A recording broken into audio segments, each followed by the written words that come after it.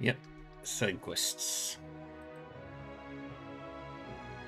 Nice go.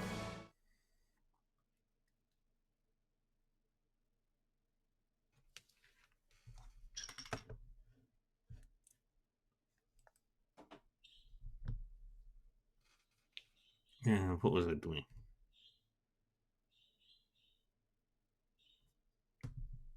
What side quests do I still have to do?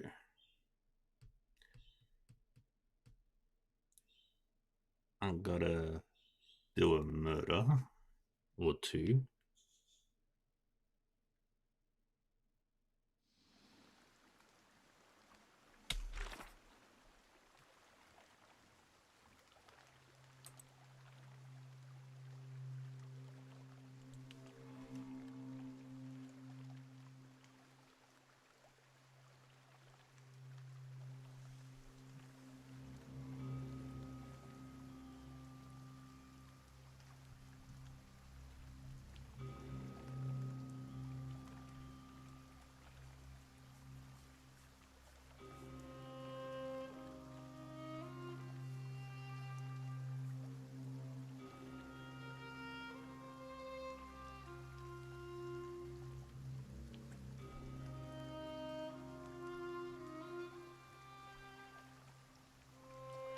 Let's Sure.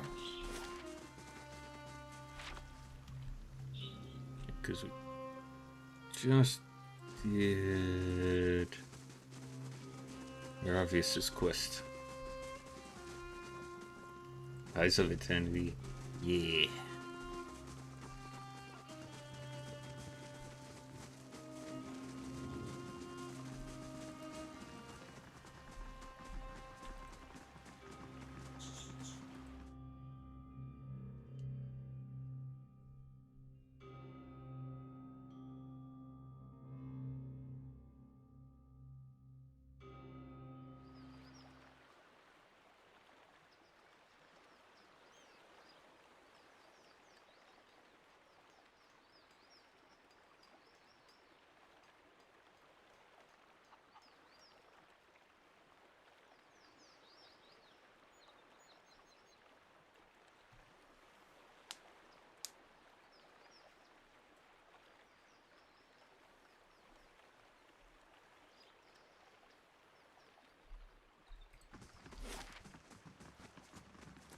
And we go to Noonfrost.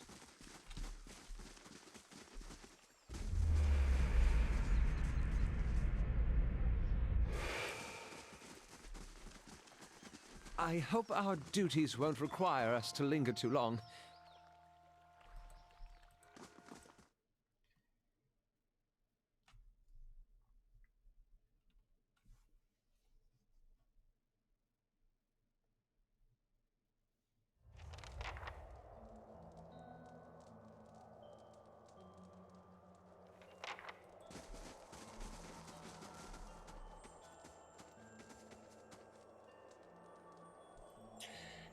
The pale elf searches you with ice blue eyes.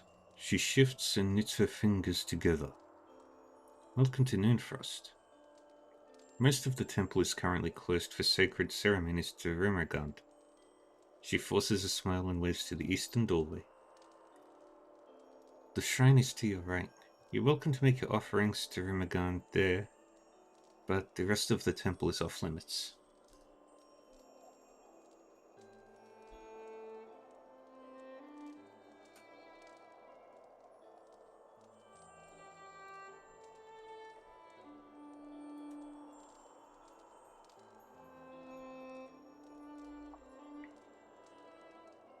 I'm looking for the Frostian breach.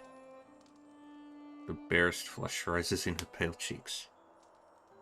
As I said, only the shrine in the eastern wing is open. The rest of the temple is closed to visitors right now. I suggest that you make your devotions there and leave. Her cheeks flush, Watcher. Perhaps she misinterpreted what she meant by thrust-hewn breach. Her eyes dart between the two doors on either side of the room. If that's all.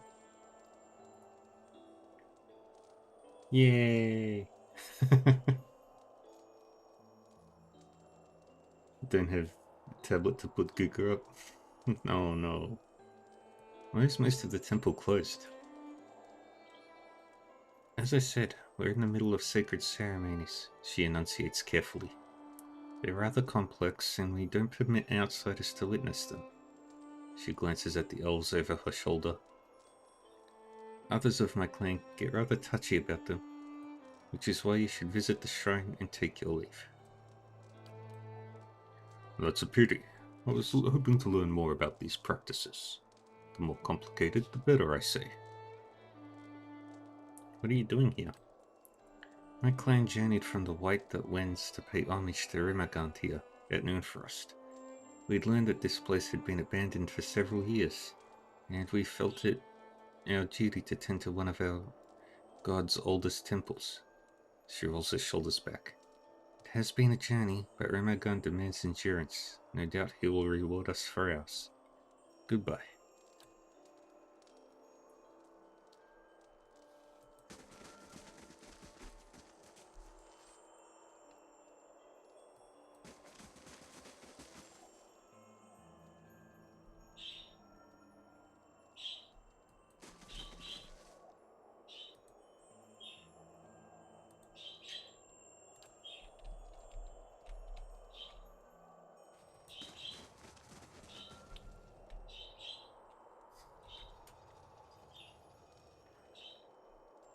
Ah.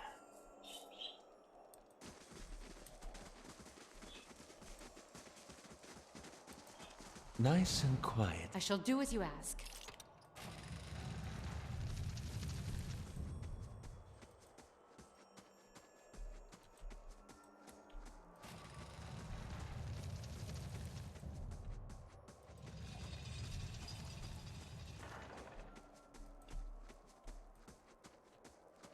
Nothing is closed to the perceptive mind. What you ask is done.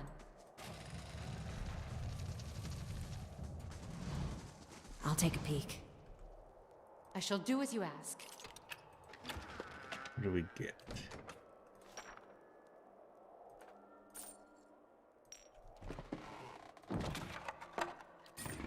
Take all that. Thick patches of fur cling to the tent leather. Despite the chill, the bedrolls feel warm inside.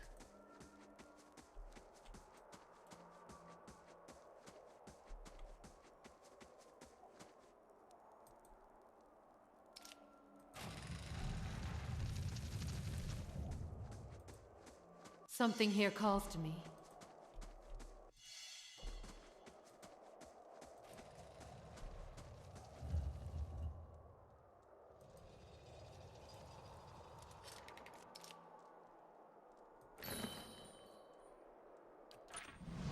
Werde Vedan Ansawu.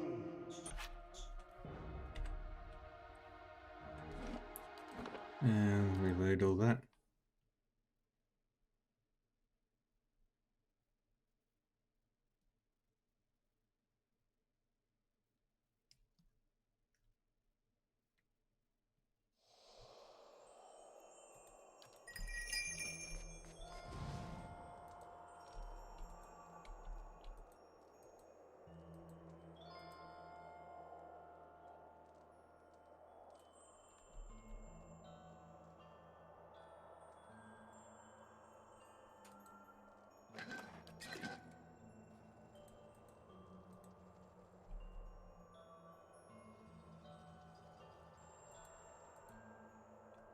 I shall do as you ask.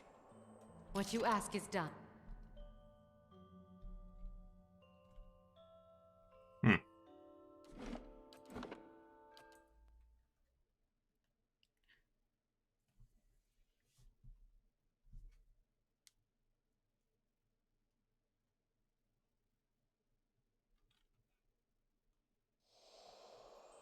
Sure. Hello? Hello?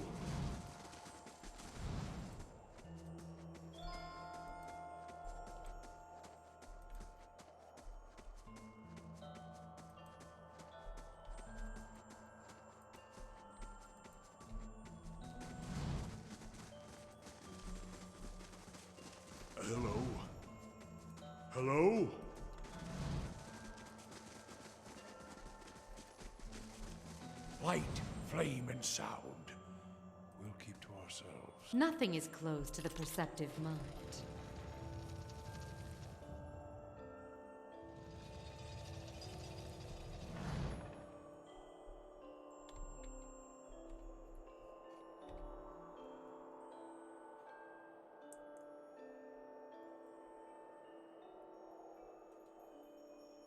They shall see nothing while I see much.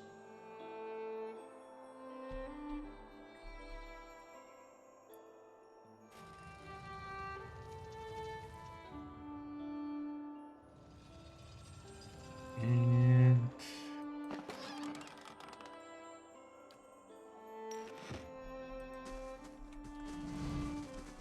If secrets whisper here, I shall do as you ask.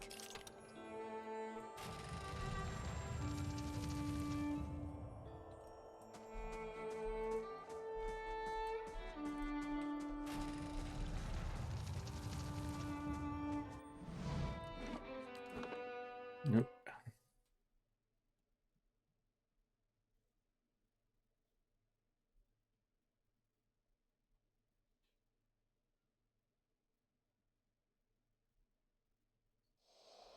Sure.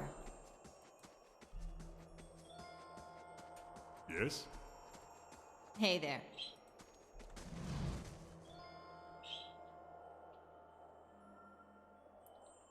Turn back and do not cross any doors. The halls beyond belong to Rimagand and his faithful.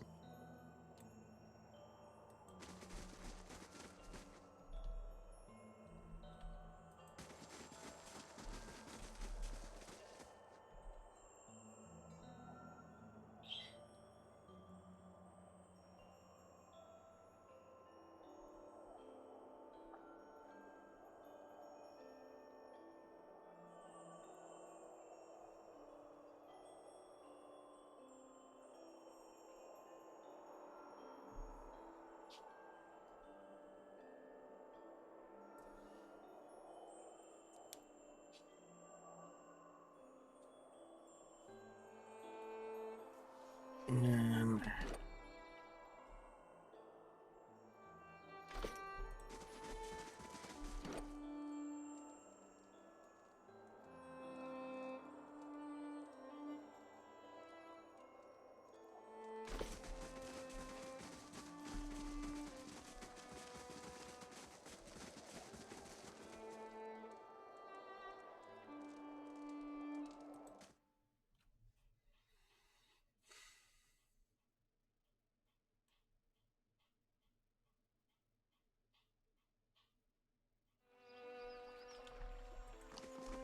we're going to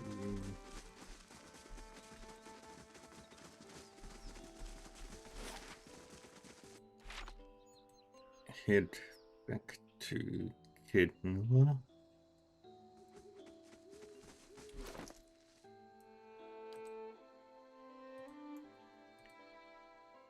Do we have anything very... I need to get a dragon egg. Oh no. Wait.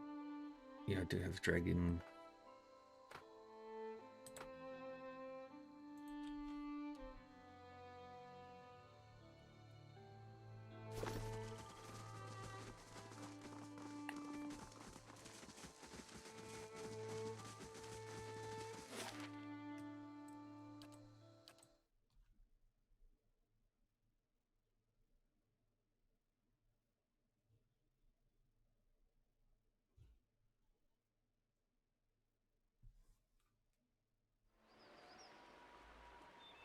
Not as beautiful as the Anguithin ruins near my home, but your fortress is impressive in its own little way.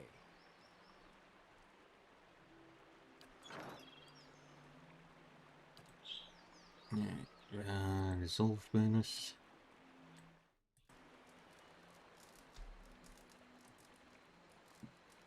May Wal watch your step. Back to Old Sun.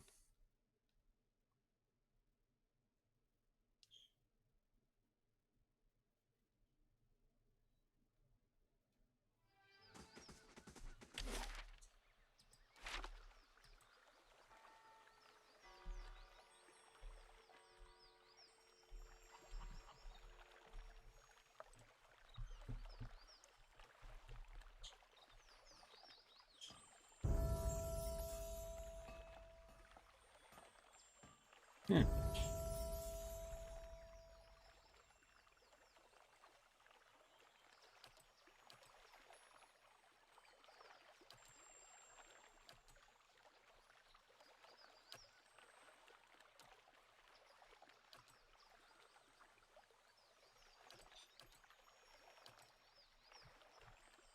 Mm.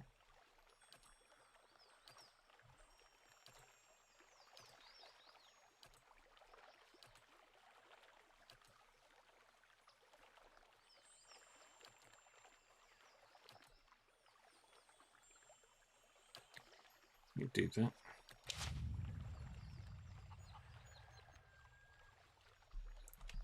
Feel a there.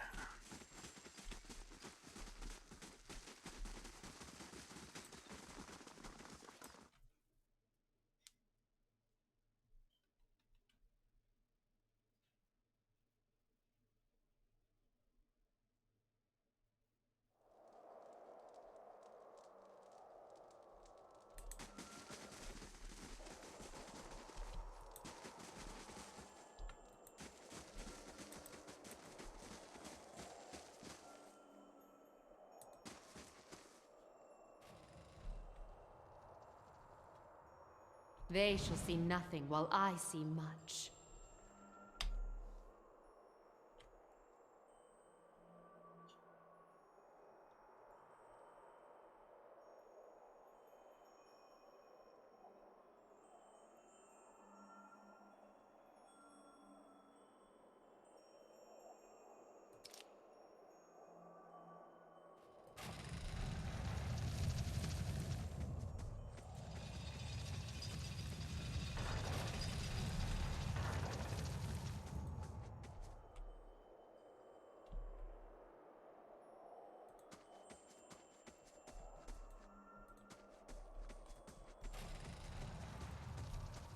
Nothing is closed to the perceptive mind.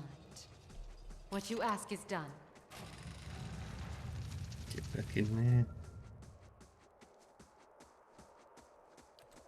Nothing is closed to the perceptive mind. What you ask is done. Take all that.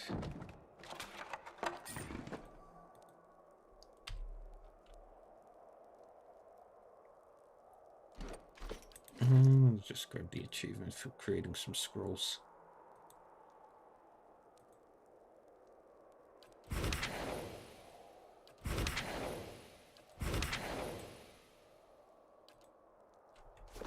There we go.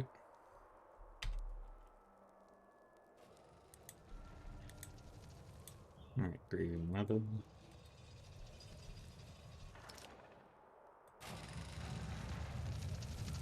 Something here calls to me.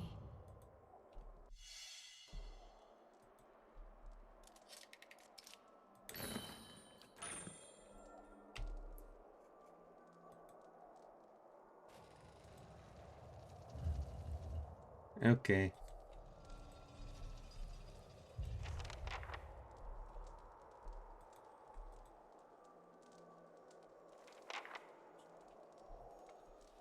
Ah, shit, I screwed up.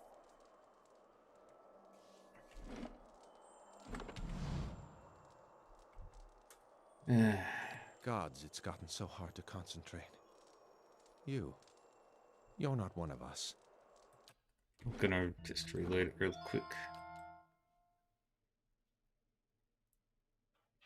Because there is something I forgot to do.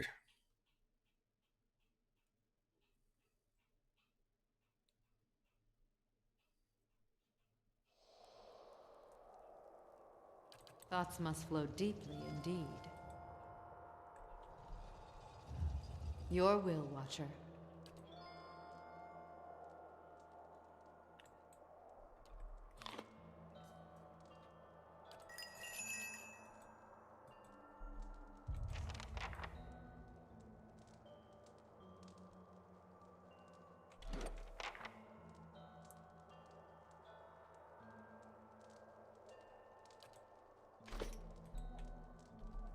There we go.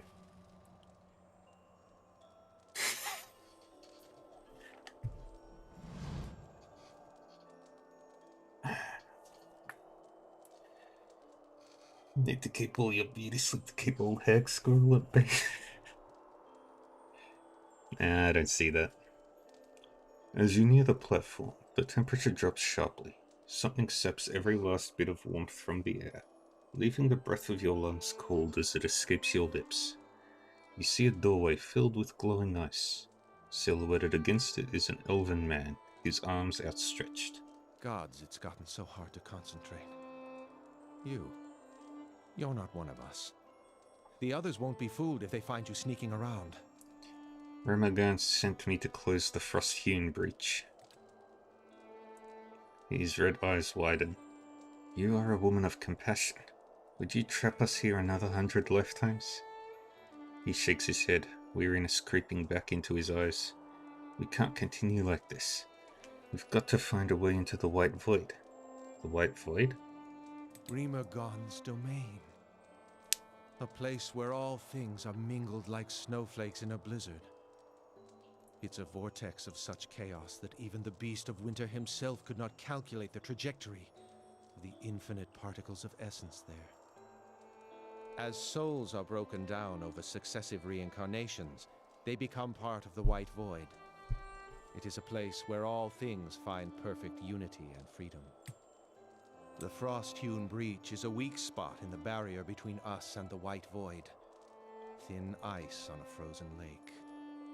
We've come from the White that wends to find it.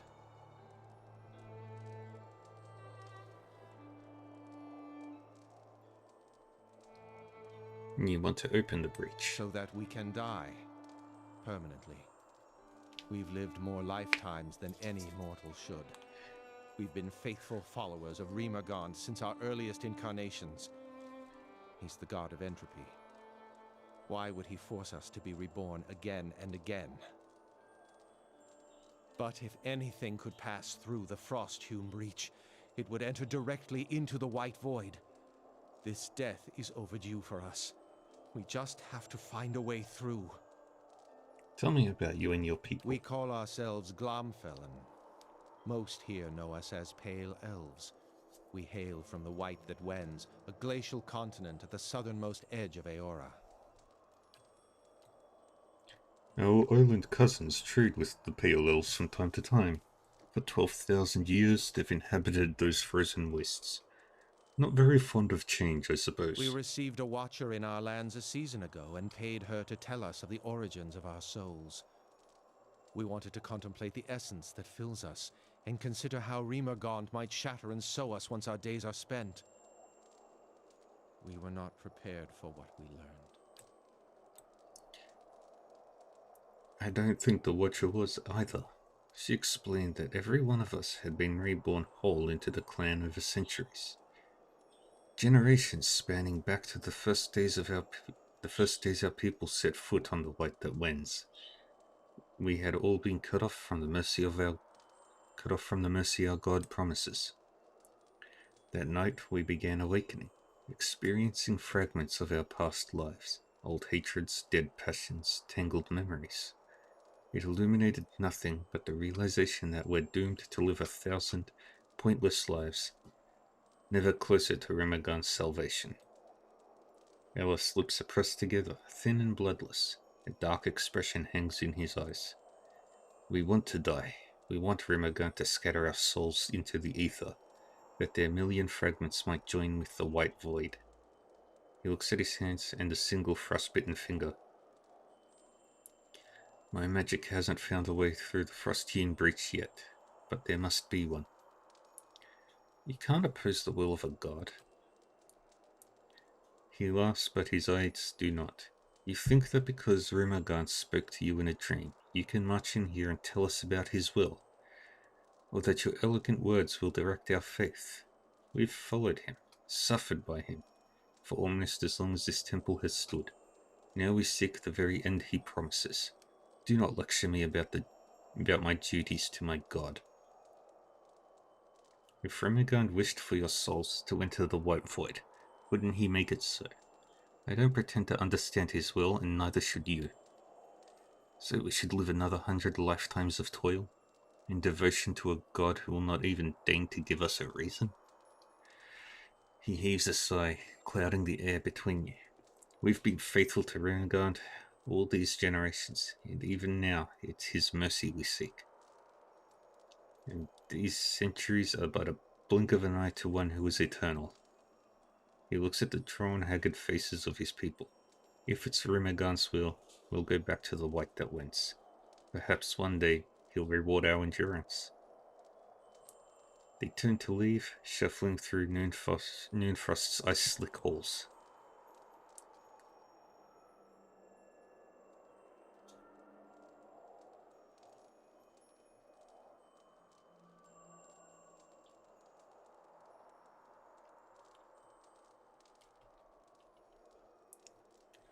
Yay!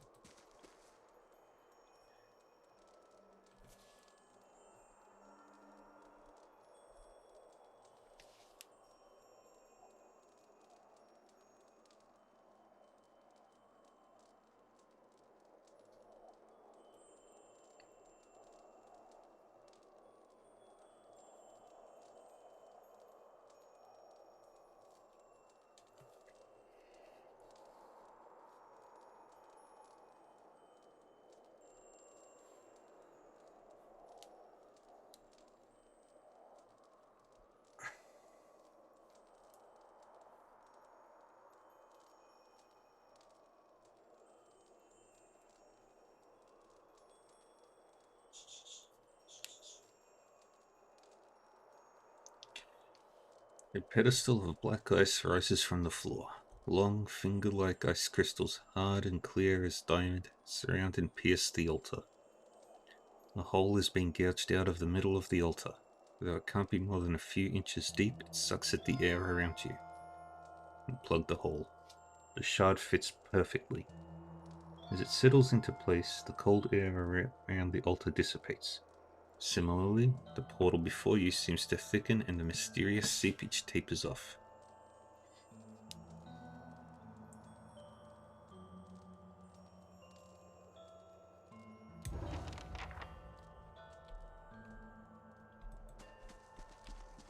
Mm-hmm.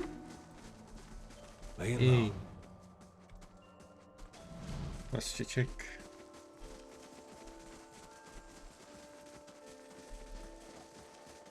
I shall do as you ask. What you ask is done.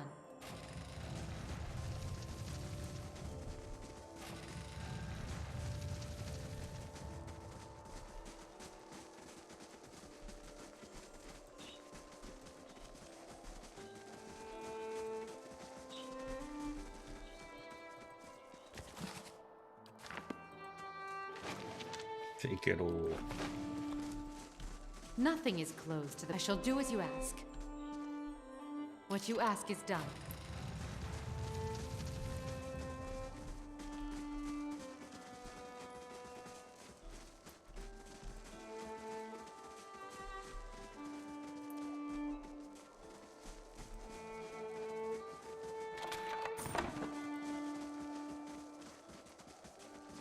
Something lies here for the eyes. Take it all. Take it all.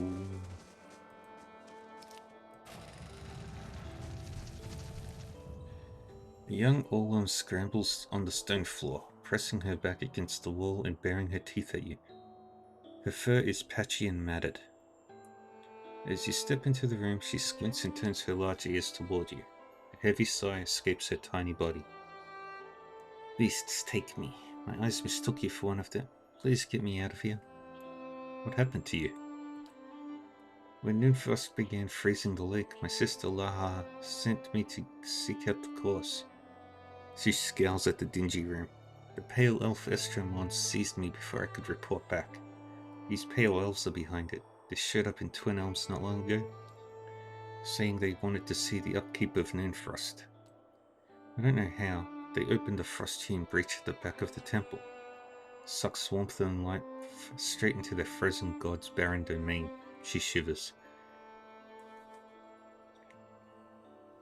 They've got to be stopped. It's only a matter of time before the cold spreads further.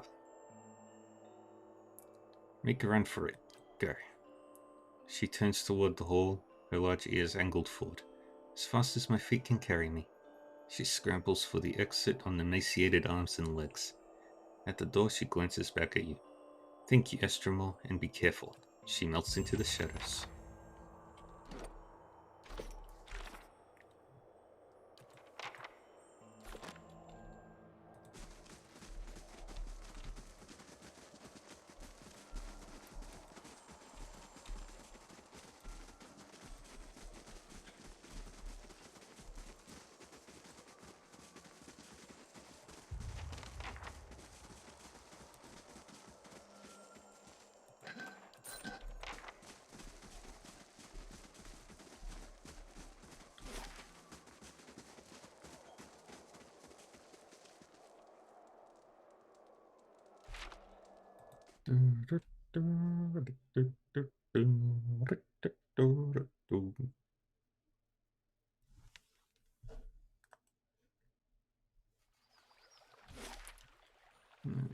There's Gawain some more.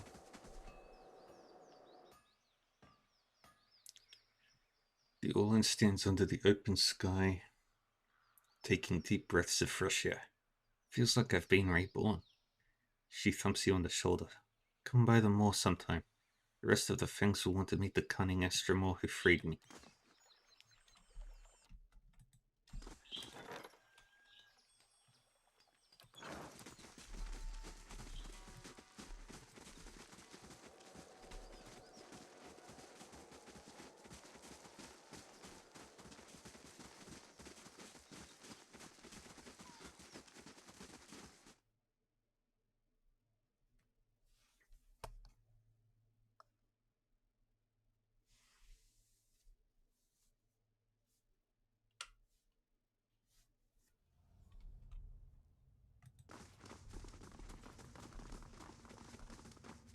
Arensi has no right to defend that cowering cat in the back of the mall. Then track her down and tell her you're...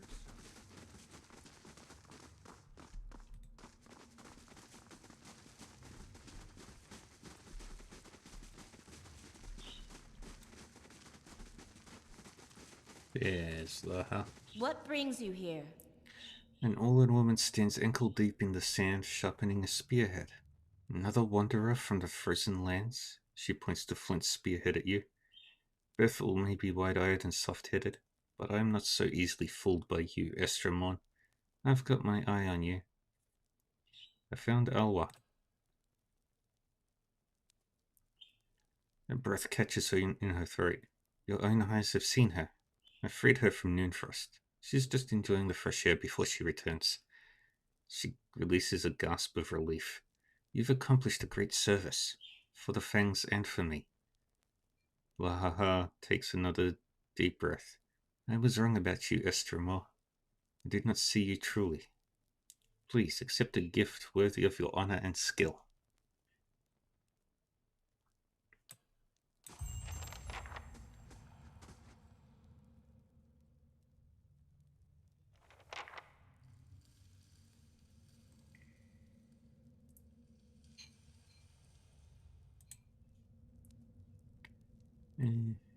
Goodbye.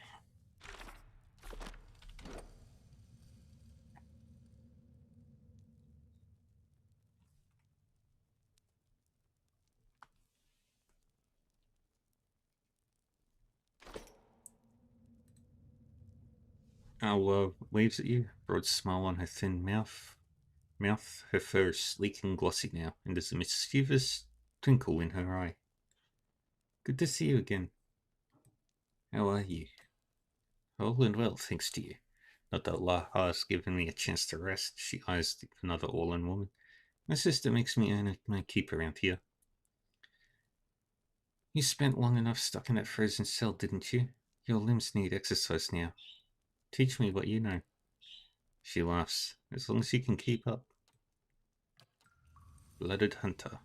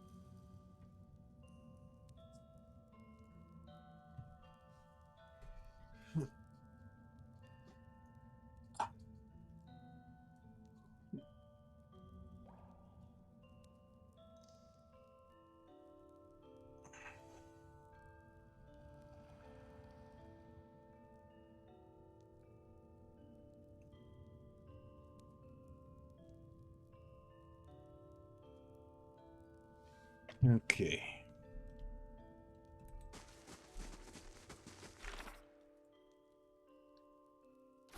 Did that quest.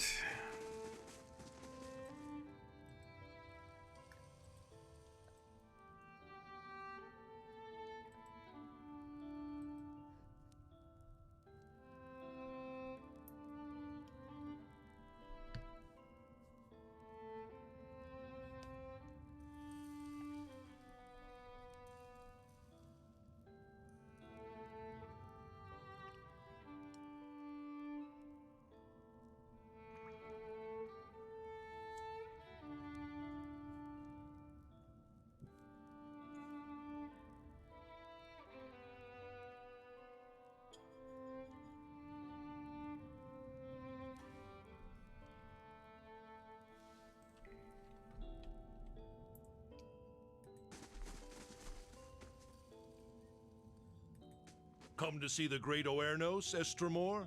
He's out for a hunt, but he'll be back. Unlike that lioness, he doesn't stay cooped up in here for long. Why can't Ernest go and fight the lioness? Because she holes up at the back of the maw, surrounded by her pride and the natural hazards of this place. It's not the proper way to meet a challenger. She's got to come out and face Oernos to keep her claim. Anyway, her prime is past. Putting that old beast down would be a mercy at this point. All of the side quests. Yep. What are you doing here? We wait for the big confrontation, but the wait grows exhausting. While Sul hides in the back of the maw, Oernos is denied his victory, and we're all denied the champion we deserve.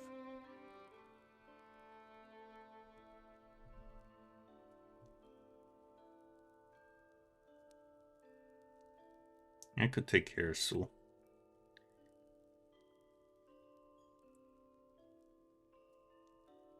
His callous thumb makes a scraping noise against the blade of his axe. I hate to spoil the tradition of a big showdown, but if she retreats from her fight, then there's no point in waiting. Kill her, and that'll be proof that she's not a fit champion. Goodbye. Yeah, Lady Gurn. Yep, all of the side quests. Kareth, this is no place for sightseeing, even for you. The beasts of Galawain's Maw are dangerous, and now more than ever. What's wrong with the beasts? They won't fight.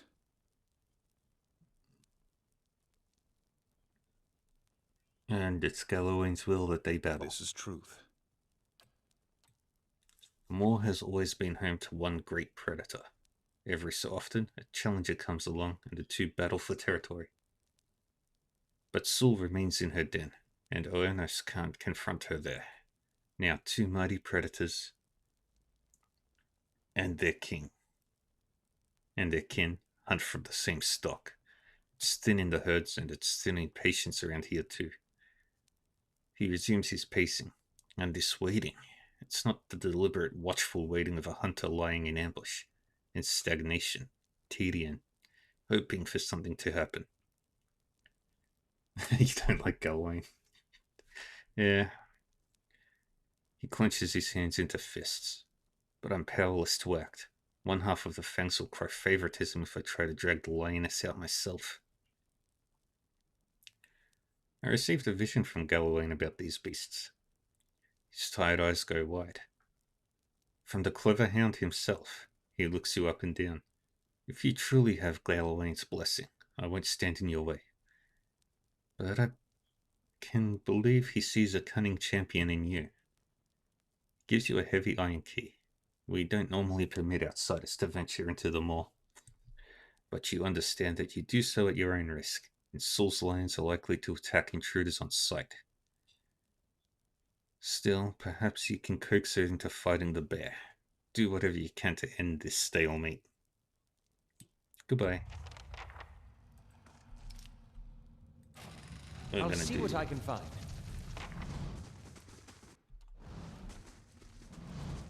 Will be made on Saru. Do all the murder.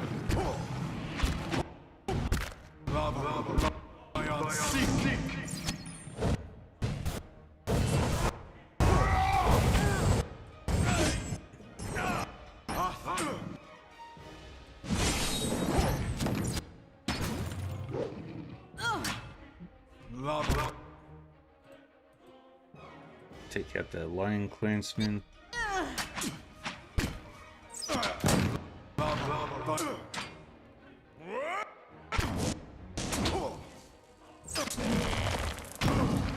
And now the Lion Clansman Barbarian.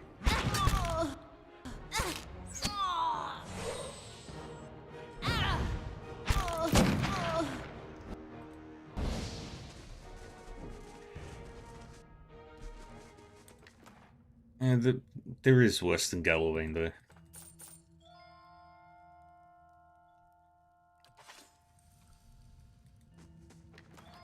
Sure.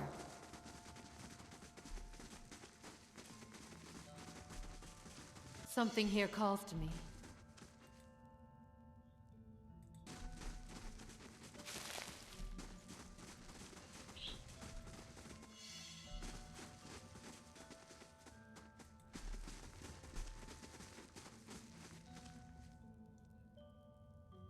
The remains of a broken bridge, long collapsed, lead to a deep chasm.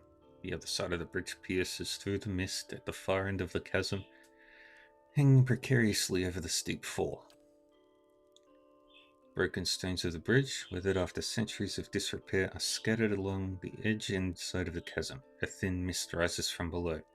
The stones are coated with slick green moss, making them impossible to grip safely. The wooden beams are lodged between the stones on either side of the bridge. Wooden beams lodged between the stones on either side of the bridge seem sturdy enough to support your weight, however. Toss rope and grappling hook. You aim for the wooden beam on the opposite side of the bridge and hurl your grappling hook across the chasm.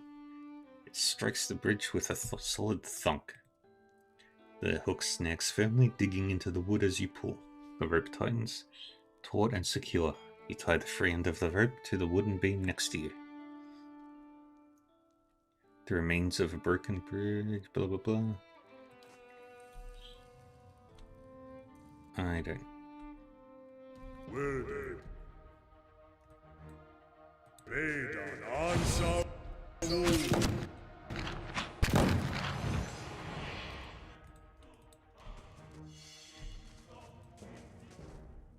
What you ask is done.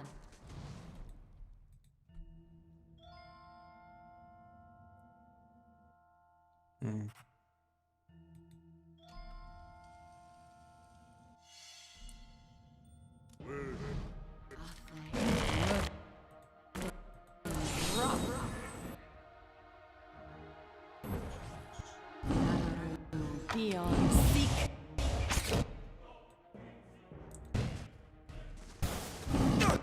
Aye? Aelith, do your thing.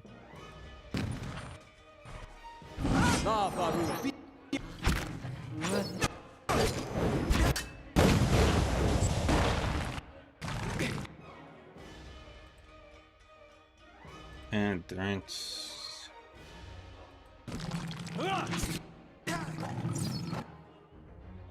Aye? Oh, you think you sided with Saul? What? I'm going to kill them all. Because...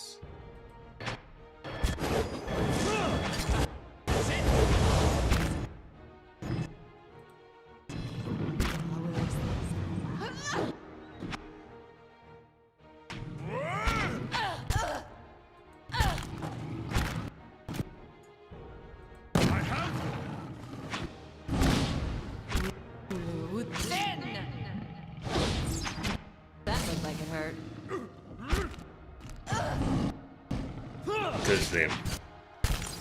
Because I am the apex predator. Beyond.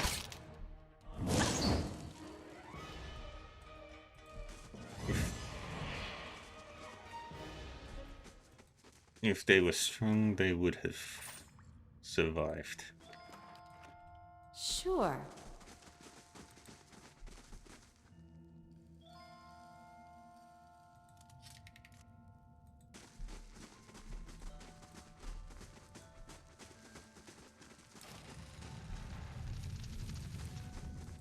Alright, that's a quicker way out.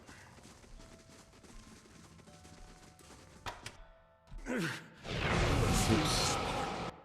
Out of the story.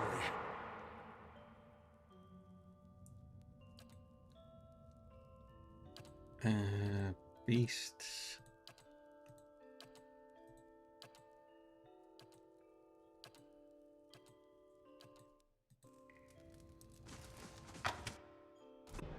Most inconvenient. Petrify.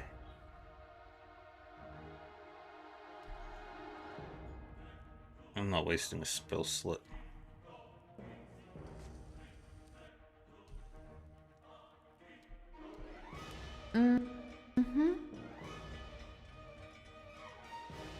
Will they made on Ansawu?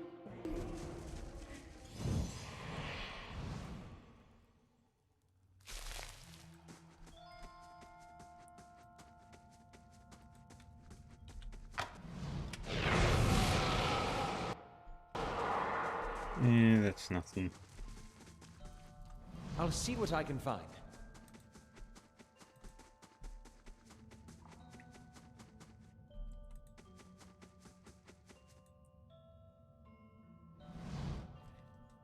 Thorny vines twisted together, forming a wall. They quiver and begin to part as you draw near.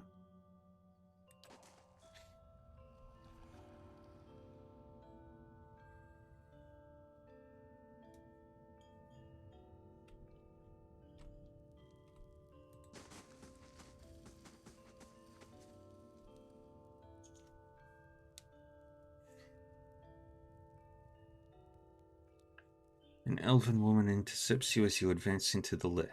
Behind her is the largest lioness you have ever seen. A sleek beast with fangs as long as carving knives. The woman blocks your path to the lions, seemingly at ease around the monster. This is Sul's domain, Estramar. She will not leave it for Ionis or any other challenger. Why does Sul refuse to face Ionis? Ionis is welcome to confront her here, as many challengers have in the past. What the bear supporters want is for Sul to leave her lair and fight in the open, where he has an advantage. But why should she? If Sul has an advantage here, it's the one she's earned. Why would anyone expect to blunt the bear's claws in order to even the odds? The Lord of the Hunt gives unique advantages to each. It's not for us to decide that some of them are worth less than the others. The lioness gives a low growl and Arensi smiles. Also, Sul has recently given birth to cubs. They're small now, but when they grow, they'll be mightier than either Sul or Oannes. But if Sul is killed in combat, that bear will tear her young to shreds. Such is the way of the wild. Her legacy is too valuable to perish this way. If we truly want the mightiest of beasts in the law, then her cubs must grow to maturity.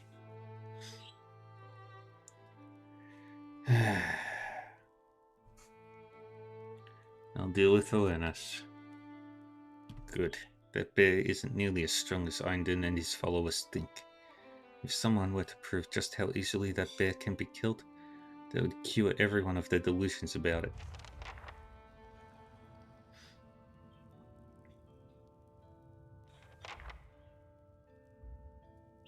And there's Oannes.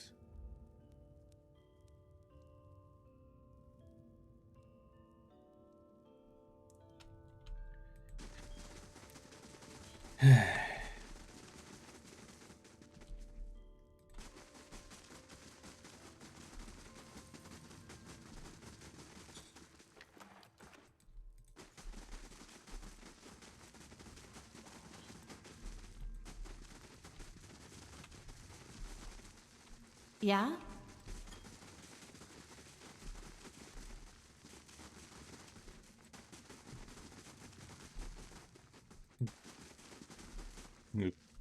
The correct option is whatever. I choose. Whichever one proves the strongest. Eindon sighs, spinning his axe by the shaft. Too much waiting. Something's got to happen. Soon. Awareness isn't the rightful If champion. you stand on the side of that toothless old bag of bones, then you stand in my way. He hefts his axe. The bear growls. A skilled hunter would make his own advantage. Why hasn't awareness?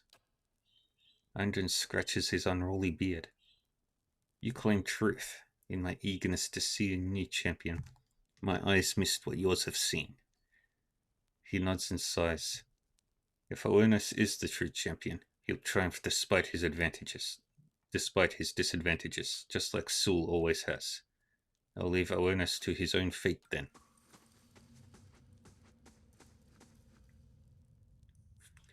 Awareness looks at Eindon and his barbarian sleeve. The giant bear rakes the ground with his massive claws and growls at you. The caverns seem to shake as awareness charges forward. Yes?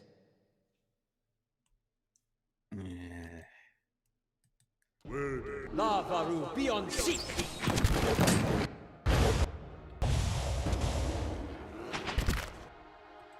Lavaru beyond seek!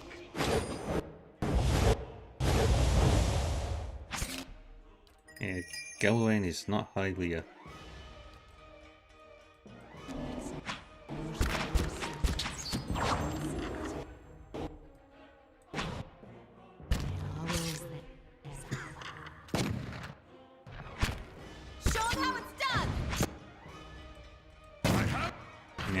And then we're gonna go deal with Sul. Bullseye! My mind feels sharp as steel.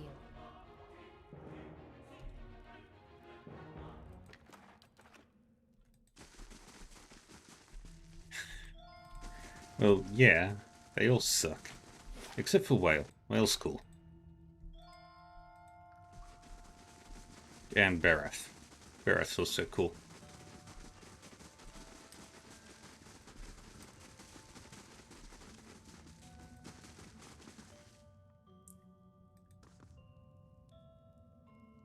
Sul isn't a rightful champion.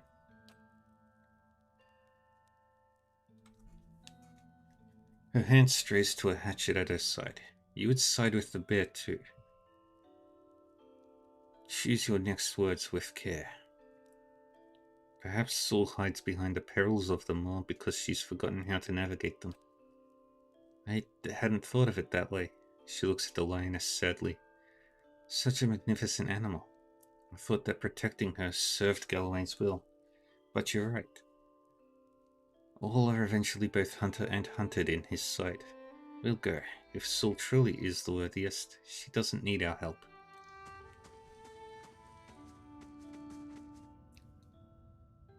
Get rid of all the combatants. Sul looks at Arensi and her barbarians leave. Her cubs yelp from within their lair in the cavern's wall. The giant lioness bares her fangs, long as curved scimitars. She takes a step in your direction and growls. Nature is neither kind nor merciful. It is just.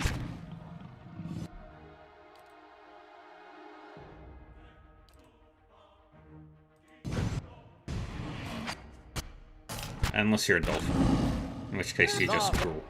Beyond seek!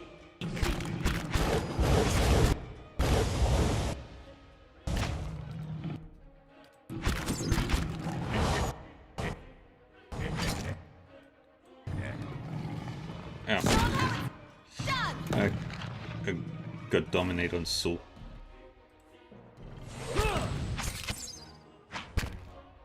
True.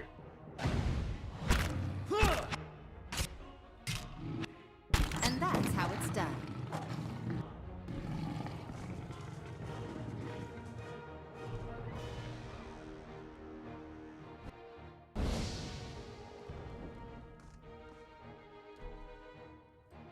Hey there.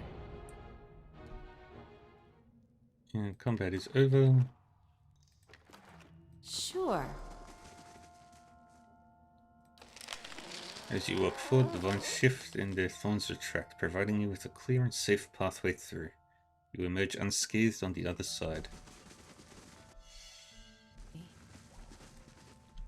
Ooh, yay, it didn't trip.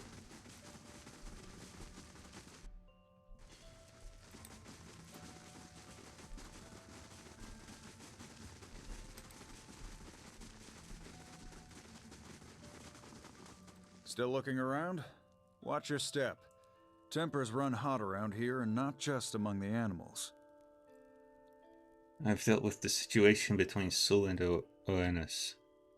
I don't know what I expected, but I didn't expect both beasts to die. Still, I suppose there's logic in making room for new blood. If neither was willing to confront the other, then perhaps neither was worthy. Now that both Sul and Oannes are gone, I expect another beast will seek them more soon. It will be good to see what Galawain sends. Take this with our thanks. He seems to suddenly remember something. You might visit Ter Everon to pray to the Lord of the Hunt. He sometimes grants special favors for those who prove themselves.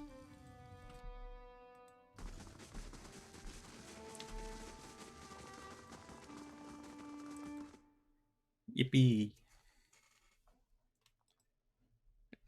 And now we do Barath.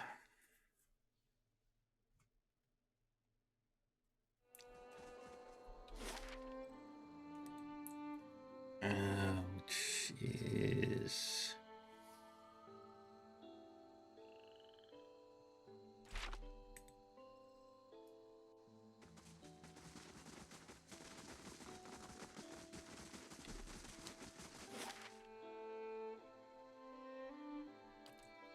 to Elm's Reach.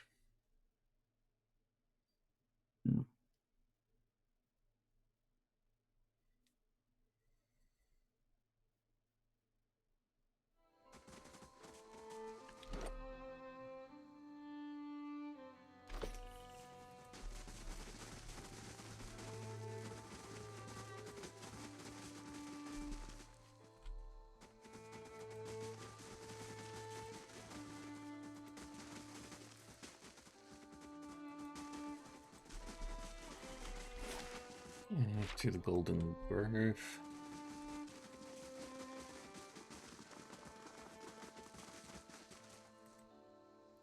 An elf with placid green eyes nods in greeting. Welcome to the Golden Grove, traveler. Hail, Estramor. Do you seek the wisdom of our herbalists, or simply to bask in Maretha's glory? Who leads your order? High Ovate Irona leads us. She sometimes journeys to Elmshore to renew her strength. However. She's there now, with some of her closest followers, in fact. Irona is a mighty elm among us. She's lived for generations. There are none who understand the world as well as she, and we are fortunate to have her wisdom to answer our questions. I must go. I need some dragon meat. To you? The elf holds a chipped wooden pipe. The sweet smoke wafting from the bowl makes you dizzy. Welcome, Estramor.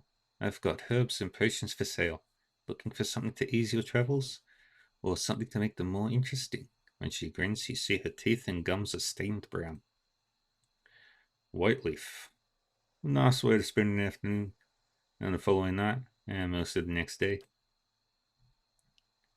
I need a thing you don't possess. Okay, you're useless to me. But I know a merchant that does sell dragon meat.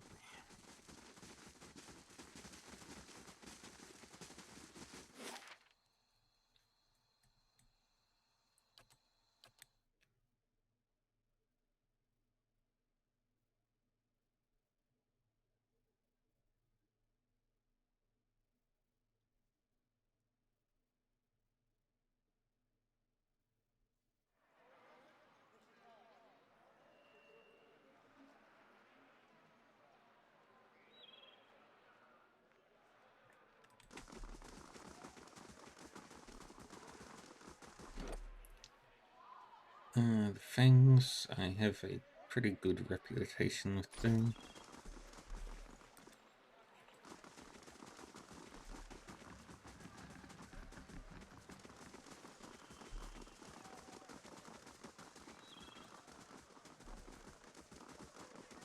It was Nama who sells. Welcome.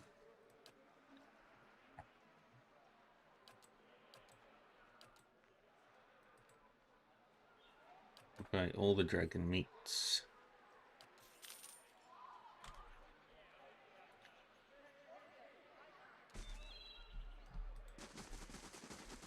So that means I can now make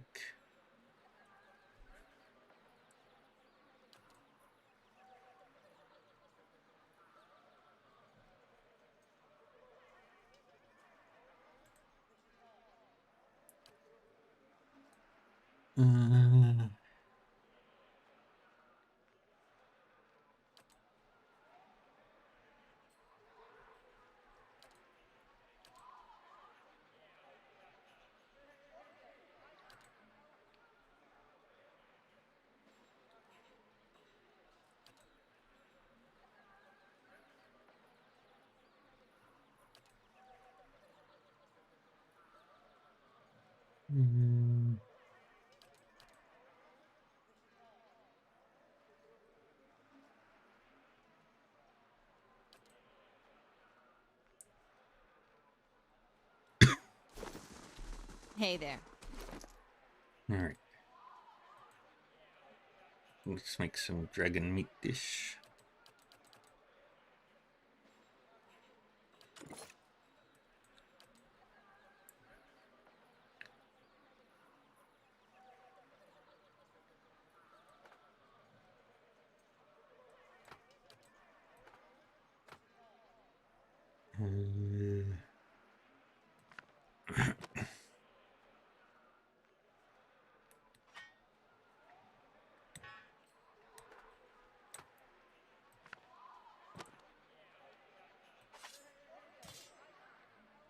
It is good armor, but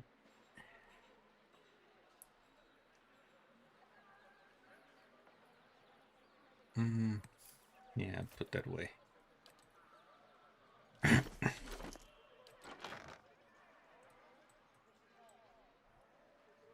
Shields.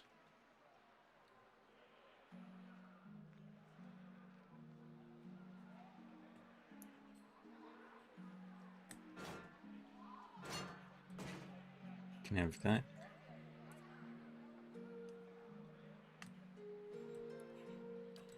Headwear.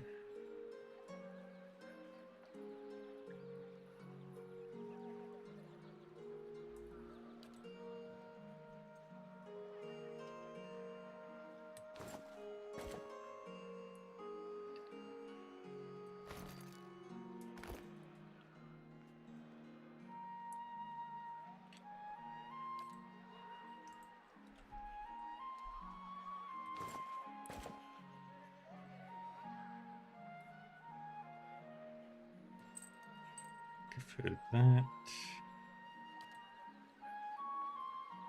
Stag helm.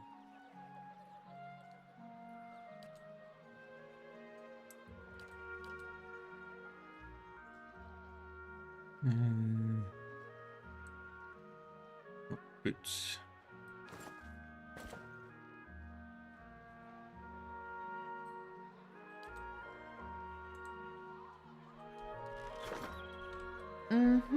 Okay.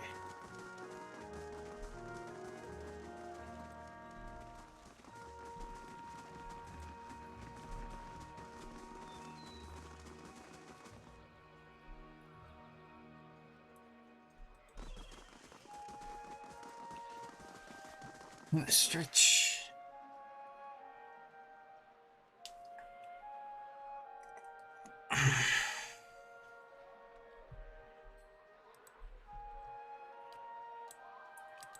To Elmshore we go.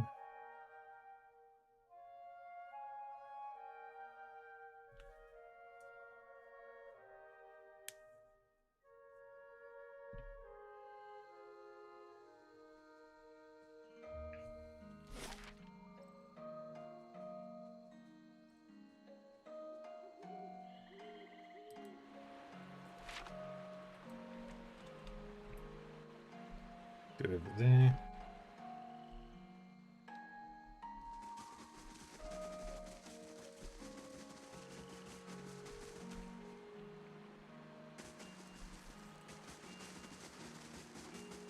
Yeah? Hey there. There you are.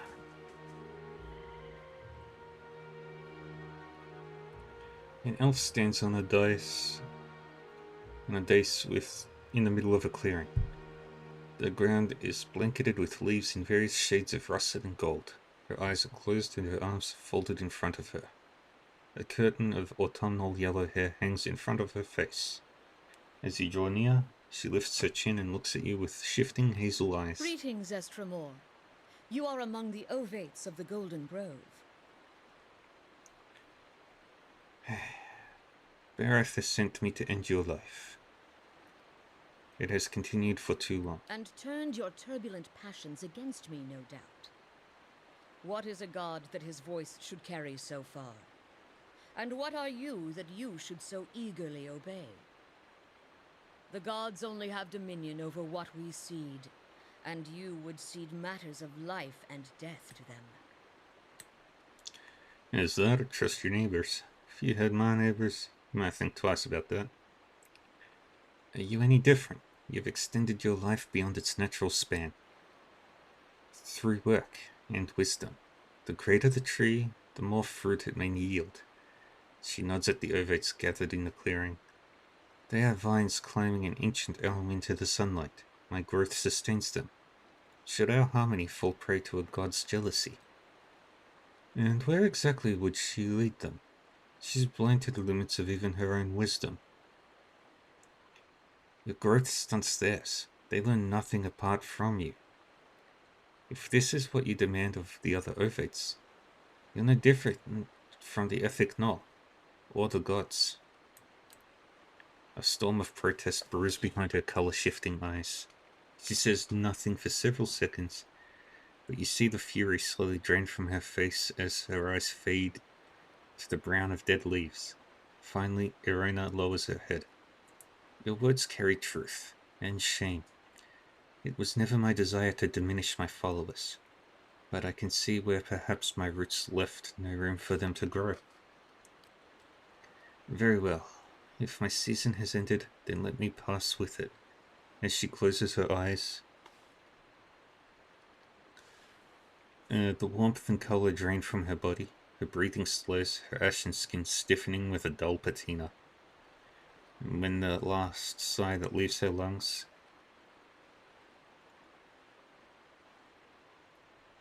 cracks carve their way across her flesh, dividing it into hardened ridges.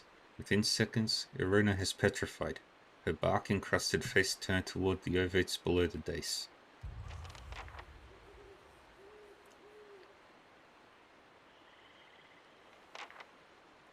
And now the very hard one.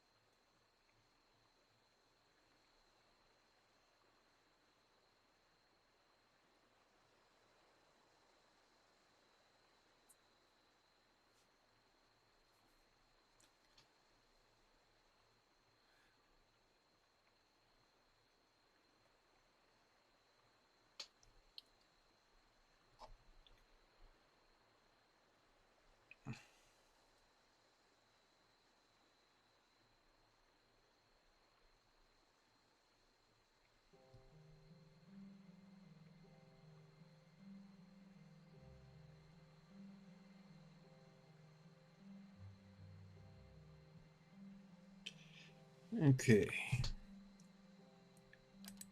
No, it's not Arm's Reach. It's Old Song we need to go to.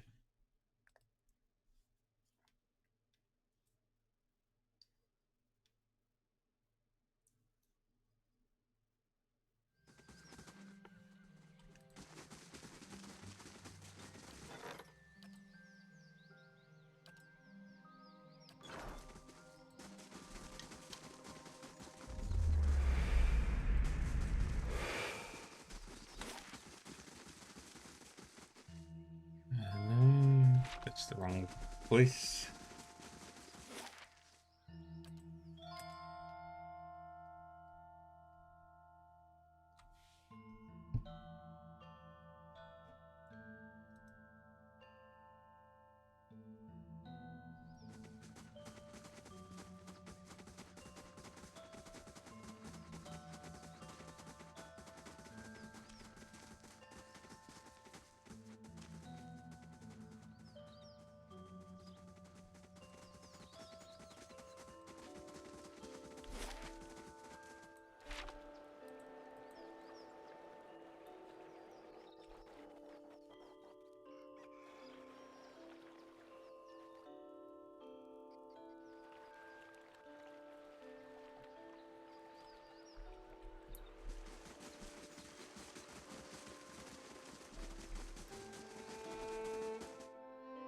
And now we're gonna do a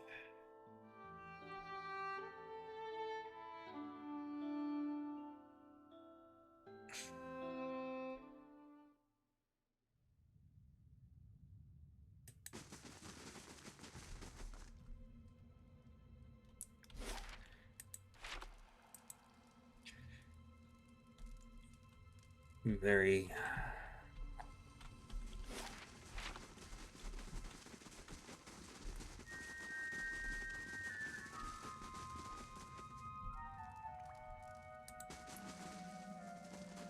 we send everybody up here. You there, What? Hey, Dia over there. Yeah? The rest of you up and back here.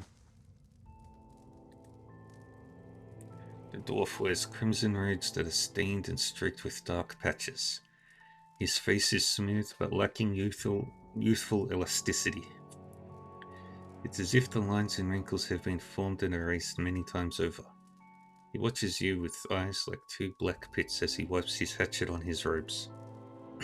Hail, Estrom. No one comes to Blood Sands without a purpose. What is yours? Barath believes it's time you paid your dues. Reston grunts. Then he can descend from his mighty pantheon and tell me himself. Actually, that's why I'm here. Since when do the gods send mortals to collect? You don't exactly look like the Pallid Knight. This is the trouble with deities. They meddle in a world that they don't even inhabit. I hope they promised you something better for your next life.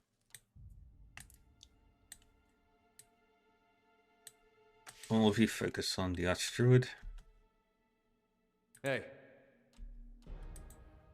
Lavaru.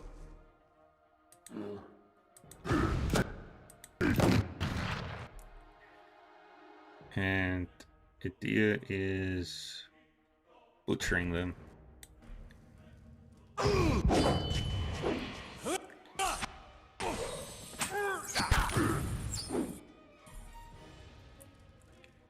Mow it.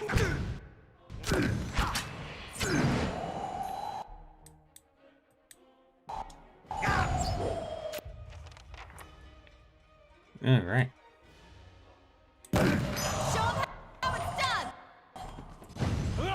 That looked like it hurt. And we're gonna try and minimize the reputation damage as much as I can.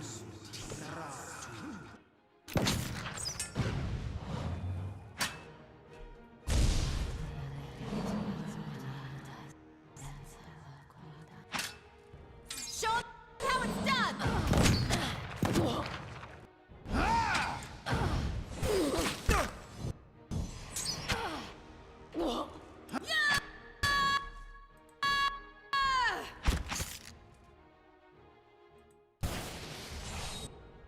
There we go.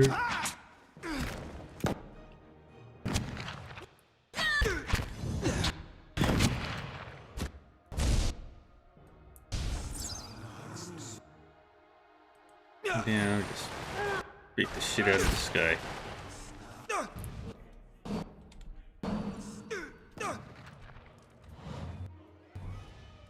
Show him how.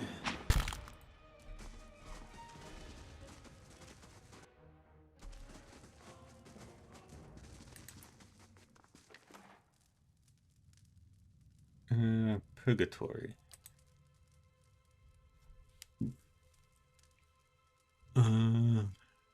Take that. Everything else goes into there.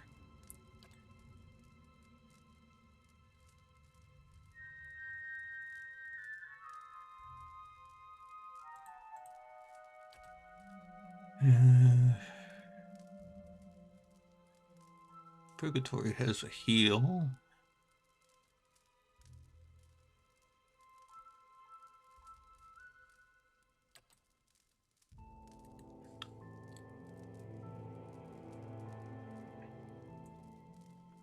I need to kill a Sky Dragon to get Superb. Dang it. I think I'm happy with what I've got.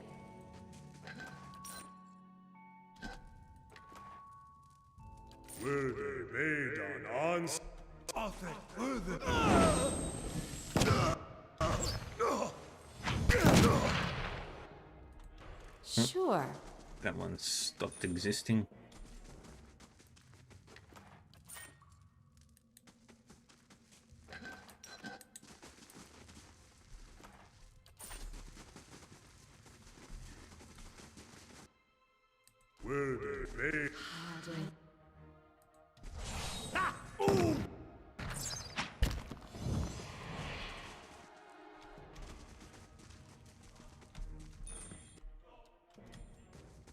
Laying low.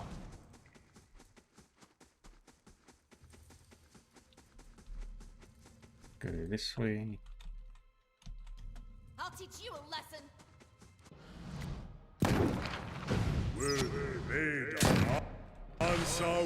I'll teach you a lesson.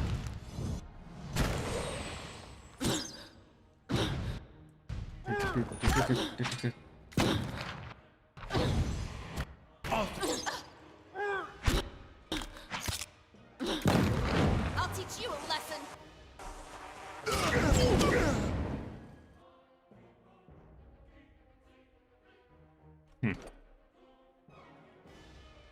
Alright, the Ethic Null really hate me.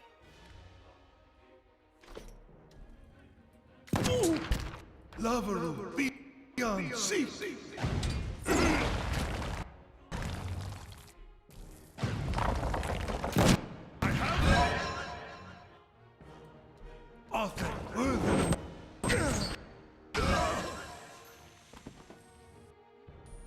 And then it's just the Earth Blight.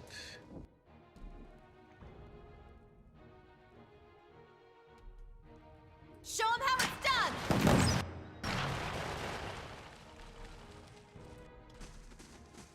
Alright. All good. I'll see what I can find.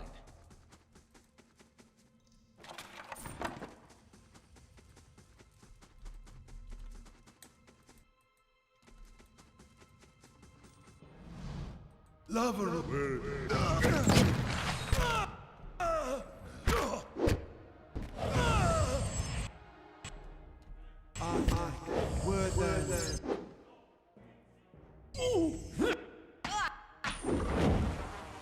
Does that affect?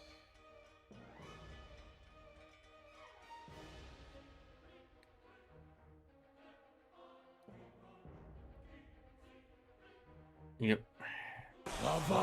Beyond sea. Another one. For the Ethic Null.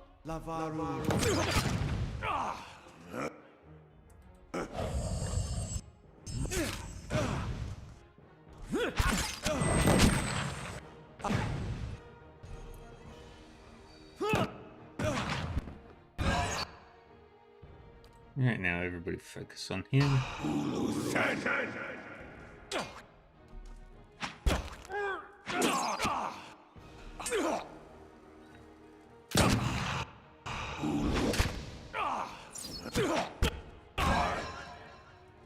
And there he goes. Sure.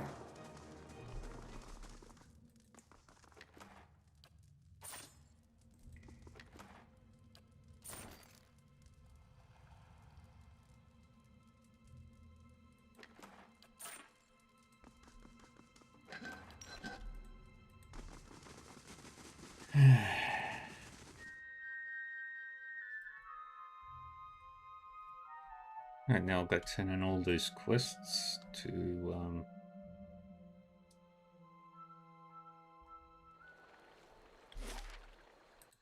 the gods.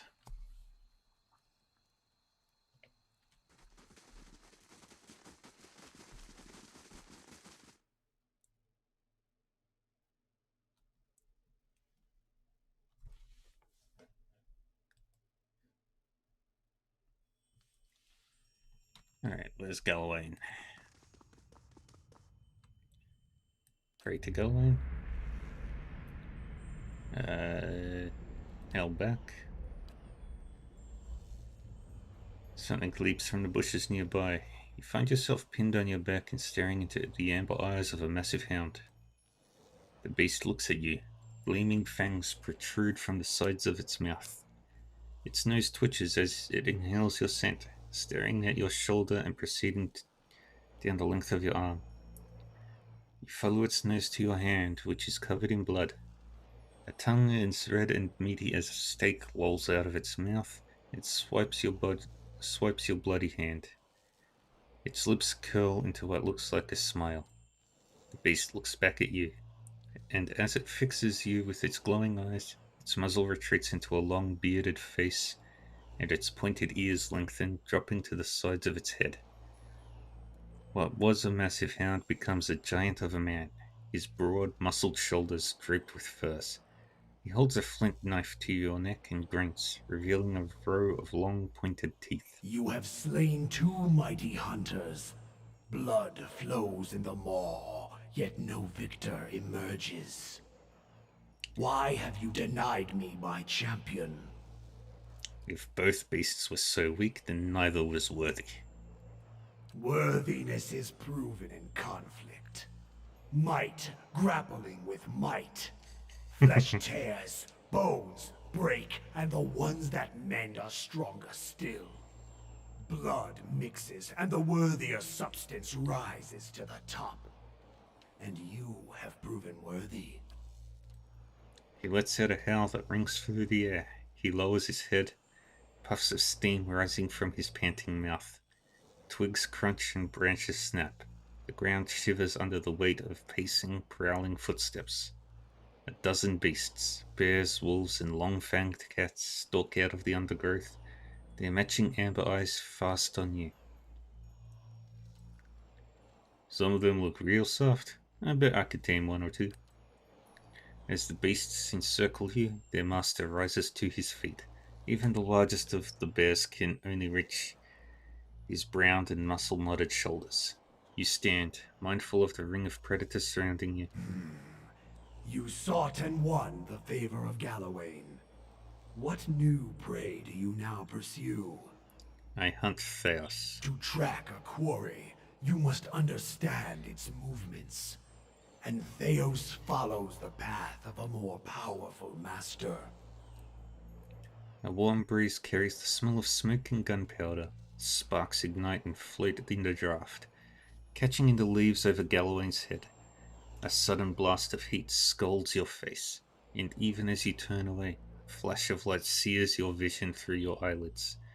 When you look back, you see a woman in full plate standing next to Galawain. Her mirror-polished armor flickers with images of reflected flames. You can't see her face, but her voice is strong and clear like the ringing of steel. Let her know her foe. My gran.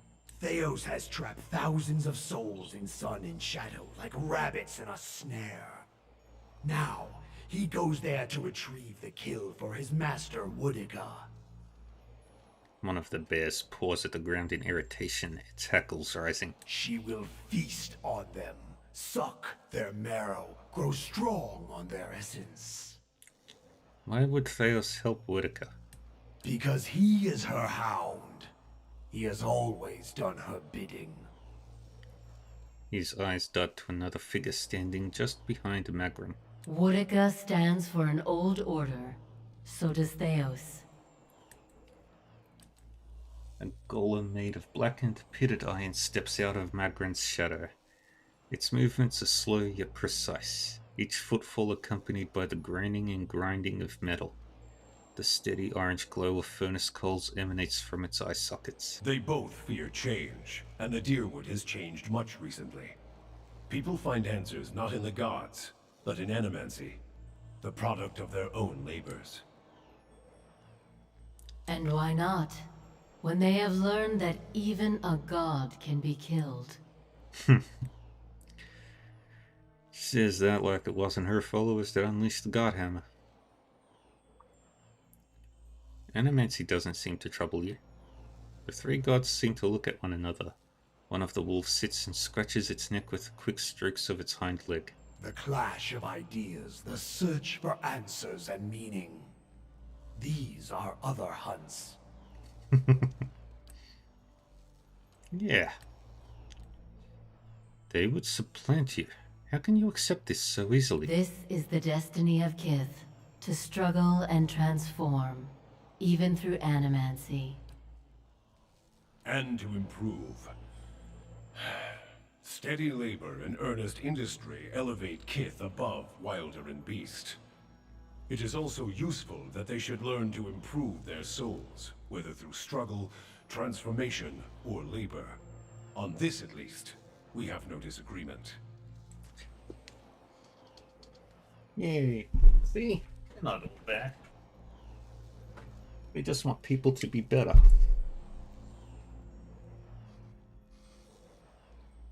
What should I do about it? Your feet are swift, and your instincts true, Hunter. Track Theos. Follow the trail he has left for you, and corner him in sun and shadow. You must stop him before he empowers Woodica. And if you do, you will have a different decision to make. Ella's eyes widen. The gods mean to leave this in our hands? Souls were ripped from the world, ripe and full and pulsing with essence. Scatter them like bones to a pack of dogs. Their essence will strengthen the souls of the Deerwood. Let the remains of the dead feed the survivors. Why would I feed the lost soul's essence to the rest of the Deerwood? To breed strength. Power is born from the mixing of essence and blood. The wolves snarl and snap. What Theos did cannot be undone. Thousands of lives have changed, and thousands more have ended because of his actions. But transformation gives purpose to trial. And improvement is the goal of all Kith. Long lives, prosperous futures, stronger minds and bodies. Strengthening those who remain will help repair the damage that Theos has done to the Deerwood. Now, I've got to find Theos. And when you descend the pit to sun in shadow, you can count on our assistance to see you safely through. As I hope we can count on yours when you reach the bottom. There are many souls upon the Burial Isle that are sworn to serve us. They belong to you Did now, the hydrate? and they shall guide your descent. Durance's face is grave. Beware the promises of a God Watcher. They are binding, but only in one direction. The beasts grow restless, pawing the ground and eyeing you with renewed interest. The bear sniffs at the ground next to your leg. One Stelgar skulks into the circle, its amber eyes glowing. Galawain hurls his knife between your feet, sinking it to its handle. He raises his empty hand. Hunt him, mortal. And when you stop him, let the souls he has captured feed the Deerwood. Strengthen the souls of those who remain. Prepare them to face the challenges that will follow. Pledge that you will do this, and we will grant you a power fit for the finest warrior who ever lived. Betray us, and my beasts shall track you down. Our allegiance is not to be accepted and cast aside. I would hear what the other gods have to say first. Consider and calculate, but decide. Galawain's hand falls and the growling pack lunges into the circle. The vision vanishes in an instant, returning you to Ter Everon, where burning candles replace the glowing eyes of Galawain's beasts. Remagant, you're up.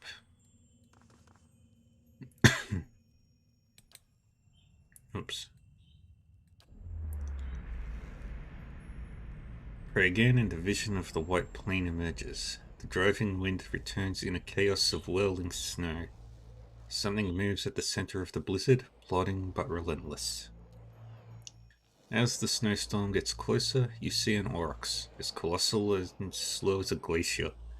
Its shaggy white hair is matted with frost, but beneath it ribs like a ship's frame protrude. The beast of winter. I've seen its shape prowling the walls of many an ancient ruin. A man, emaciated and almost naked, huddles at the beast's legs. His body is scored with lash marks, and his nose and ears have been carved from his face. His black eyes pierce the whiteout. Eleth leans forward. By the wheel, it's Sken. The aurochs stops and stands before you, enveloping you in the violent blizzard that surrounds it. Though its mouth does not move, the beast speaks in a deep, thunderous voice. A clan of Glamfelin ventured from the Whitefat Wens to find the crack in the ice. When you sealed it, you damned their souls to a slow weathering here, one they had sought to escape. This was what your vision directed. A fitting reply from an obedient servant. You seek always the correct answer, like a solution to a riddle. For each there is a season watcher. Winter's shroud covers all things in its time. The heat and energy of life dissipates. Yep, these two. Untethered essence fades into chaos. But entropy is a chisel of ice and a hammer of wind. It is not for mortals to wield these tools. The world shudders beneath you, and a great crack echoes across the wide expanse. The ice splits at your feet, waves lapping through the rift. The Watcher seeks something long lost. What is it you search for? Theos Ix Arcanum, the man responsible for my current plight. Yet there is a greater plot at work here, Watcher. Theos acts not for himself. He is the Burning Queen's quiet slave. Yep. A master of secrets and schemes. Although Rimagand is probably the most likable of these three. Theos is a winter gale, unseen by the world even while he carves and shapes it.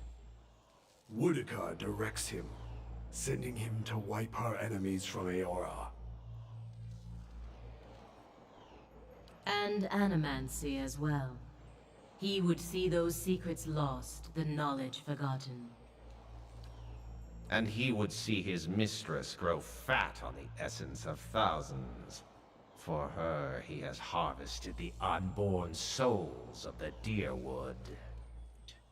It's impossible to tell whether Sken's ragged expression is a smile or a snarl. What does Woedica want with these souls? To consume them, to collect her evaporating power, rebuilding what the turning ages have stripped from her. She would reclaim her status like an island of silt dredged from the sea. I do love how everybody just does not like Woedica. With this fresh, raw essence, Woedica will seize power over those gods and kith who have refused to acknowledge her authority, the ultimate act of vengeance. Grieving mother's eyes burn. Are the gods no better than Kith? Plots and schemes. They consume the innocent and feed them to the powerful, who never satisfied hunger. Why does Theos hate He animancy? believes that some knowledge is best lost to mortals. More importantly, Boudica despises it, and he yields to the will of the exiled queen in all things. I realize his methods might have been questionable, but mightn't he be right? What now? Theos has removed these souls from the cycle. They are ice melting in the sun. Let them fade. Let them forget this world and be forgotten by it. True. Take the souls she so desires and grind them into dust. Let her see her careful schemes thoroughly ruined. Well, that last one sounded a little nastier than the other two. For several seconds, the waves washed quietly against the ice, and the Aurochs stand silently amidst the churning flurries. It is the destiny of all things to crumble and join the chaos that follows this world. Some seek it willingly, as you have seen. To mingle, roiled and stirred by the tides of the universe. It is not an unkind fate. I'll seek Theos in sun and shadow. When you reach the burial isle, we will send lost souls to guide you through the pit. This is our gift to you. What you do after you face Theos will be your choice, but we would have you set the stolen essence adrift.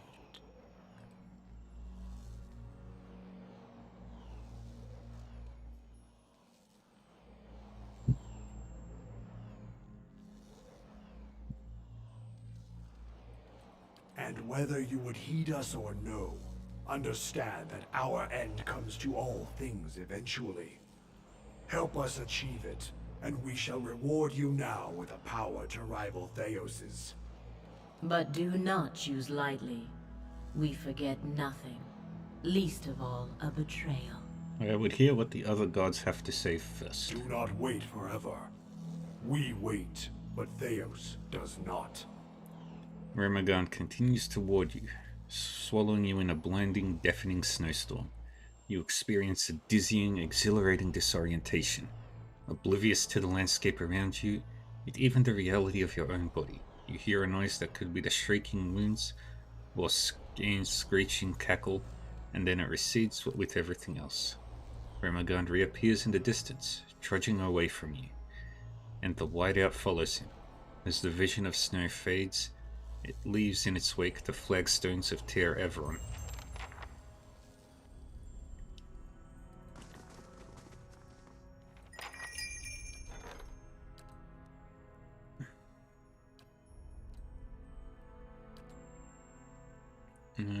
Pelagina, you take this job. Barath.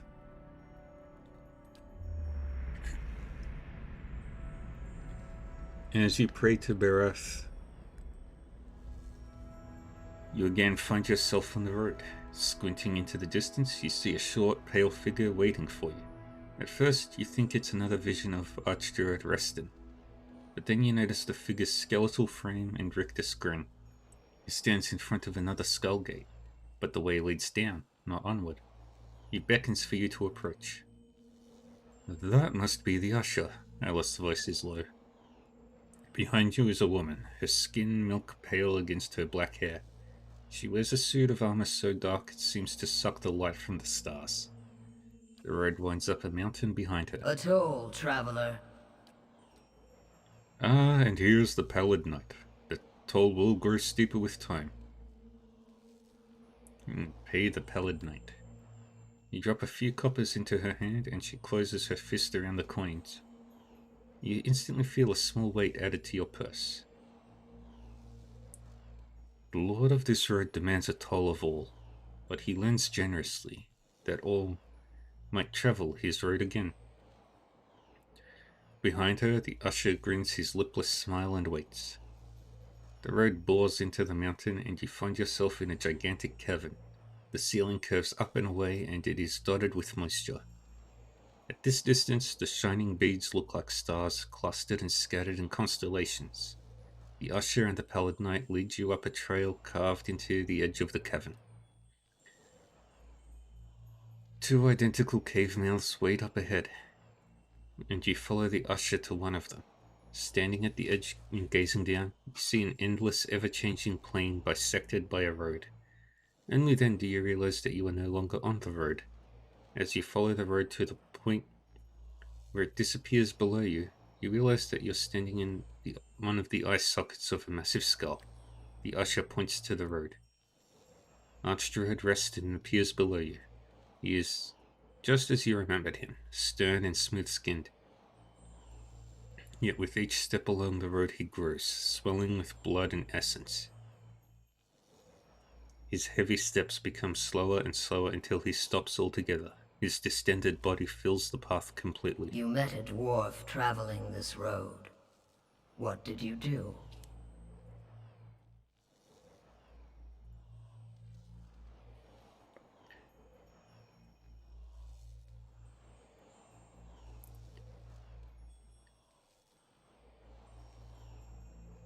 Reston stood in place for too long. I nearly set him moving again. The pallid knight's flesh is taut against her skull. She nods once, barely dipping her chin. Life is kinetic. Forward motion. 100 beginnings and endings nested within 1,000,000 more. As Reston's swollen body ruptures, the effect is like a dam bursting. Ghostly figures, as hazy and indistinct as wisps of smoke, continue along the cleared path. Some tumble and rush along while others amble and drift. But all continue forward. The usher directs your attention to another figure moving down the path. This time you see High Ovate Arona. As she follows the road, her movements become slow and erratic. Her legs creak with each step and her feet grow long, thick roots that burrow into the ground. She finally stops, rooted in place. You found a tree that had lived for centuries. Its roots were deep, and its boughs sheltered many. Why did you cut it down?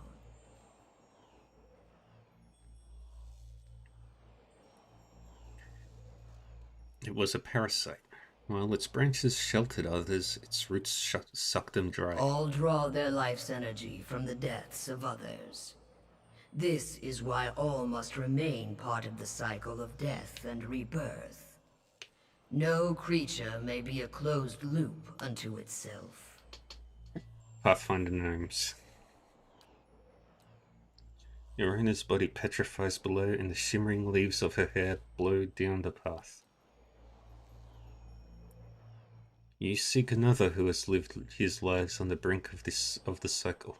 He sits on the inside of the wheel, observing its revolutions. With each life, he is plucked from the stream and returned to it intact. Why do you hunt Theos? Theos has entrapped thousands of souls for Woedica.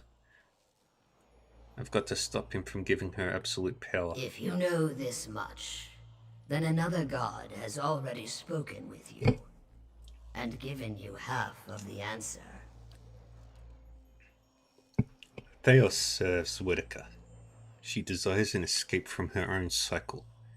Power without decline. Theos has removed thousands of souls from the cycle so that their essence might empower her.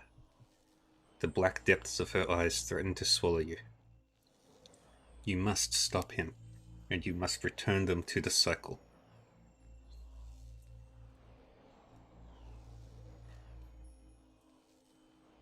What end would it serve to send the souls back into the cycle? Attending to these souls is a question of stability, Watcher, of maintaining the natural order of the world and the ebb and flow of essence. Couldn't they be returned to Hollowborn? As battered, burdened things, do you mix soured wine with the fresh? The kindness you seek lies in giving them a new beginning, not in shackling them to this life. Yes. Barath is right.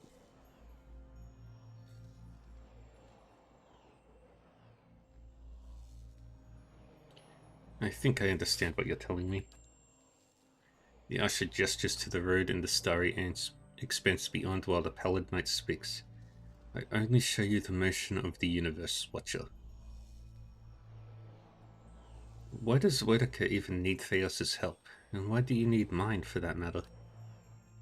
The gods guide souls through the cycle of death and rebirth, but Eora is the domain of mortals. We stand aside, weights and counterweights. Were one to alter the tides of Kith, all would follow. We would tip this world from its axis. That is why Boudica directs a mortal to do her bidding, and why any who would stop Theos must be mortal as well. I must go to Sun and Shadow now. No mortal can survive the descent into the pit. But there are souls on the Burial Isle that are pledged to me. I will grant them to you, and they shall bear you down safely, as well as light the way beyond.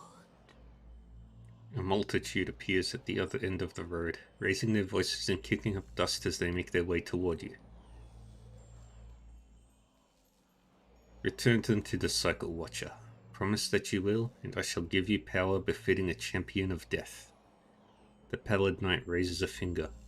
Accept my favor, however, and I will demand this decision as your due. I collect from all mortals in time. Yep. Barath. I promise to return the souls to the cycle. So be it, Watcher. Do not forget your promise. The usher reaches out and places a bony hand on your forehead. His touch overwhelms you and you feel yourself expand. Blinded, you reach out only to find another grasping hand of the same size and shape as yours reaching back. I got Barath's spoon.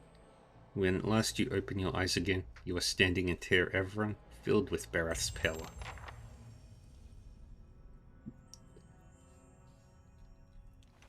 Yippee! Okay, I've done all the gods. Now, let's go get me a kid.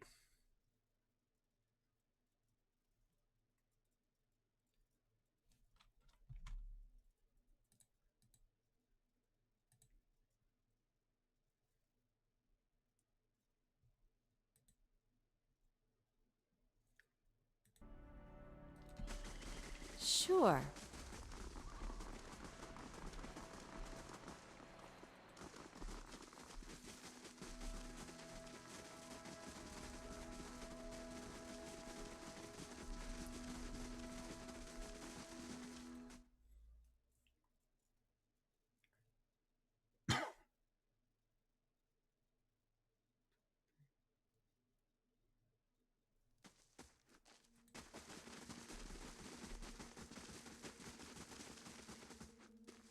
What brings you here? Simok's gaze is steady and dangerous. Be warned, Estremor. I have little patience today after learning of the massacre of Bloodsands. Edir pays no attention to the elf and instead has his eyes locked with the Stelgar in front of him. He whispers to you. You think he'd mind if I pet his Stelgar? Something else? What's wrong? The old man's hair is in disarray, his face twisted by old scars and fresh fury. Murdered. Nearly every druid in the Ethnic Knoll, slaughtered by their altars in Bloodsands, and none know who to blame. He shakes his head, snarling. Those fools in the guided compass rejoice. They don't understand what we've lost.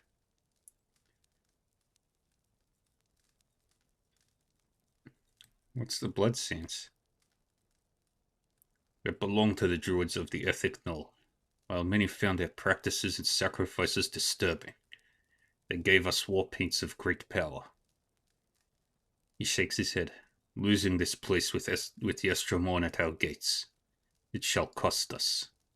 You don't seem fond of us, Estremon. His hunched shoulders straight. I fought in the Broken Stone War and the War of the Black Trees. I saw my brethren cut down defending the places of the builders. And I shed blood alongside Galvin Regd himself. He coughs. Now the Estremons seem to think that they will find a cure for their empty children among our sacred sites. Or worse, that they will find sanctuary in our lands. His gaze darkens. And I have seen what happens when they set their sights on Glenfarthen's soil. From what we've seen, those sacred sites might actually have a cure. They protect those sites because someone told them to. You wish just once they'd have the courage to question it.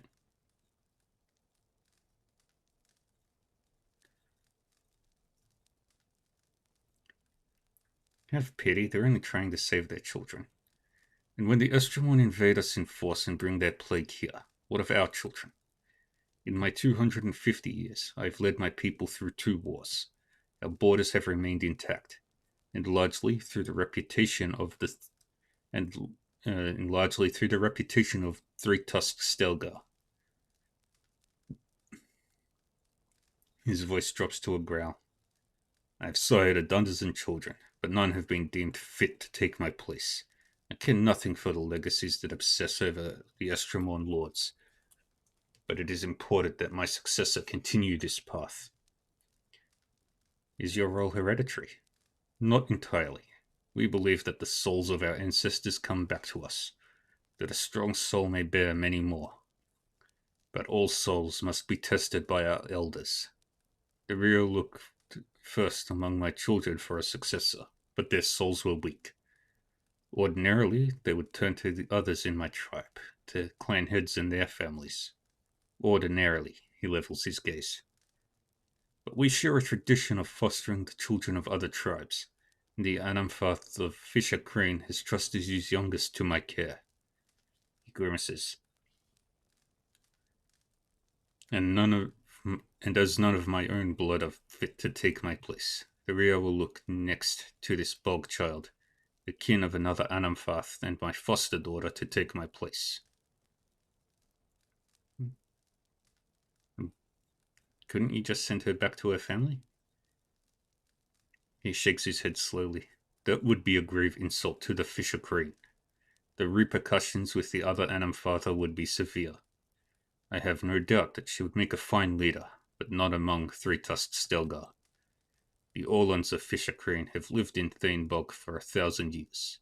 They are cunning and furtive by nature, which serves them well when they have swamplands to hide their movements. He crosses his arms. But this will not deter the Estremon on open ground. Ostrich?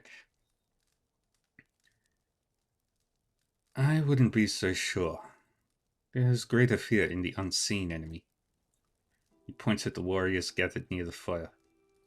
Our savagery has deterred the Estremon from further encroachment, but they still tell of our deeds in the Broken Stone War. But if a child of Fisher Crane leads our tribe, we will lose that boldness, and the Estremon will lose their fear of us. The child will be influenced by the souls of her ancestors. In times of crisis, she will look to her kin in Thanebog for guidance. No matter what I might try to teach her, it will not be enough. He considers you. There is a way you could help. Few have the stomach for it, but I think you have the perspective to see why certain unpleasantness may be necessary. Go on. This Orlan girl has the soul of a leader. If it were passed to one of my own offspring, our tribe would remain strong. As Stelgar Simoxide scratches its massive head on the Anamfath's leg, he remains steady on his feet. The Druids of Blood Sands have a way to do this, and they understand the importance of a strong line of succession for Three-Tusked Stelgar. Ellis' eyes narrow to slits. This sounds problematic. He gives you a key. There is a house in southeast Hearthsong, next to the river. The child will be asleep, and I've arranged for her to be unattended for a time. His voice becomes a quiet rumble. Take her and bring her to Keeper Werda in Blood Sands. She knows what must be done. When she presents you with the liquid essence, bring it back to me.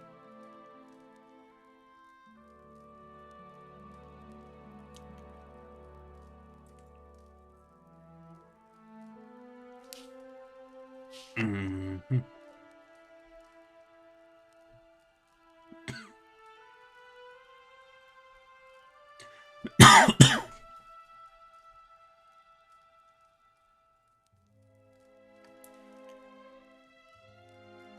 Very well.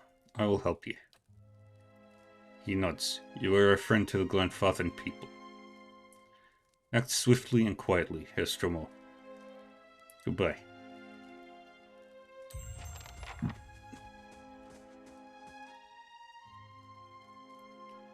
The young man approaches you with a swift and purposeful stride. While you've never met him before, he has the same stern, wild look as Simok. He doesn't speak until he's right next to you. When he does, his voice is quiet.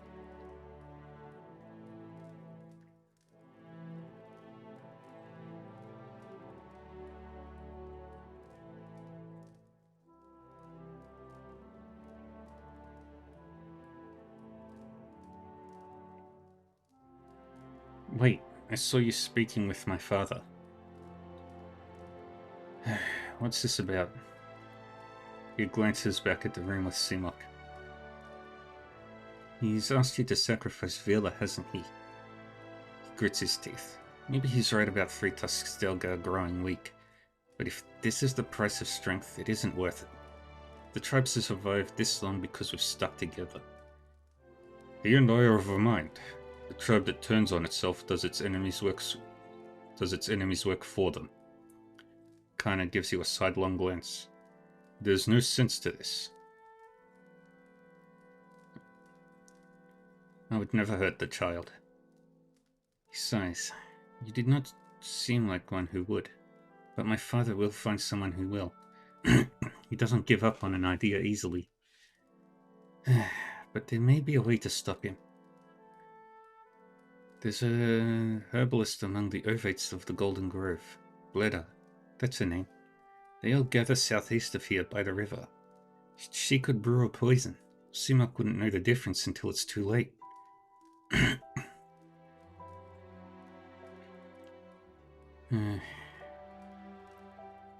You want me to murder your father? No, but it's better than allowing him to murder this child.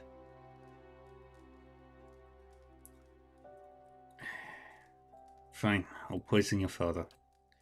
With another glance at Simok's chamber, he backs toward the door. Like I said, you'll find Bleda in the Golden Grove. Good luck.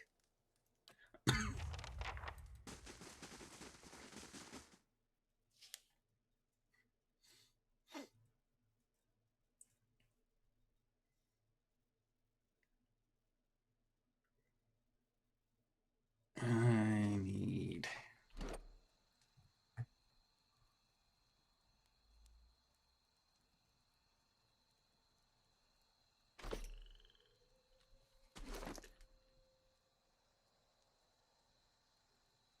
There it is.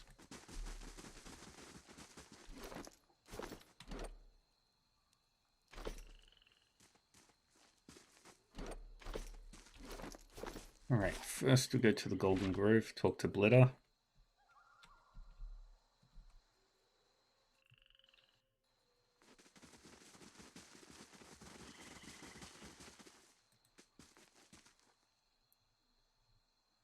I hear that you can make certain poisons. She takes a deep draw on her pipe. Poisons? I only deal in tonics that heal and enlighten. She exhales a puff of smoke. Of course, many beneficial substances can be harmful when taken in great quantities. But that's just Raretha's way of keeping all things in balance. Really? What kind of substances? She leans against the winding tree trunk and ticks items off on her fingers.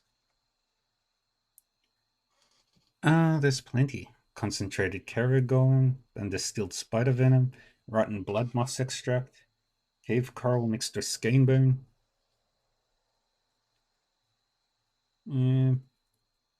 Need a mixture of cave coral and skein bone. She stops counting and scratches her head. What would you want with something like that? Well, my friend Stelgar is dying, and he wants to appease ease the creature's passing. She frowns, her teeth clamped around the pipe. Poor thing. Here, take this. She gives you a vial filled with a dark fluid. It works slowly, but this will send him back to the cycle kindly enough. Just see that it doesn't get misplaced. Half that dose would kill an Almoa. Was there anything? She taps the ash from her pipe into the grass. Was there anything else I can do for you? Goodbye. Alright. Now we go to Hearthsong. Pick up the kid.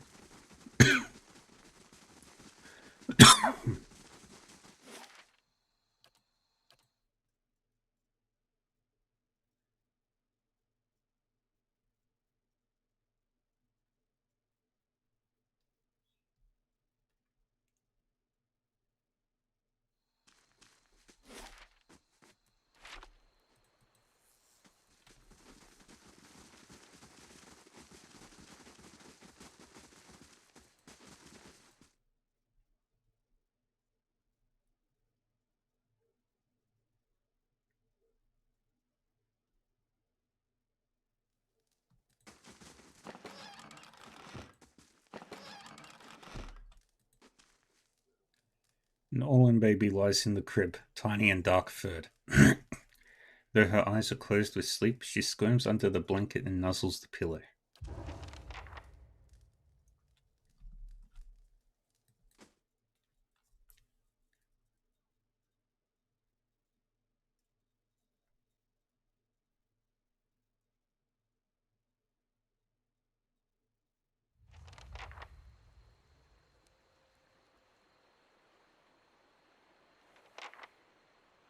Lyris's weapon is drawn, and his eyes burn with anger.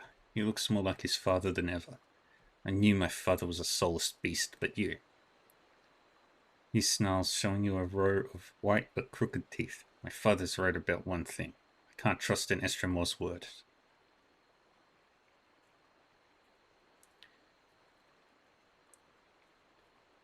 I'm keeping this baby. I'd hate to point out the obvious, but don't you already have your hands full? He draws back. By the builders, how do you expect to take care of a child? Do you have any idea what's involved? He steps forward again. This stops now.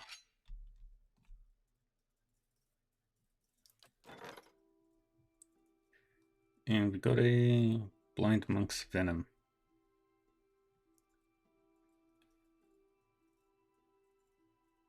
Oh, that would be very useful against most things.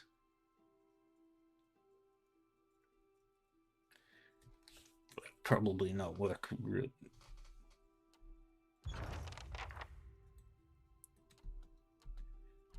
Will they be the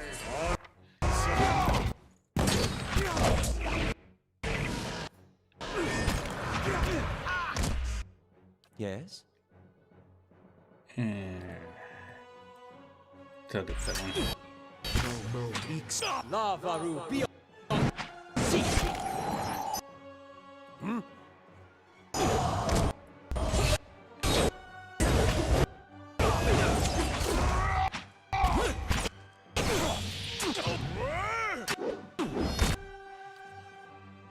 How is everybody just flying around? Lavaru, be on seek!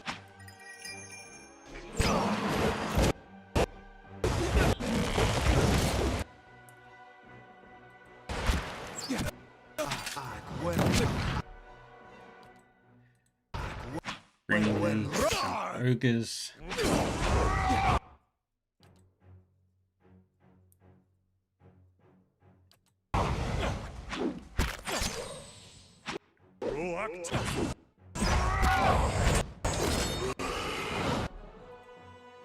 Go deal with him. Go deal with that.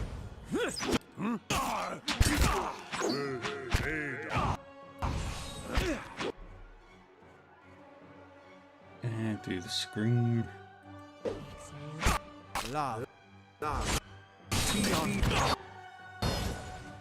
la, la.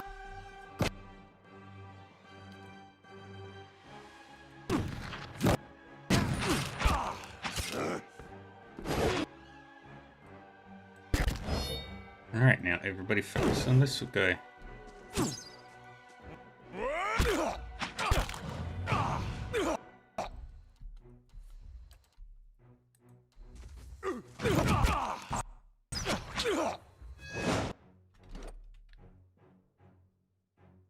And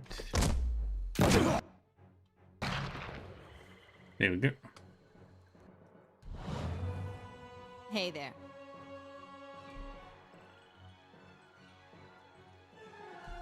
The ogres now vanish.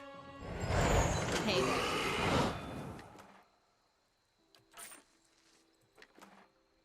Sure.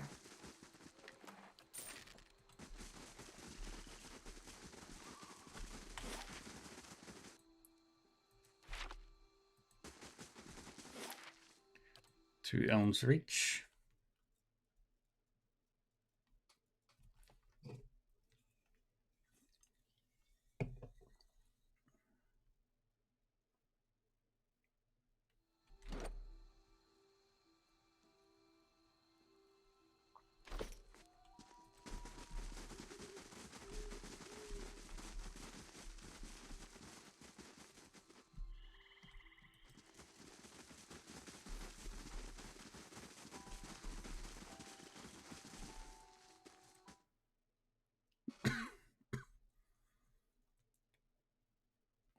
And I've got ads starting in 2 minutes, friends.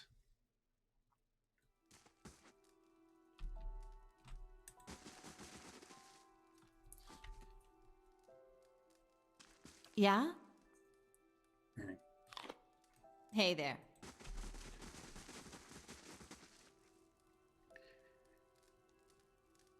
Here's the potion you asked for.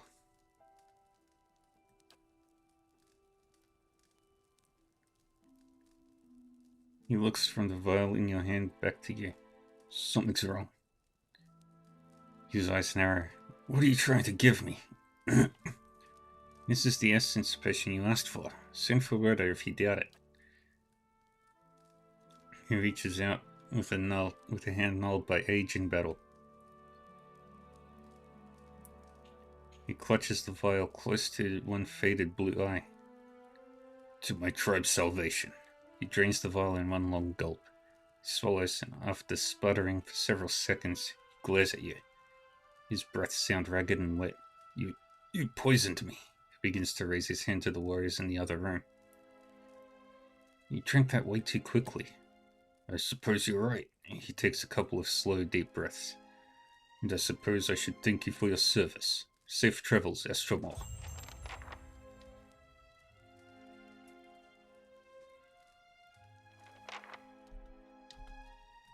Mm-hmm.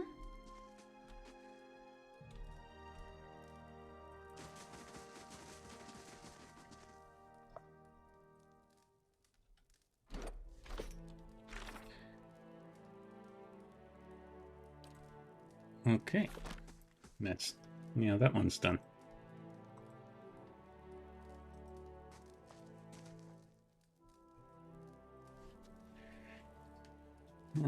Tomorrow we'll probably see the end of this.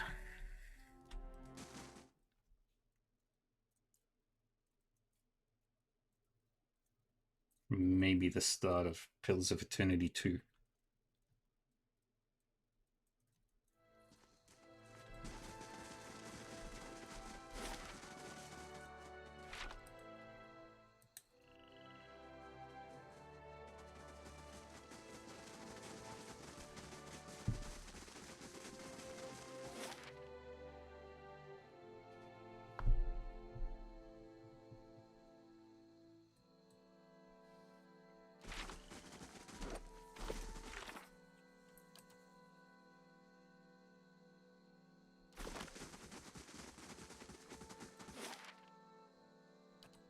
To the Northfield.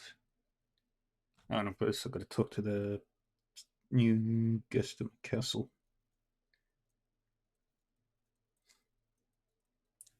How much time do I have left on that quest? On that. 7 days. Plenty of time. Yeah?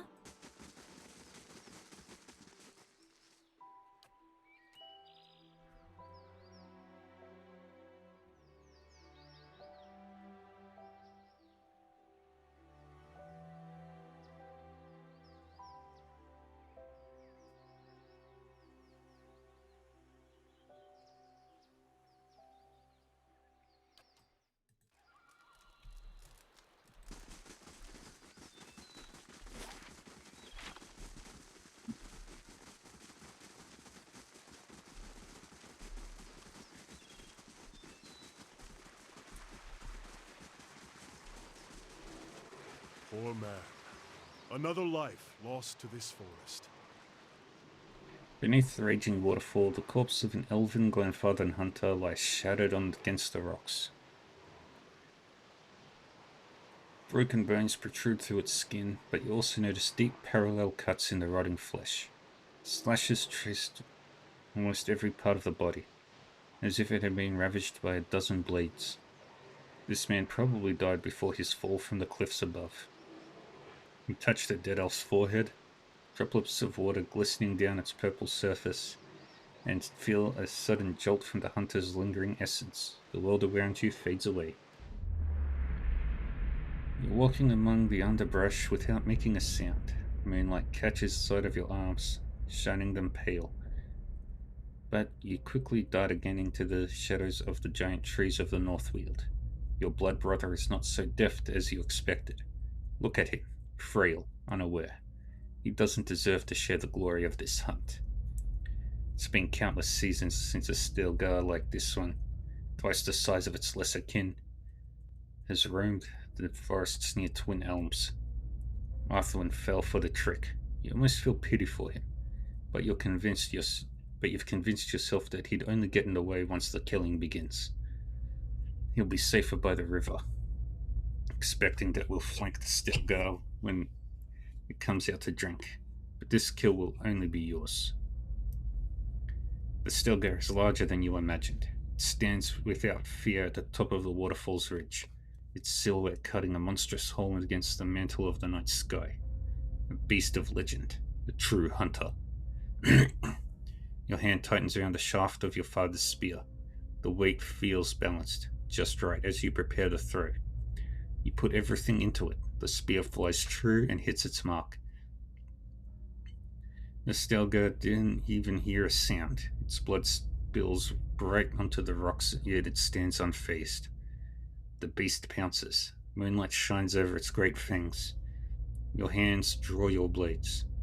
Without a second thought, as you lunge forward to meet this monster. It's fast. It's ripping your flesh apart. You stab at the darkness engulfing you, deep again and again. But there is no slowing its embrace.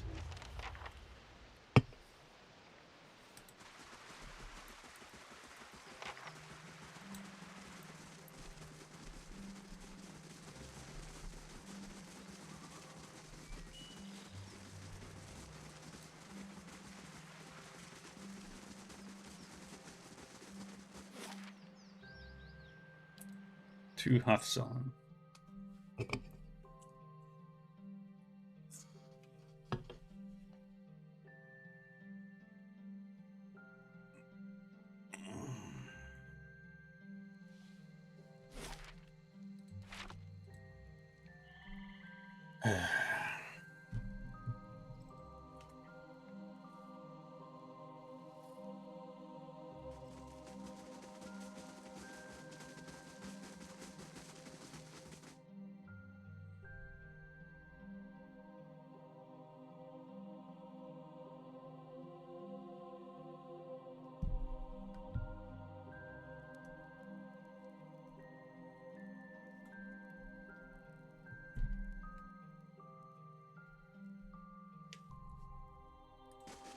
There's Ridai. There. Tread carefully, Estermore. You've returned. He glances at the huntress in the group. We hope you've found the truth about my brother's fate. I've concluded my task. It's time to speak with Diana Menfath. What did you see? Where's Fionn? Ridai takes a step forward. Tell me. Ridai! The huntress thrusts her palm between you and her companion. The truth belongs to all of us, even Arthwin. You know this. Ridai hesitates for a moment. He wipes the sweat off his face, leaving traces of red paint on his hands. I'm ready to share the truth with Diana Menfath. He looks up, and I'll make sure that so is Arthwin.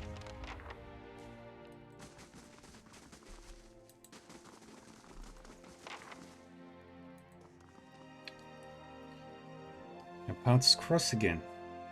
Gallus and Mount. We've been investigating Fionn's disappearance. Indeed, Arthwin and Ridai. I have spoken of little else. I do not envy your position. Girls and Anams.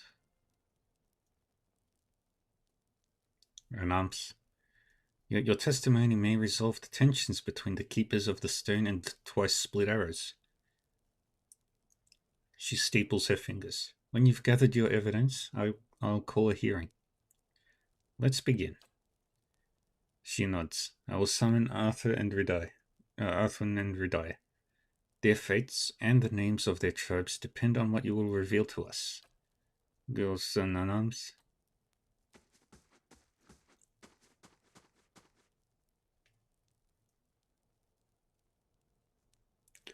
Berthel stands at the head of the hall, lit from behind by dozens of candles. She casts a long shadow across the floor.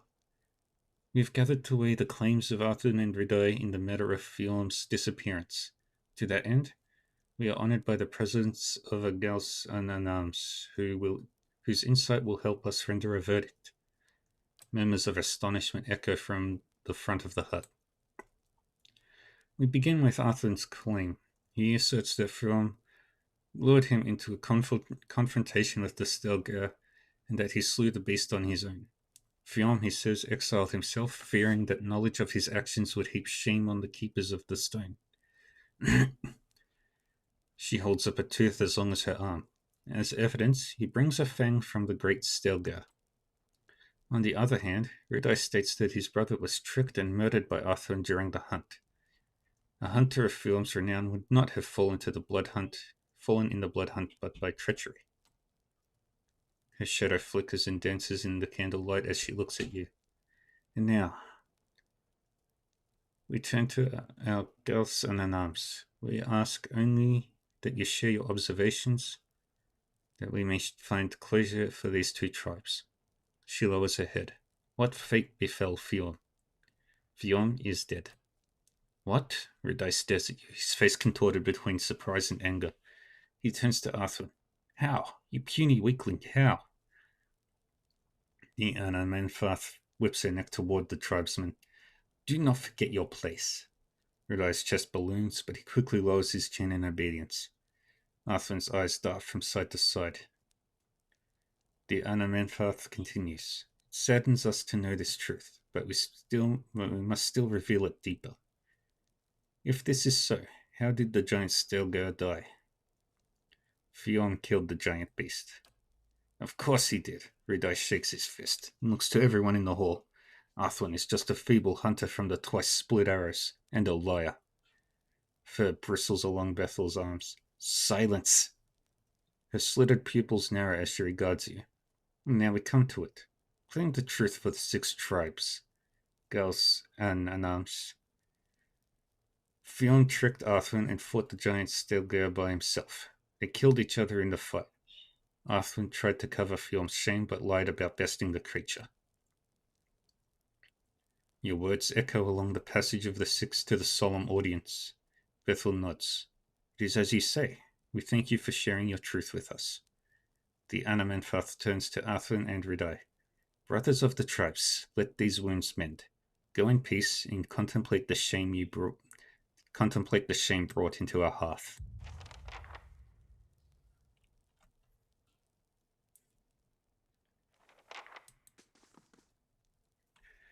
She turns back to you. Shame upon both tribes is not what I would have wanted. But we must learn to turn our faces to these hard truths if we are to survive the coming seasons. Your integrity is a boon to us. Please accept this with our thanks.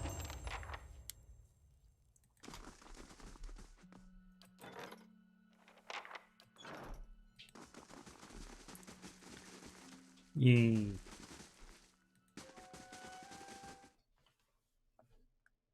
One more Twin Elms side quest to do.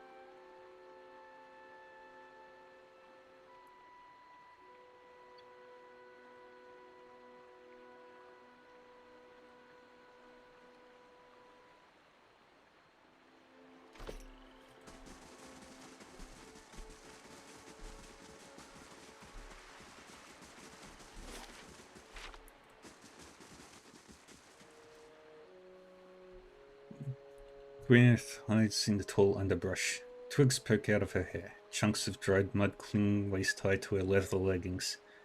Quiet. Keep low. Thank you, Squirrel, for the hydrate.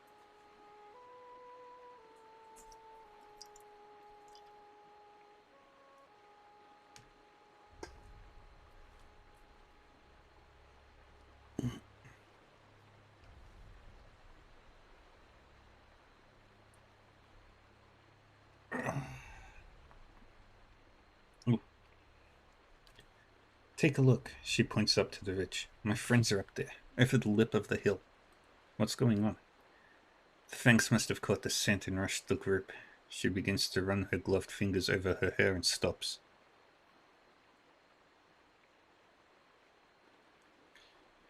The pressure snaps one of the twigs stuck on her black curls. Some of my friends are still alive, but the Fangs have them surrounded. The expedition, Gwyneth brings her hand back to the pommel of her estoc, or what remains of it, has taken cover in some ruins above these cliffs.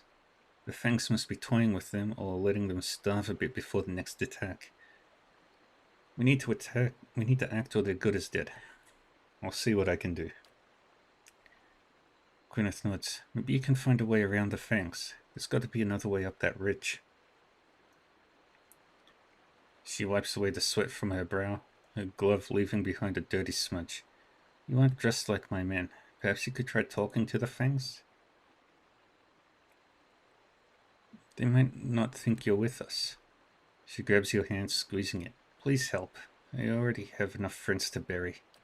Gwyneth releases your hand and crouches down into the vegetation, blending back into the brush.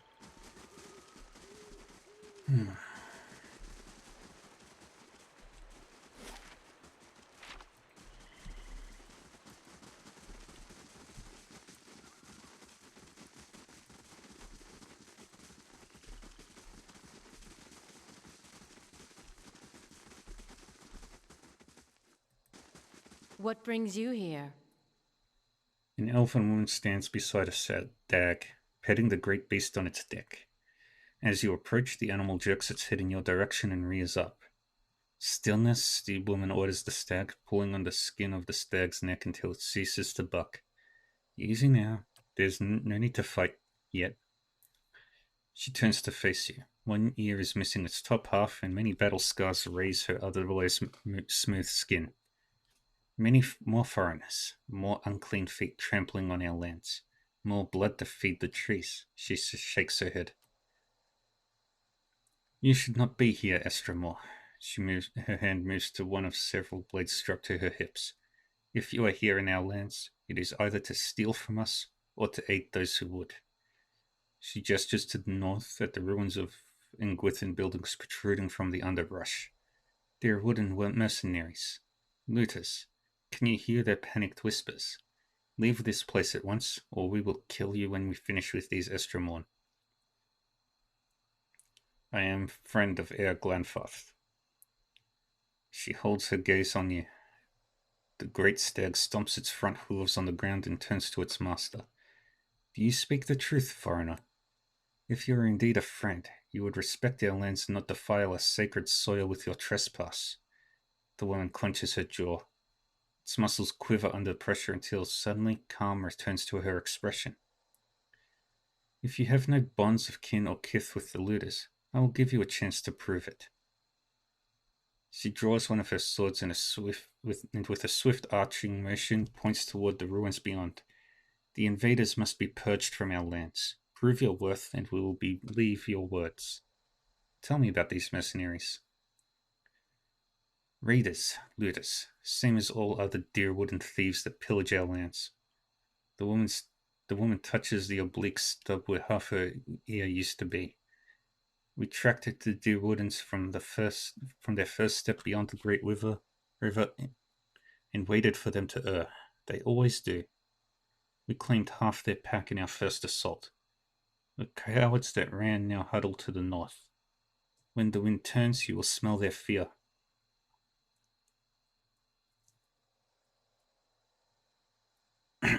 If they surrender, will you let them live? Softness such as yours will not bring them to heel. Their greed knows no bounds. Their memory honors no history. What use have we of prisoners? What example do we set by letting them live? Set to others by letting them live? She shakes her head. Why would we forgive again? I have been a friend to Twin Elms and the tribes.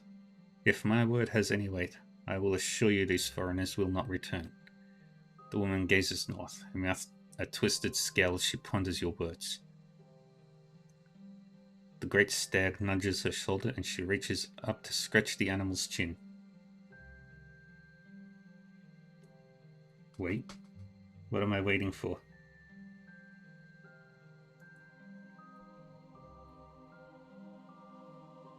But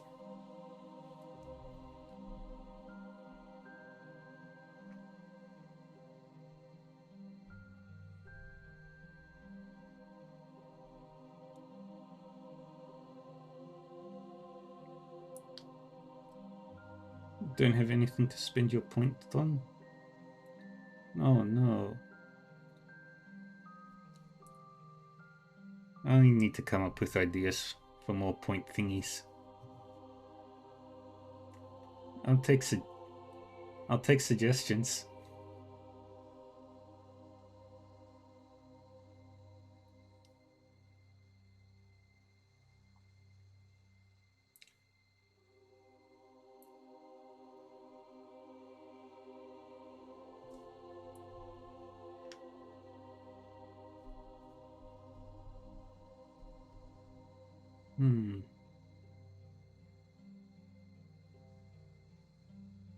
I think I might. I think I've gotten a bit of an idea.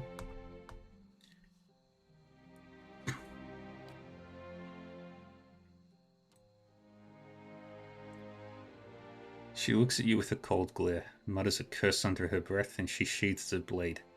We will let the raiders return headless. Their leader must pay for the crimes. Only then may the rest go free.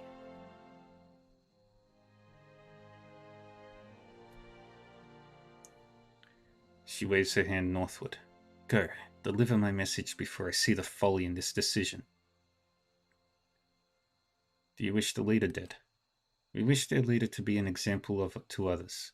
Sever his head, his freedom, or his family.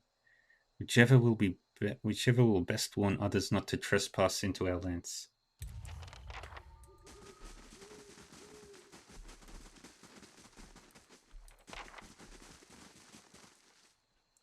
Stop, friend or foe. The man in blood-soaked armor points his blade at you as his wounded and weary comrades flock into position behind him. A trickle of blood runs from a cut on his brow down to his neck, staining a locket worn on a gold chain. You're not Glenfarthur. He tightens the grip on the sword's handle. By Magran, friend or foe, I said. Calm down, I'm a friend. Sword still pointing at you, the man gives a sideways glance to his companions and nods. The mercenaries lower their weapons. By the flame, the hero of Defiance Bay, a rare and welcome sight. Friends this far from home. He lets the weight of his sword lower his arm. He gives a concerned look to his mercenary company. Look at us, hiding in the rocks and holding in our guts. He points south. The Fangs. They've bloodied us and now we're trapped. Quina sent me. What happened? Resourceful girl, the captain huffs a chuckle before returning to his humorless frown. We assumed the grandfathers killed her before coming upon us. I'm relieved she's alive. Doubly relieved she brought help. He rests his sword, still caked with blood, across his shoulders. The tribesmen ambushed us just as we made camp. The fight was a lopsided slaughter. Esma stares at his feet as he finishes his thought. In the melee, someone tripped through the campfire. We were lucky in that regard. The stench of burning flesh and the choking smack obscured the scene, and a few of us managed to withdraw. We ran into these ruins to regroup, but now we're trapped. The face painters are just south of our position and they have us cornered. No doubt they're happy to let us starve while they rest and rebuild their strength before attacking anew. His left hand idly toys with a locket around his neck. Seems this is where we will be making our last stand, he mutters as he clenches the gold ornament. I've convinced the Fangs to let you go, but you must bear the punishment for trespassing and be taken prisoner. Esma blinks and arches his eyebrows in surprise. Well, if anyone could have, I supposed it would be you, but creases around his eyes deepen with his growing frown. He looks at his locket, then lifts his eyes back to you. Prisoner? If it's the only way to save my men, I'll endure it. But whose prisoner? I have room in my stronghold to take you on as a prisoner. You will be treated well. You will hold me prisoner and that will satisfy them? He takes a half stride back and looks you up and down. So be it. I am more than willing to be held hostage if it means we all get home safe. I'm sure you'll have to keep me as a proper captive to honor the arrangement, but I understand. It's far better than being the Fang's prisoner. The captain turns to his company. Each of his soldiers stare back, pale with fear. Isma takes a deep breath and then raises his fist in the air. New orders. You are to fall back. The expedition is over. Stow your gear and make for Defiance Bay at once. The mercenaries exchange glances with each other, waiting for the first one to obey the command. Are you deaf? I won't tell you again. Time to go. Now. Esma's booming voice springs the reluctant mercenaries into action. Wounds are dressed one last time, camping gear is secured, and within minutes the men set off on their march, nodding at their leader in acknowledgement as they pass.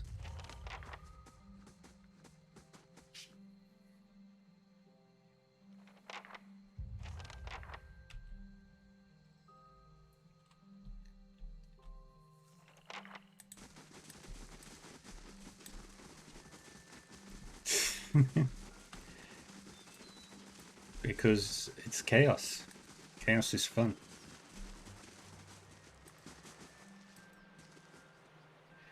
Gwyneth, her gloved hands half buried in the waves of her rebellious hair, watches you approach incredulous. You did it! Her dimples frame a beaming smile. She lets out a sigh of relief and wags a finger at you. We'll be chanting your name back in the gift.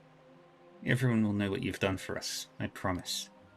I realize Esma will need to be your prisoner if we're to honor the agreement. An odd arrangement, but it will save the expedition. And she shrugs and gives you a sly smile. Besides, I'm sure your dungeon is far more enjoyable than whatever the Fangs do with the prisoners. She scratches her cleft chin with her free hand and gives you a measuring look. But you're the type to deserve more than just praise. Coin? Weaponry? Yeah, I don't know how to do that. Squirrel, teach me your ways.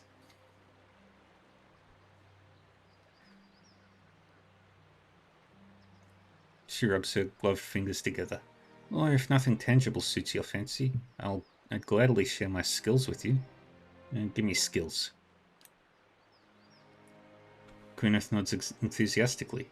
I was hoping you'd say that. She removes her gloves from her hands, stowing them in her back pocket. When you spend as much time as I do in the ruins, you learn to strike first, and to strike without warning. She holds the estoc out in front of her, its blade parallel to the ground. The key is efficiency of movement. She walks you through several footwork drills that focus on quiet footfalls and measured breathing. Place all your weight on the final step, and when you're ready to strike, she yells for emphasis as she demonstrates a swift, silent lunge. You use blurb? Alright, blurp's a thing. She yells for emphasis as she demonstrates a swift, silent lunge. Blah, blah, blah. As you follow her examples, she nods in satisfaction. I think you've got the grasp of it. I'm honored I could teach you something new. She half curtsies and turns to take her leave. Esma watches Gwyneth disappear into the thick foliage. He turns to face you. I'm ready, I think. He unwraps the locket from his hand and ties it around his neck. At least some of my men are leaving our grandfather alive. Ah. Oh.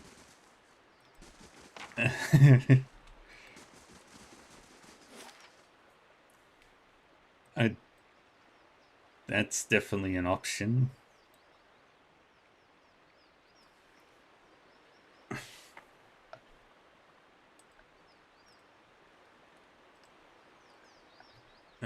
Where do I need to go? Where was it? It was Black Meadow. Design my character. That could be fun.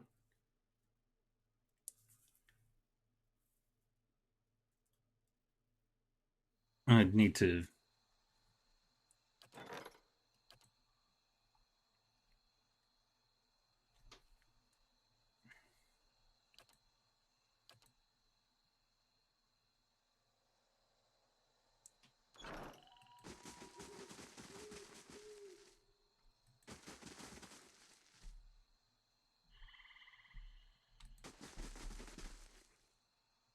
Oh, that would also be really fun, especially for when I play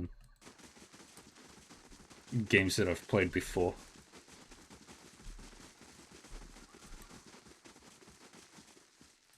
Now where is she?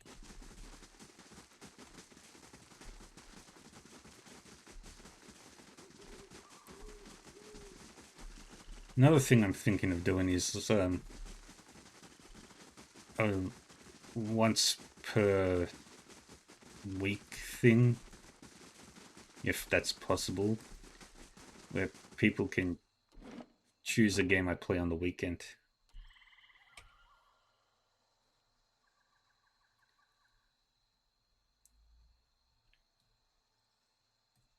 Do your eyes see what mine see? A woman in gleaming mail stands guard before the shrine, her head bowed in thought or prayer. The clasp of her cloak bears the engraving of a dog's head. The amulet writhes in your pack, seeming almost to be alive. You feel a pressing compulsion. True, true.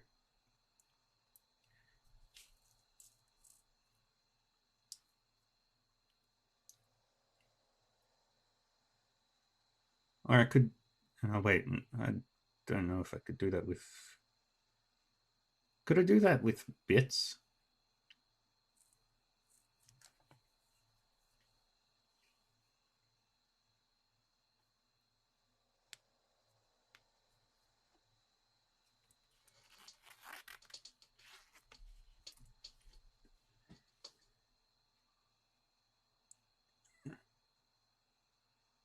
You feel a pressing compulsion to do what the dragon asks and place it about the woman's neck. Good day, stranger. She looks up as you approach, discarding her solemn appearance for a crooked grin. Greetings, stranger. Don't see too many travelers out this way lately. Shame, really. Who are you? Fallon Road, of the Scorched Blade. Perhaps the only Scorched Blade left these days. Hard to know for sure. Lately I spend more time tending the shrine than hunting drakes. What are you doing out here? Having a few words with the father of monsters. Tends to be a one-sided conversation. She smiles a little. I come out here on occasion. Try to keep the shrine clear of branches and the like.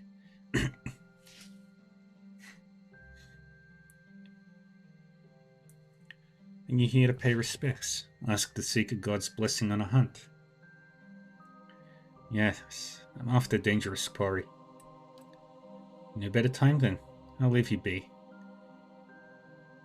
These things are best done in private, I find.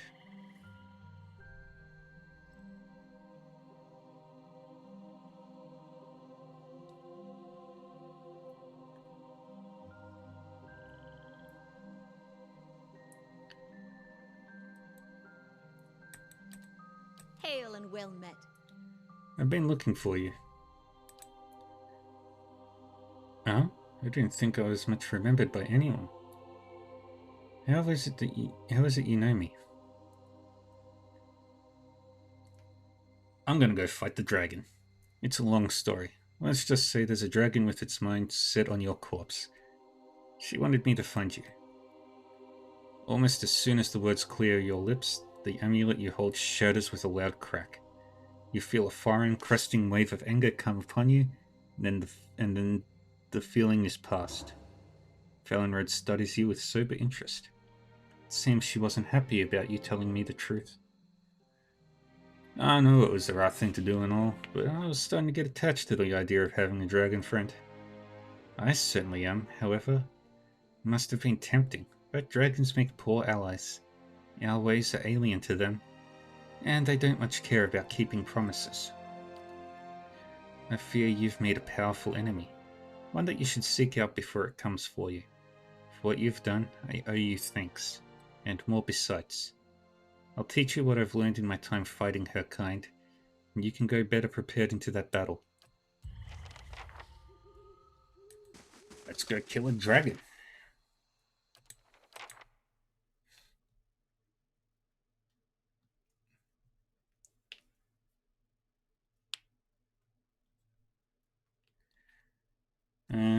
Now. Last thing the Deerwood needs is another foreign colony. Major adventure. Sure.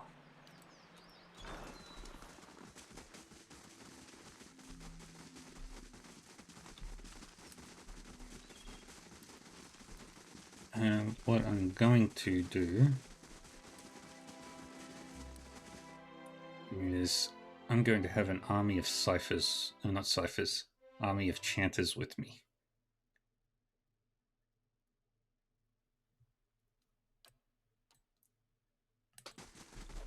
Oh, I like the fountain.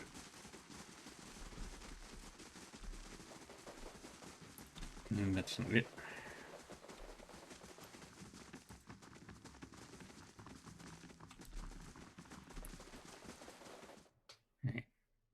I know who I need to talk to. But Yep, and I'm gonna do it the old-fashioned way. Last thing the Deerwood needs Chanting is summons. another foreign colony.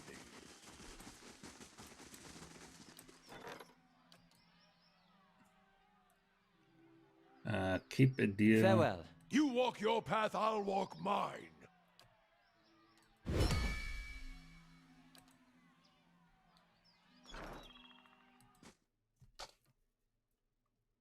I need old chanters so I can summon as many creatures as I can. Alright, let's talk to Odina. Lord, I don't wish to trouble you, but I could use your help in a personal matter. Call your allies together, blah blah blah blah blah blah blah.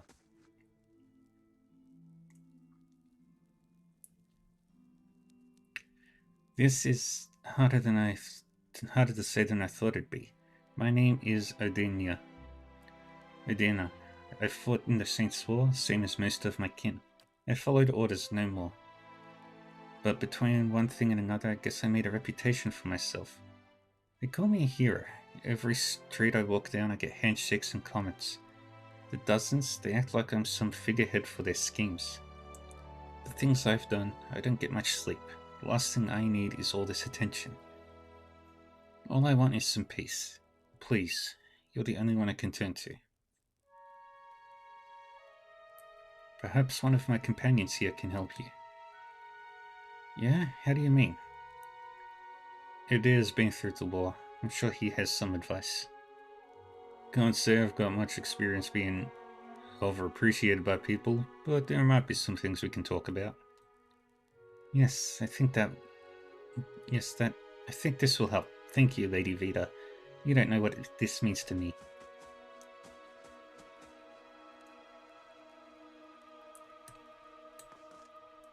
Greetings, Lady Vita. My name is Beralt. If you have the time, I have an urgent matter I'd like to discuss. Very well, let's hear it.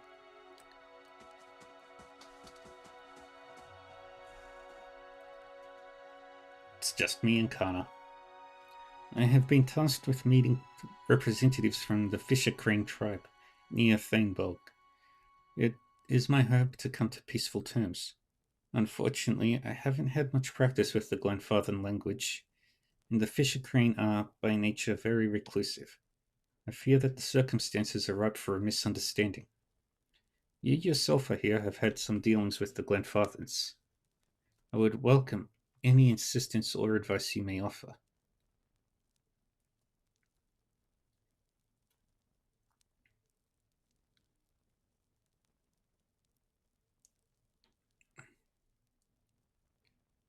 I'll see to it that you have safe passage through Glenfarth. Not that I have any doubt of your considerable resources, but how, my lady?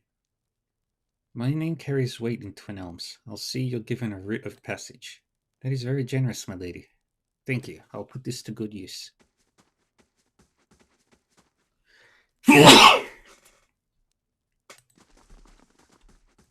Oh. Fuck. Hail, traveler. No, that's not it. Need to recruit.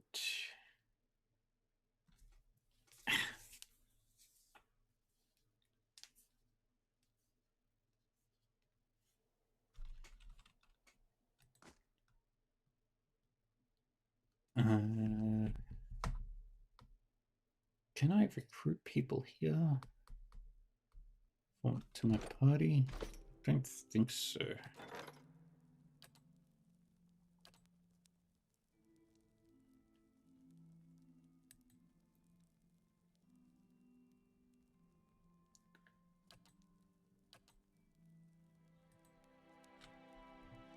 Yeah, no.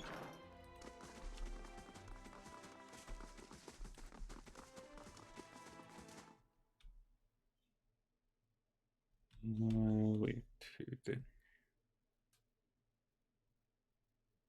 Alright, see you later, Karen. It keeps coming along nicely.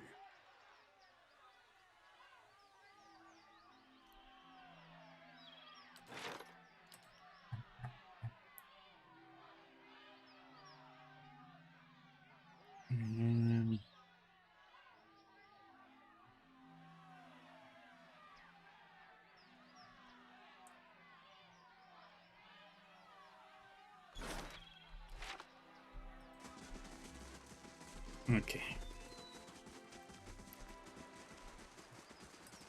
I'm gonna go to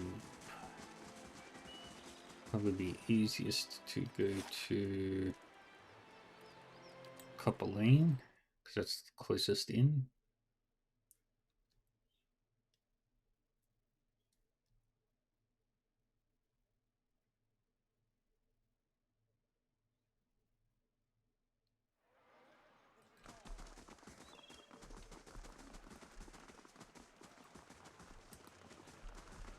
Go to Goose and Fox.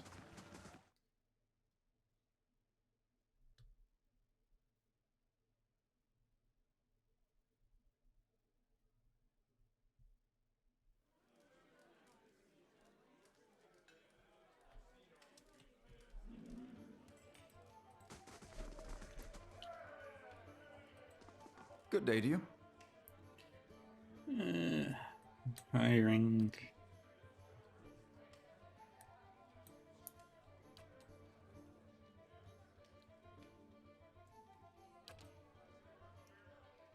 And let's go Elf. Hail Elf. Chanter.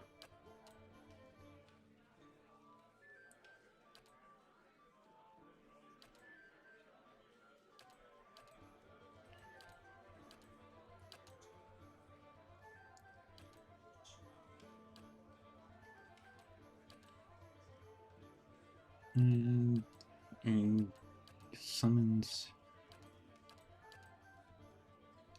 Yep.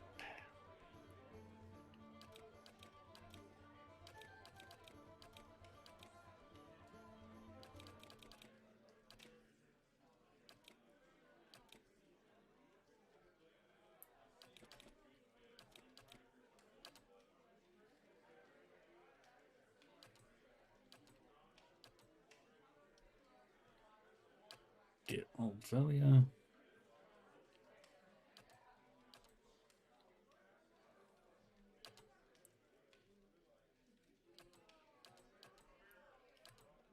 That one. Well?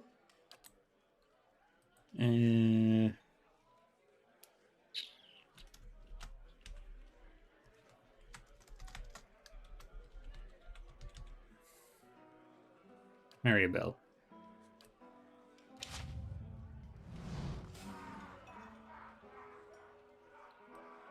How do you do? Hire another adventure. Let's go godlike.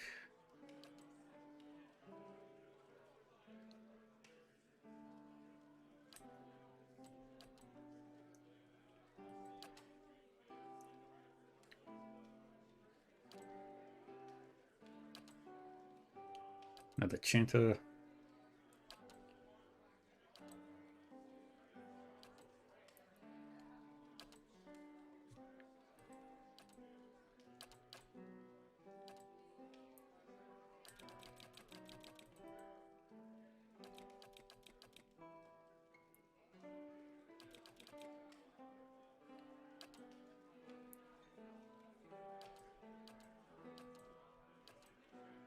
Another one from Old Valia.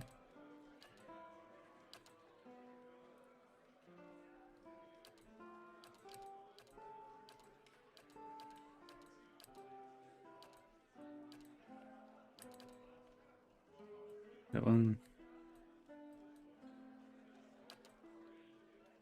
I've got this. I would call you Shirley. Okay, so that's 4. One more. Hello. Chanter. Human.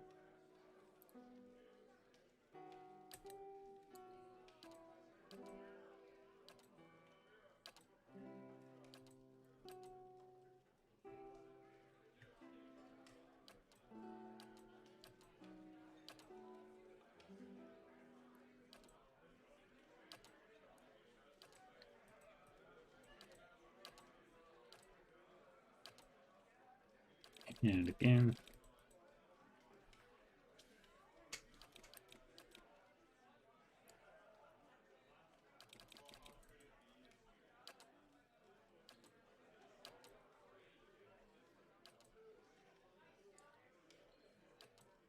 Yeah, dissident.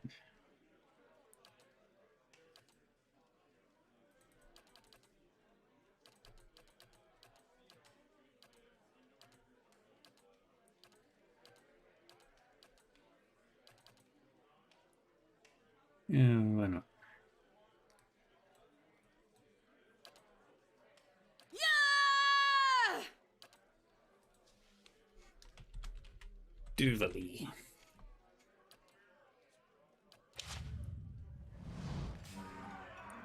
And then the final one Hail will and be well met. a fighter.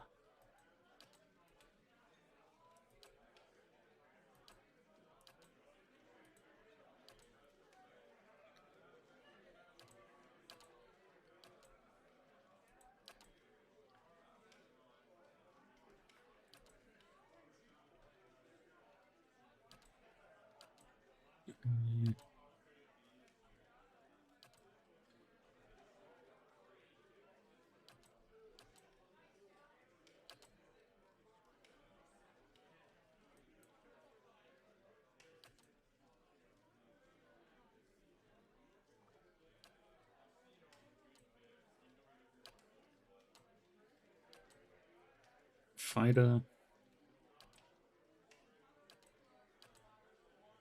Grab that.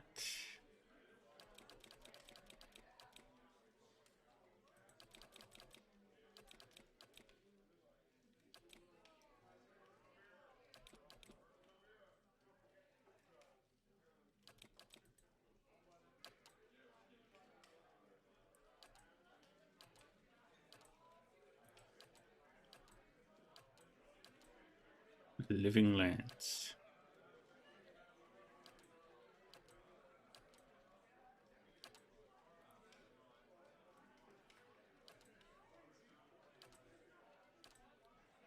Yep, that will do.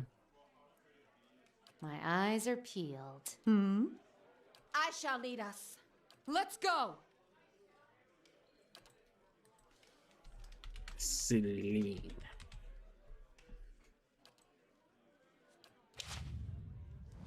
Okay. I've got everybody I need. Hey there.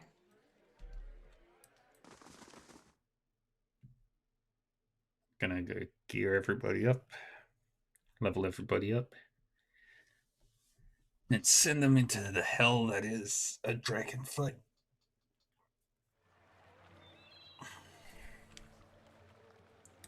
Yes.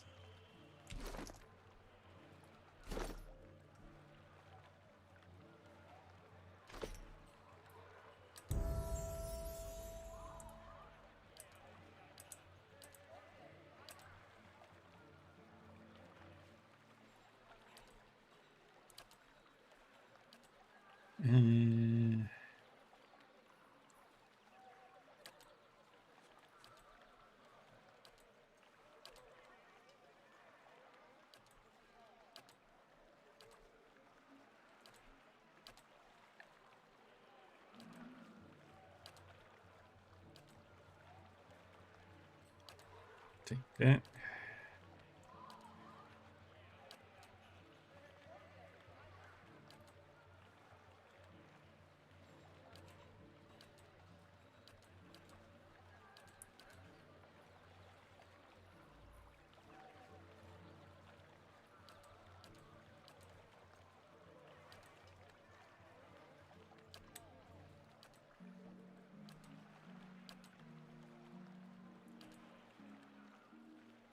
Do that.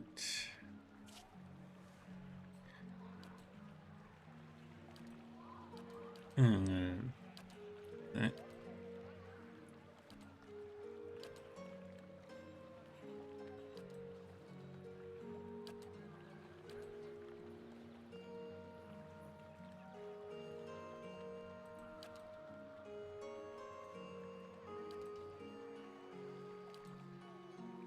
And Janus slew the beast.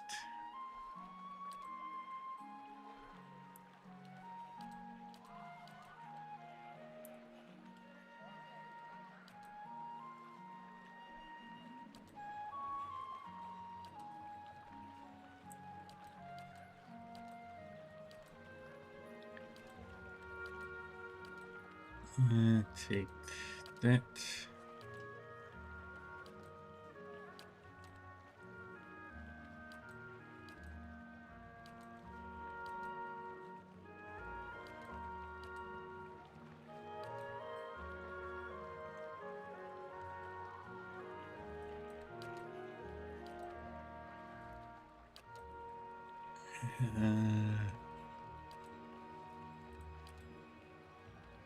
Summon a Drake. No. Summon Ogus.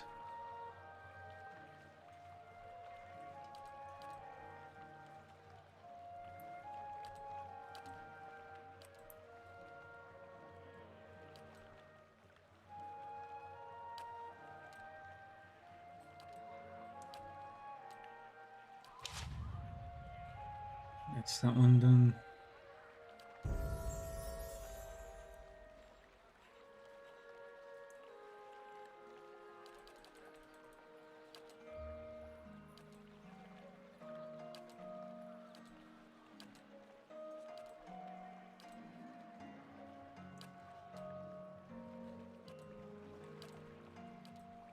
And that's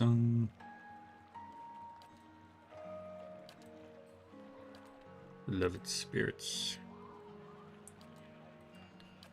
Yahoo! Omegor, hello.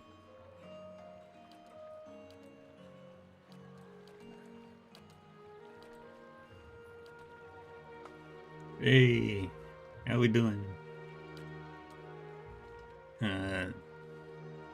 Oh.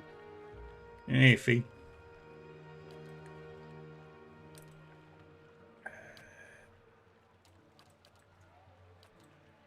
That. Beast Slayer. Hold on. I'll do a shout out.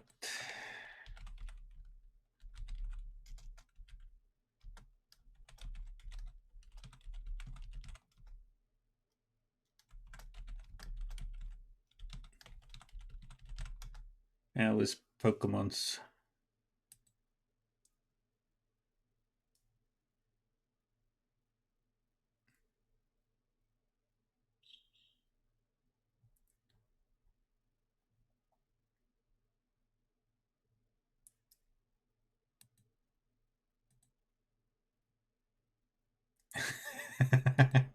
Darkseid's a legitimate son.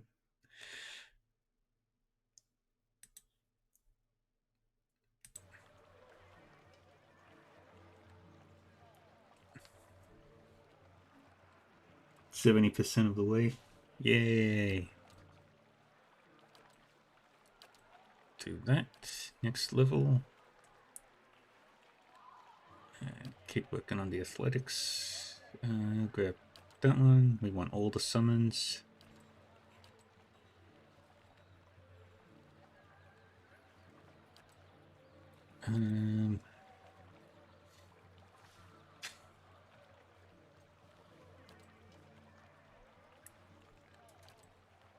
Think I can get a bunch of guns.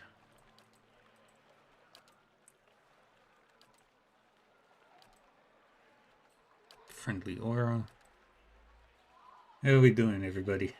Welcome, Raiders. If you're new here, I'm Dark Reaver 40. I play video games. I stream every day, playing a lot of different things. Try to have fun doing that.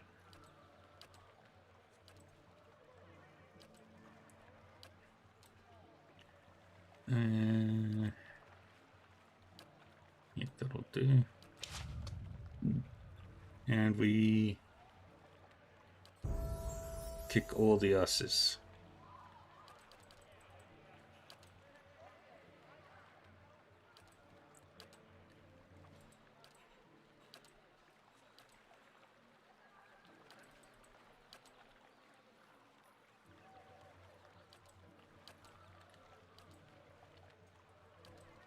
Right now we're preparing for one of the toughest battles in the game. I have to use a custom party for this, well, mostly custom.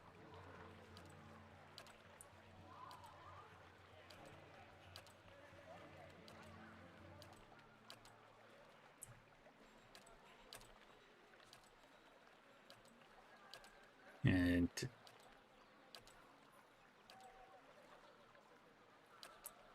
yeah, it's gonna get very, very difficult.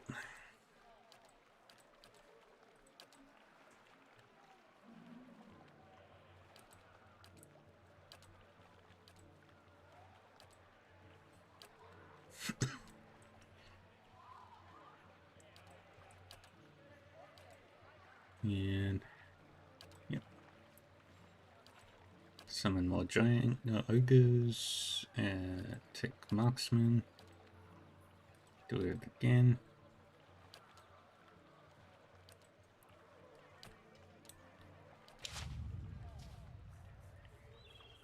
And then the fighter. As much in athletics as we can.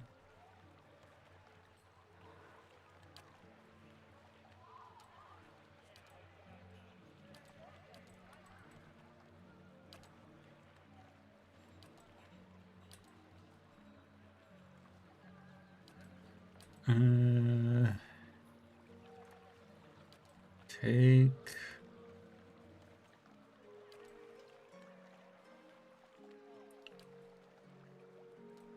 confident aim.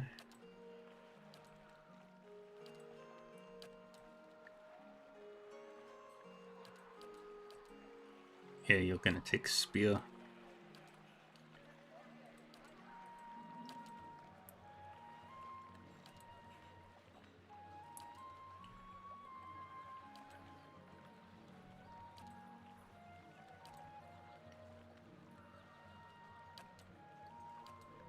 And we just keep building.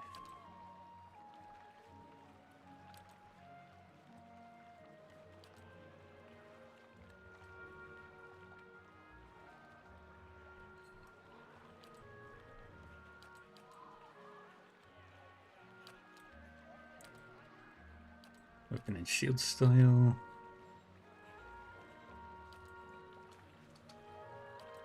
Do we have anything that can be passive? Armored Grace. That'll work. Weapon Mastery Peasant. Max that.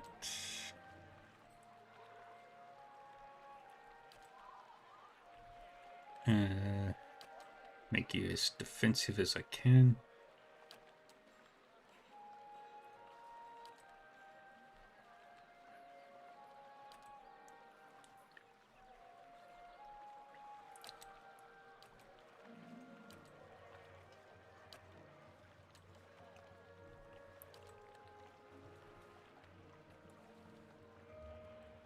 Unbroken.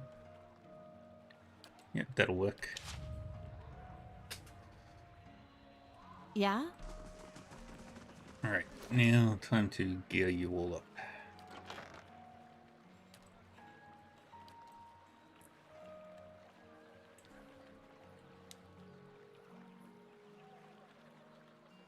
First off,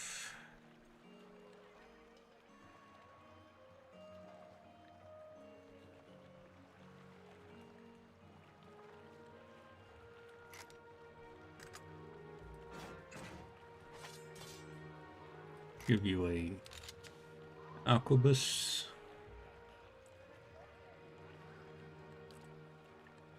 You get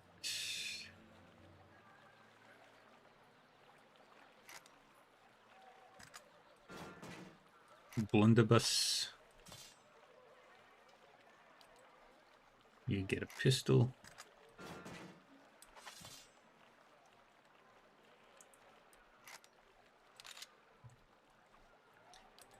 You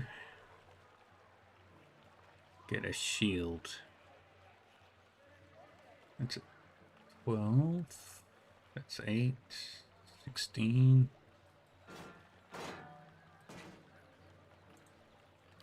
Can I upgrade that? I can. Alright. Can make you exceptional. Gives it a lot more deflection.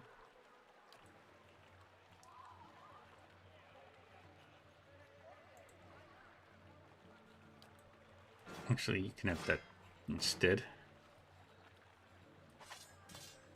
Now, spears.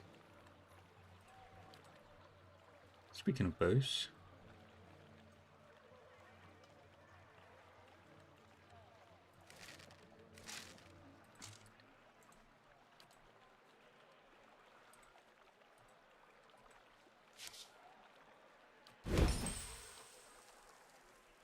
Use it on beasts. And now I need to find a spear for you.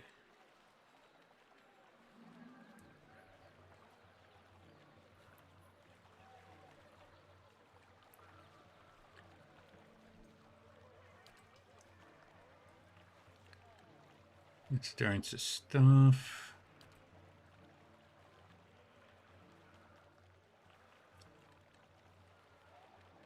There's no search function either, so it's going to be challenging.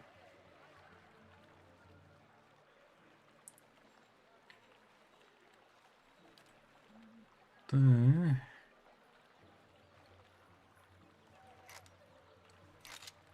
Take that arquebus. You take that arquebus.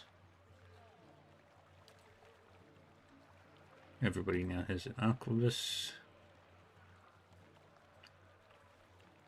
Alright, a spear. Let's customize that. Make it exceptional.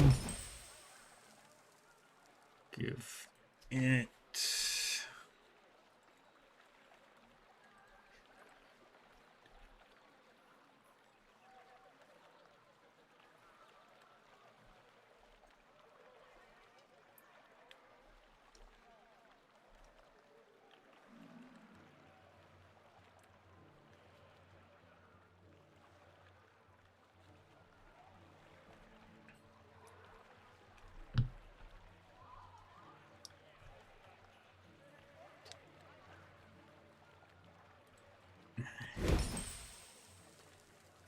And I've used up all of my money.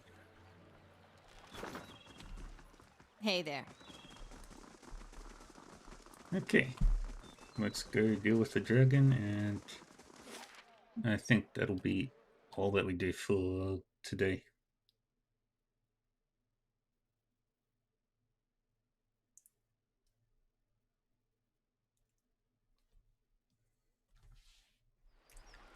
The keep's coming along nicely.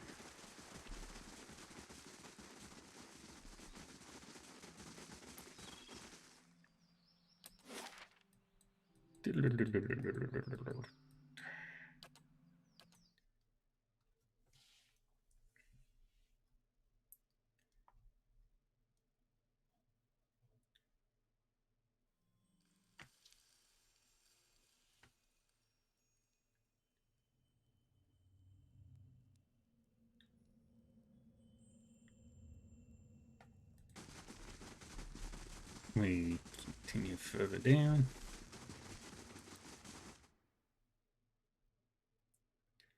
And this is going to be very difficult, very challenging. I also need to organize everybody else's songs.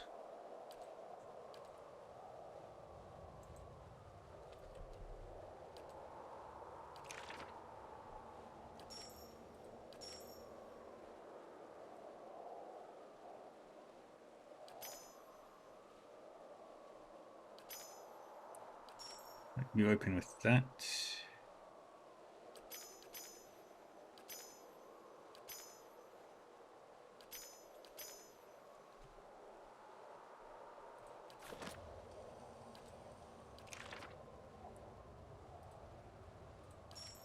You get the second verse of that.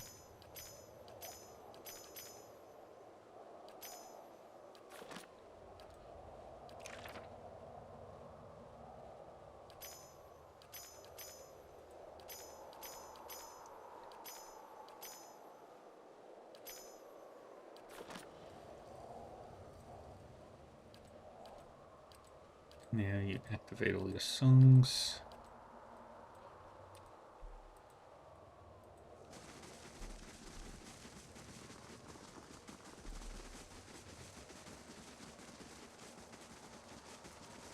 Get down there.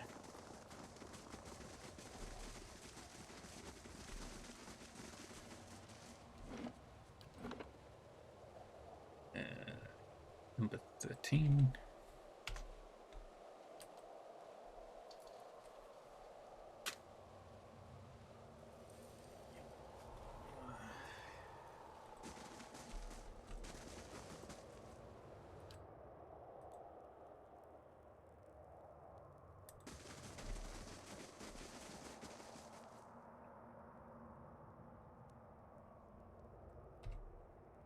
Quick save here. Hey there. Eh? Quickly and quietly.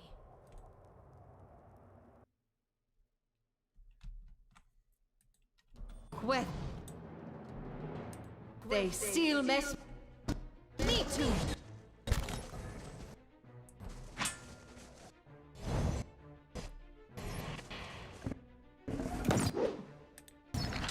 Back up. Back up, everybody.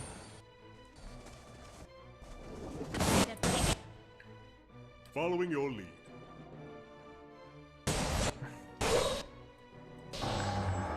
Yeah. Let's go.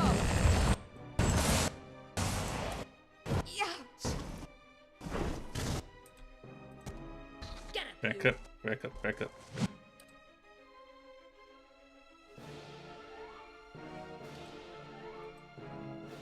Mm-hmm.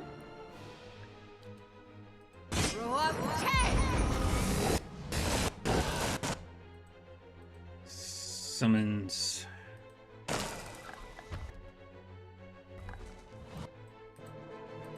Don't let this go unavenged. I'll see you heck with it.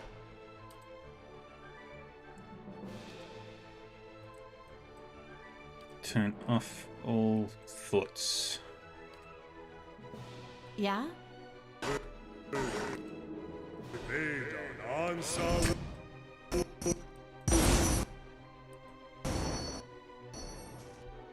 Yes? Hey there. So that's how. Oh, come on, not like that. What's gonna go? Okay.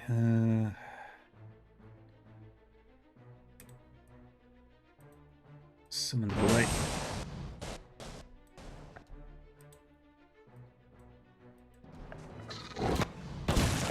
Come on, not like that. Eli.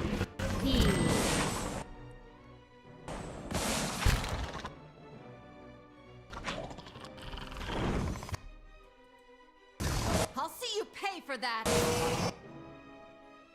Alright, kinda. Yeah?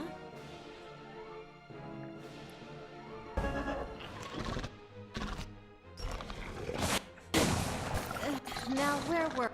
Alright. Hey Not there. good. Are we?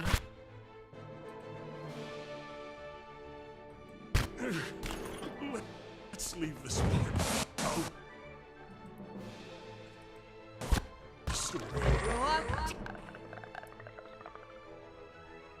Hey! Do that. Well.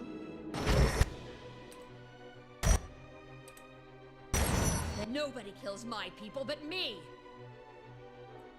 Yeah? Stupid Hydra games. With they seal mess me too. Well.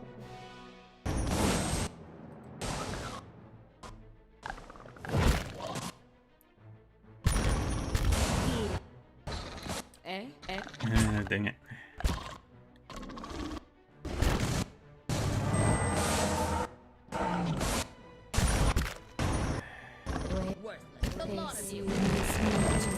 Reload.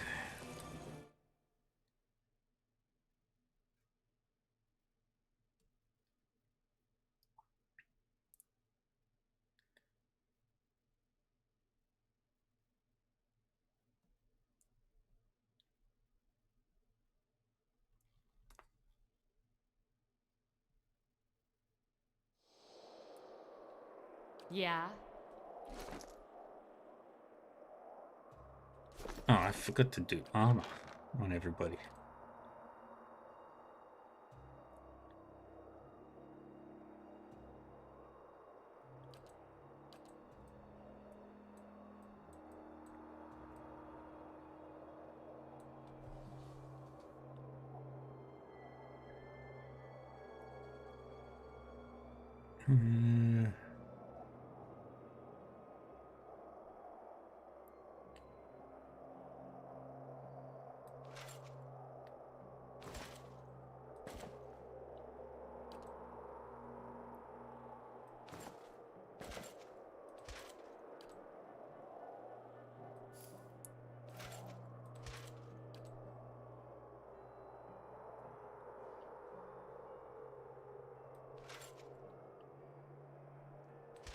Actually, you wear that.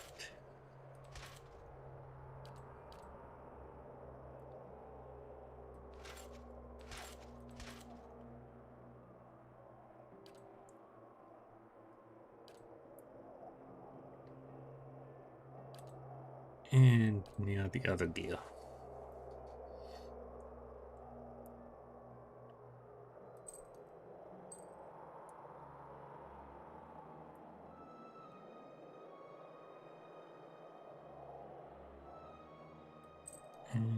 Wear that ring. Gloves. Boots. Another ring. Waist.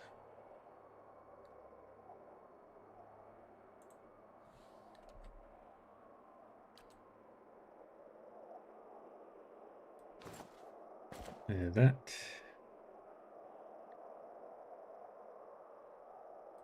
Actually. Oh, that's a helmet.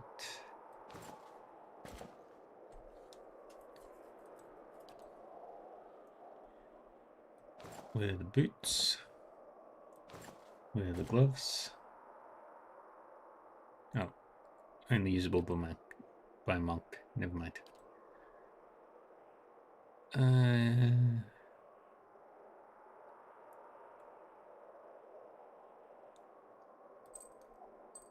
Wear that.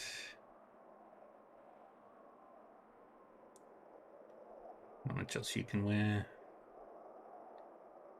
You wear that cloak.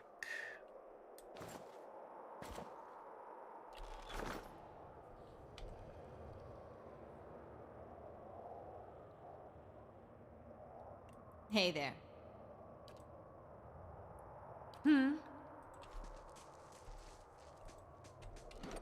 Time to see and not be seen.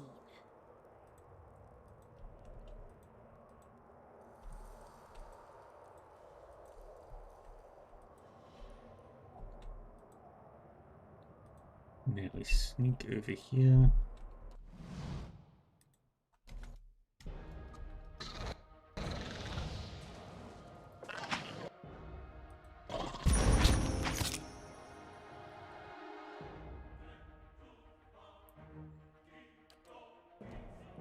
Let's go!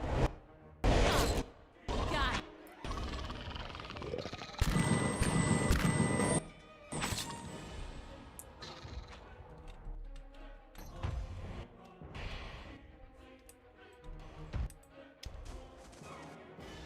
Oh, hell no. Yes? Following your lead. Roll 10! Damn, man. Now, Following your lead. where were we? I'll see you pay for that.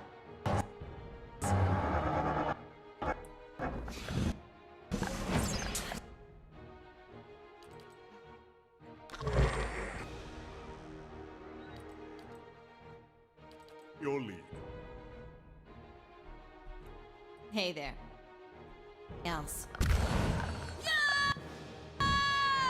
Don't let this go unavenged.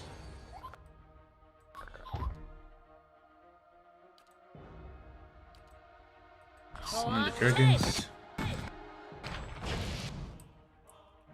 You three attack that.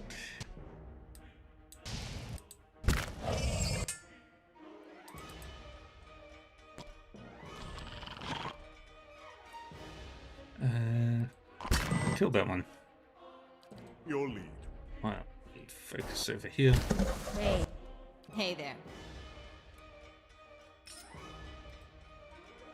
Yeah.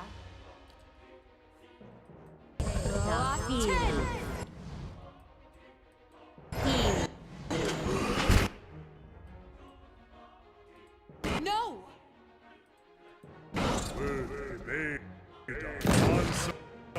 Quick! Curse your eyes! So that's how it's gonna go? Don't let this go unavenged!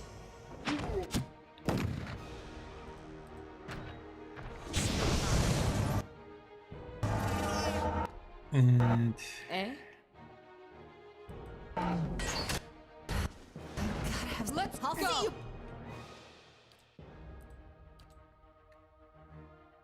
Pay for that!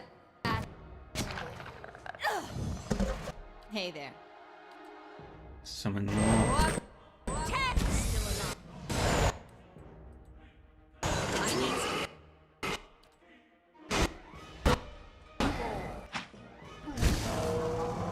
They seal miss me too.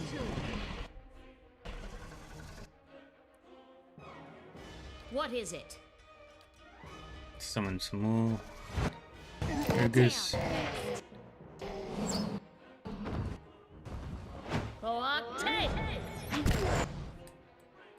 Get over there.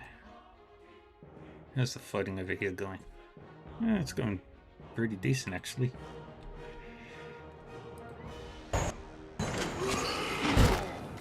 Well, I'll see you pay for that.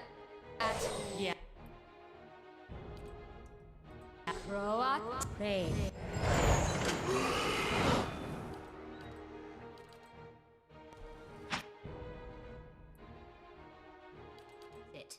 Yeah?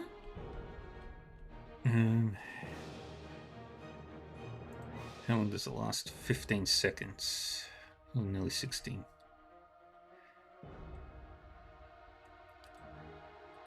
Do it. And I'm down. Eh? Me too. Get up, damn you! Yeah?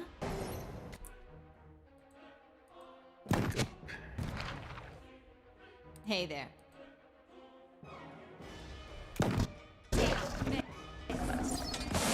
Exactly what I was going for. Hey there.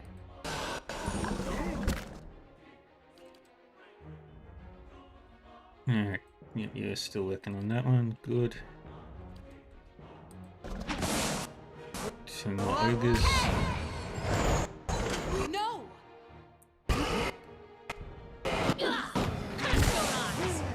Quit. Hey there.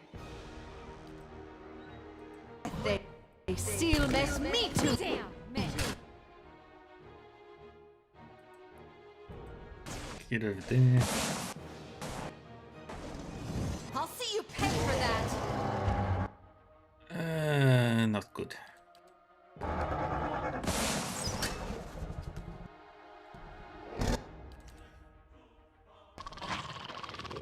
Get up, damn you!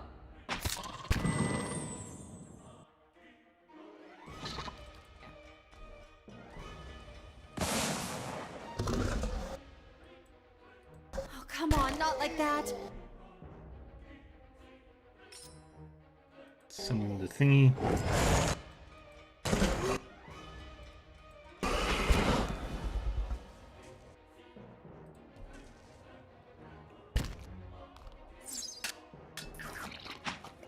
Not my best moment.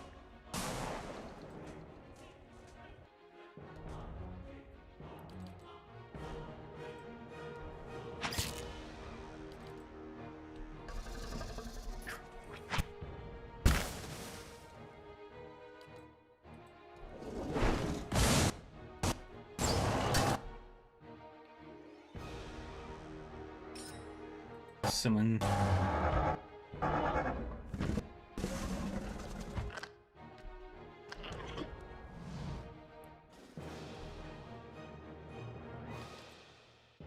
Alright.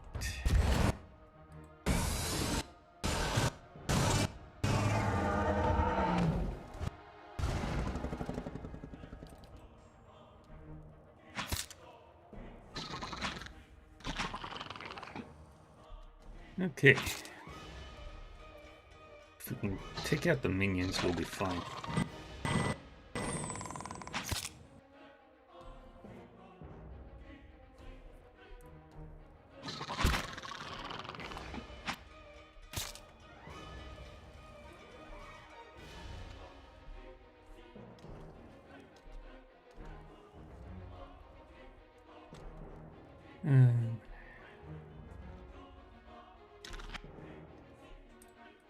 Alright, now the priest.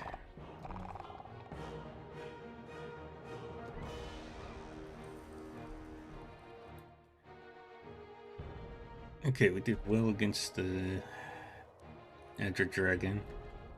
I need to get rid of these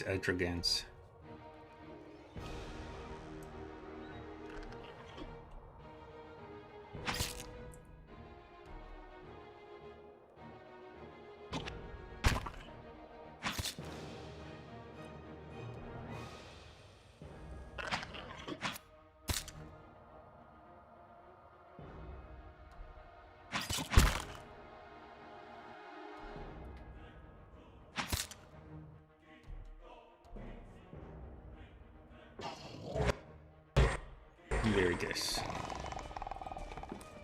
Let's keep exploring the area.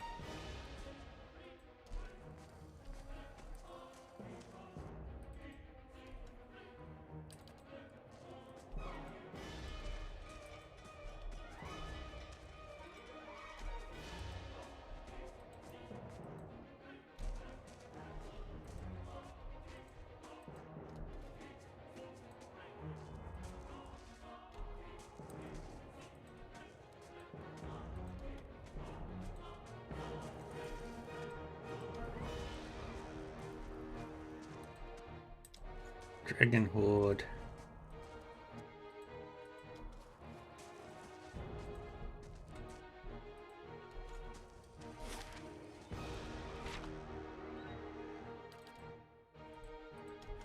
No problem.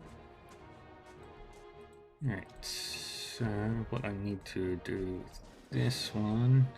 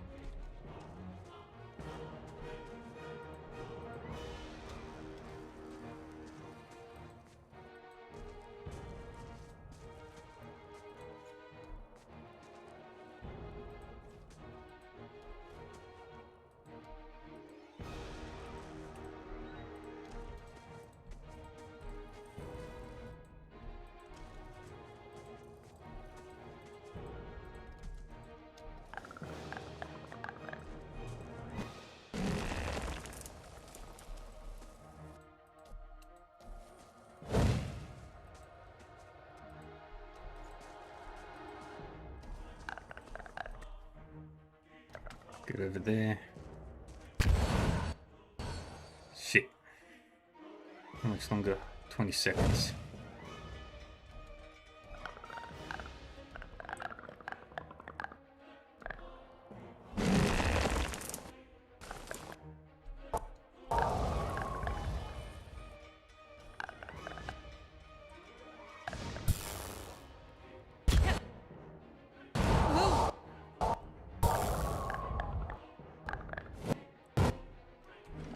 Alright, reload the quick save. I have another idea.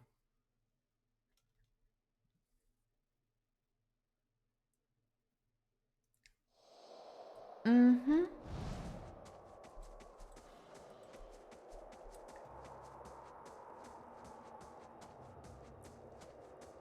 Except for Kana.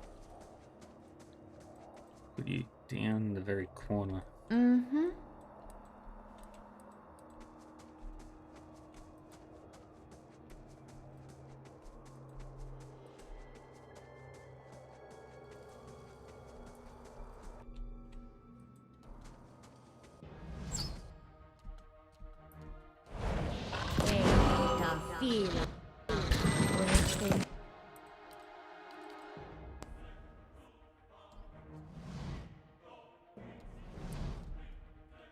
And where's... There we go.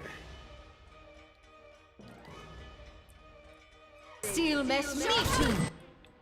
Done. Sure. Keep moving in.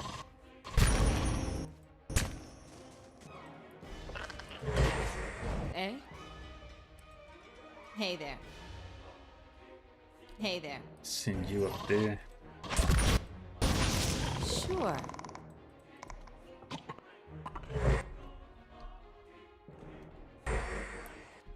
Eh? Mm-hmm.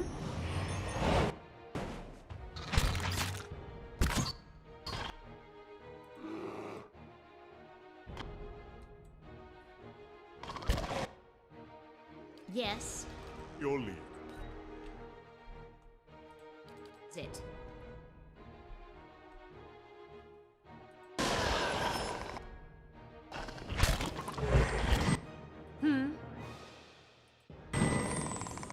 Good. Deal with that dragon. Hey there.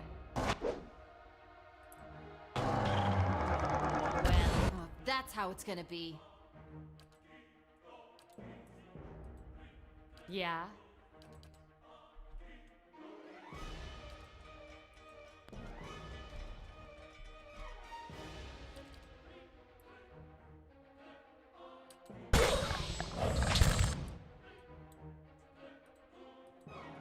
Go deal with them.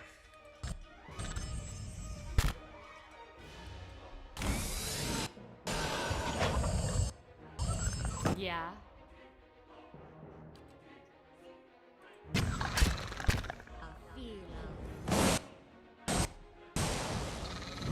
Pull yourself together! Mm-hmm. Throw up 10!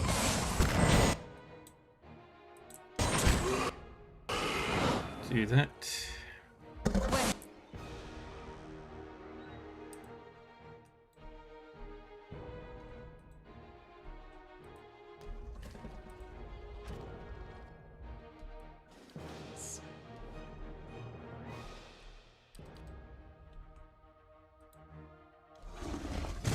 Let's set our spoils down a while. That's how it's gonna go. Hey there.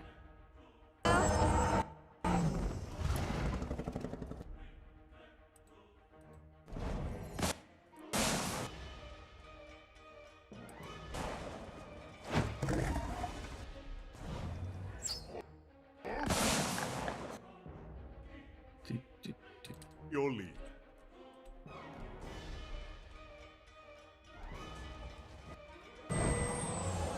Can you make it?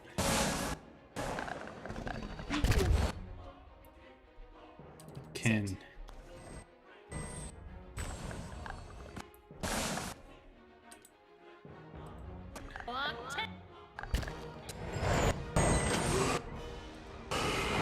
Good. Your lead. Roll up 10.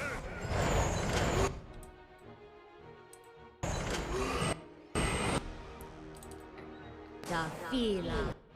Fili. Ibedan. Ansaru. Okay, Yeah? you. Throw up 10!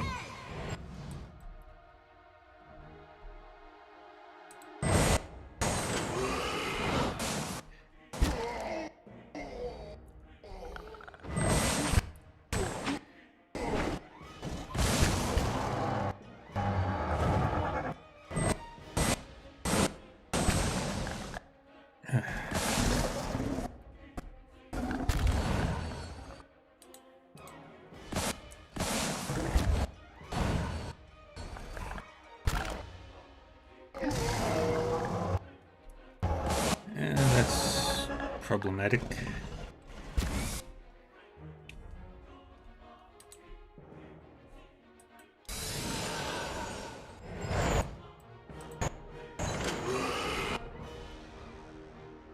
Is it?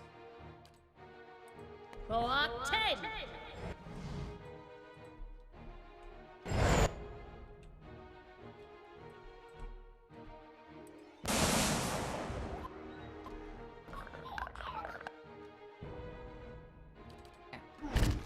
Well, Crave, Duff, Hey there.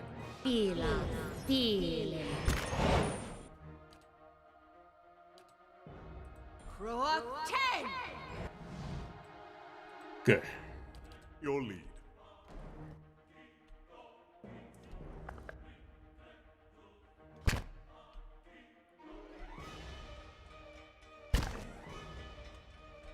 Just keep beating your nut.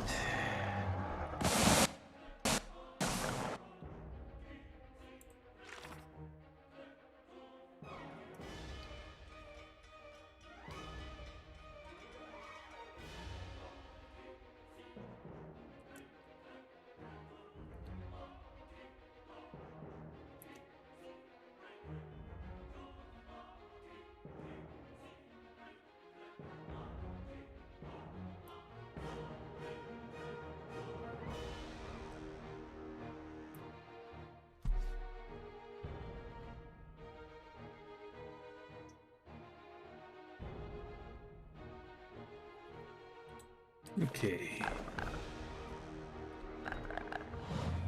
Following your lead. We're down one. It. Oh, come on, not like that. Don't let this go.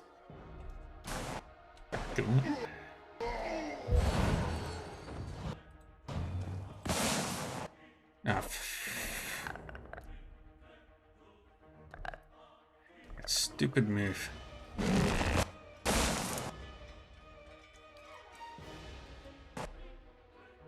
It. Highness dead on our What is it?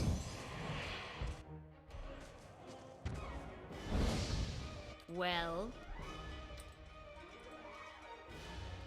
Your lead.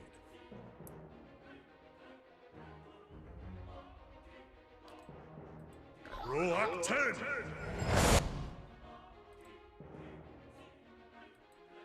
Just beat the shit out of it.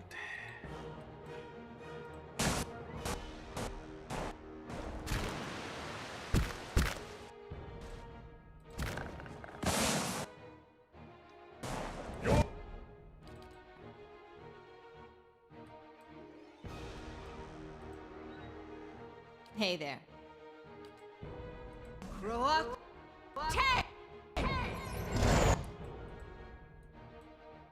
Yeah? Can you shoot it? Well.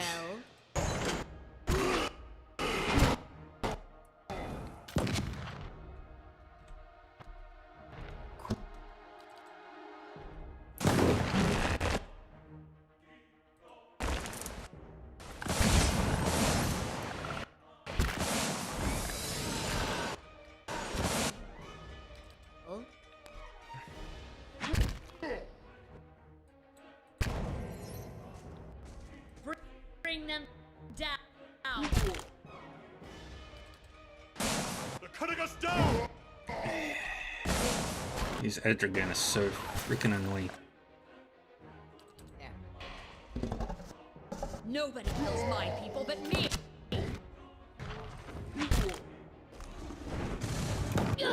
Don't let this go unavenged. Don't let this go unavenged.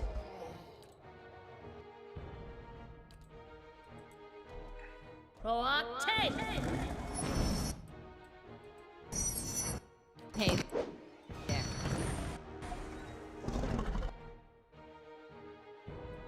Don't let this go unavenged. Brave defeat. Don't let this go unavenged.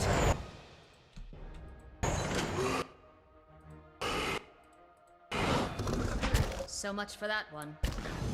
Quethe Seal mes me too.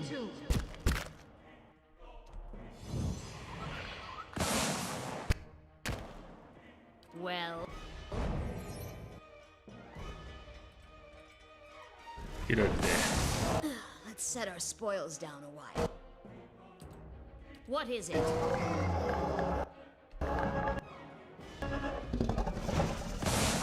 And no summons available to me.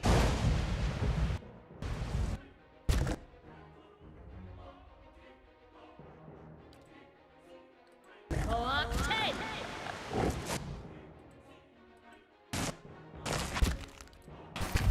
Bigger shares for the rest of us.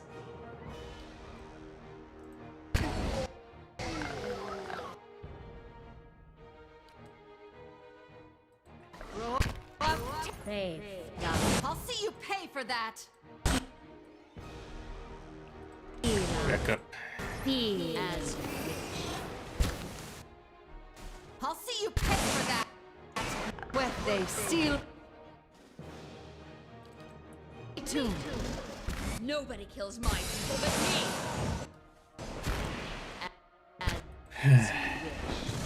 Don't let this go unavenged.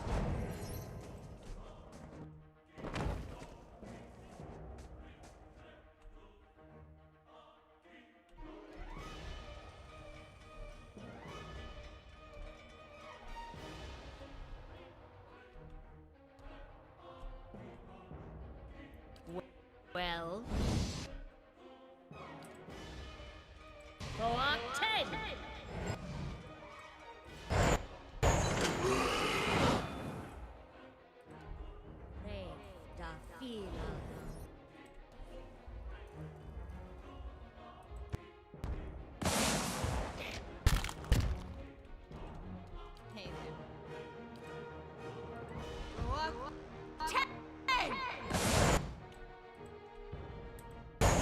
Good. Just obliterate it. Don't let the Damn it. These stupid things.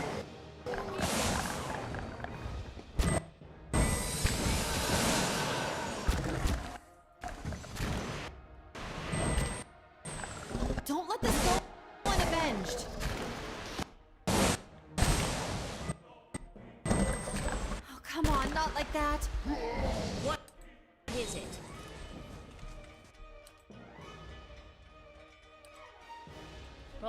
Take!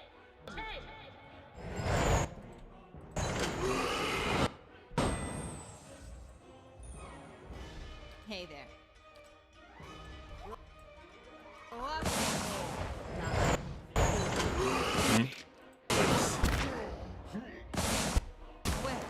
They still mess me too. Come on, not like that.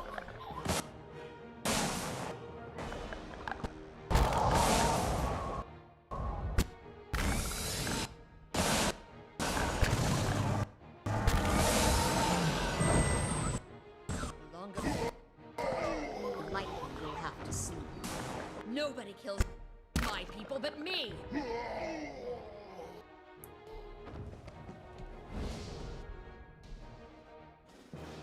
Mm-hmm. Well, Hey there. yes.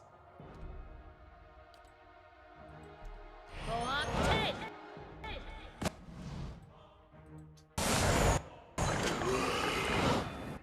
Why are you still healing?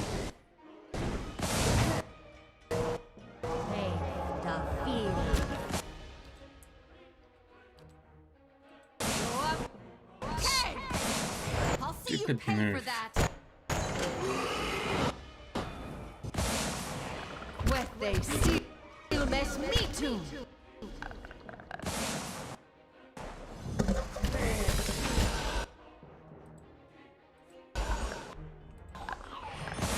Of course.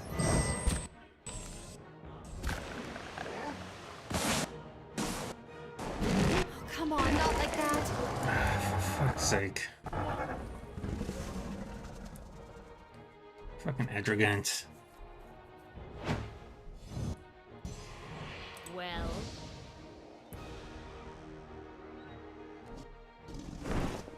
Don't let this go unavenged. go on, take!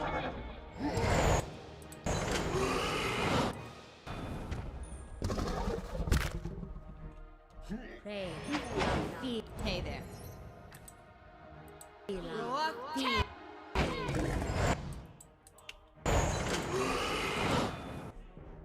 Wait, are they both dead now? Still mess me too. Oh, yes.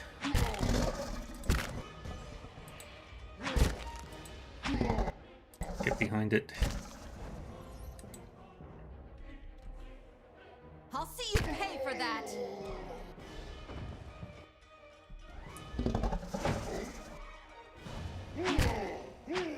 Just flanking and attacking and summons.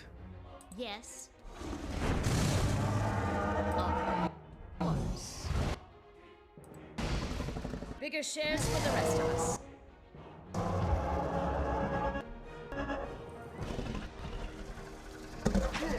Go on. Hey!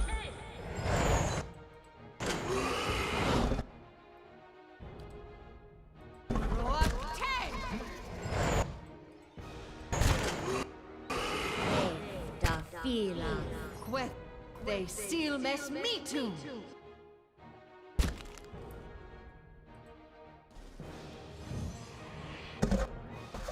Our enemies. I'm As you wish. Hey there.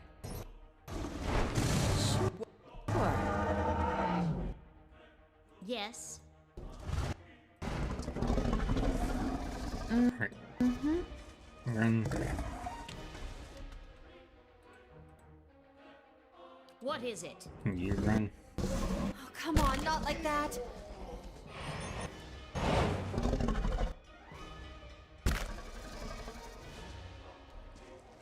Well, the longer we walk, the more likely you'll have to sleep.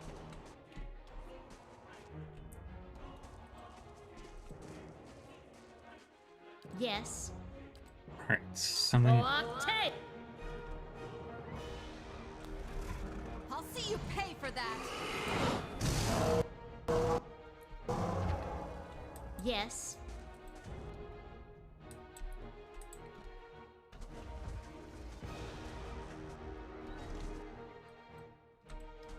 Of Prey da Fila. Quethes. I'll see you pay for Tilmes that. me too.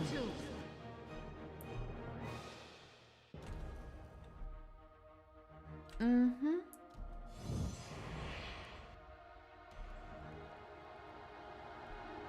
And Hey there.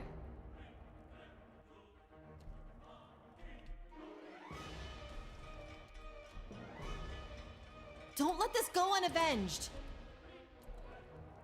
What is it? good dice.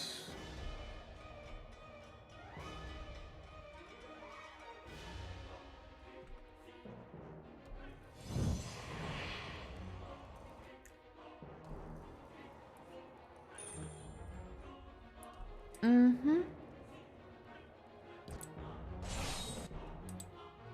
Well. Octave!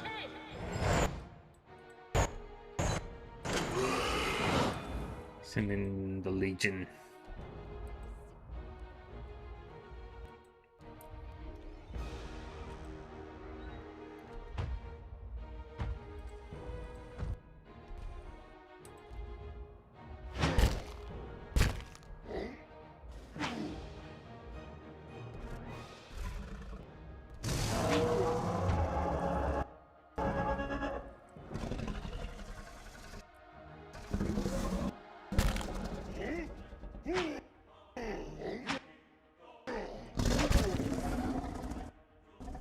Yay.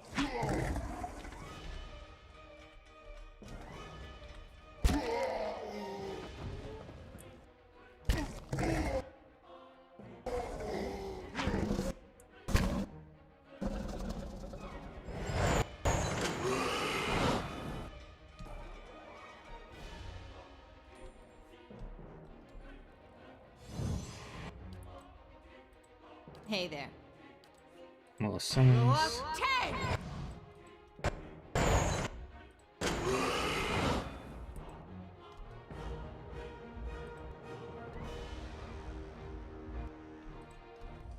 We're doing so little damage to it.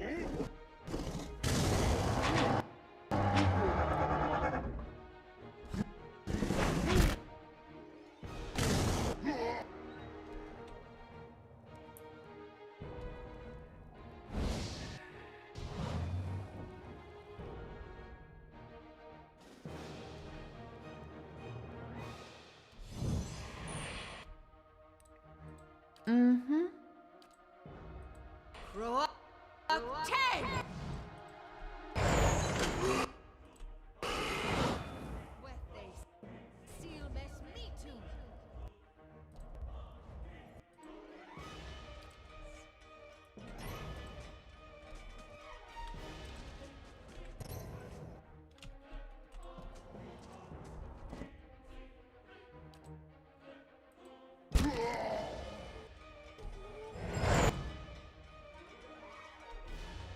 Alright, you two go that way.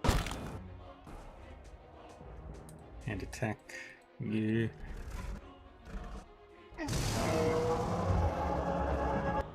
Fuck. Alright. I don't think I'm gonna win this. And yeah, alright.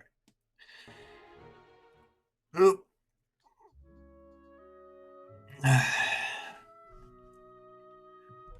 I'm gonna call it here. Thank you everyone for joining me today for Pillars of Eternity. I will be back on later tonight with Shining Resonance Refrain.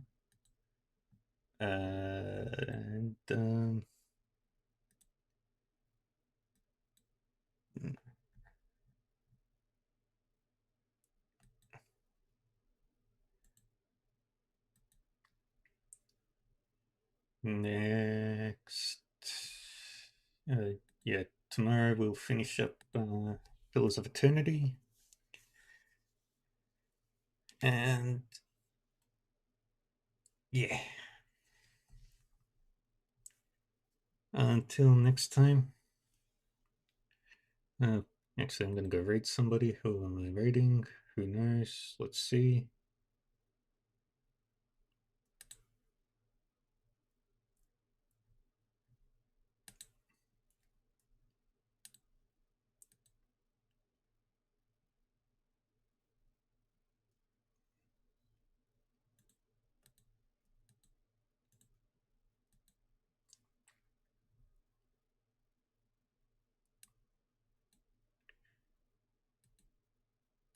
Yeah.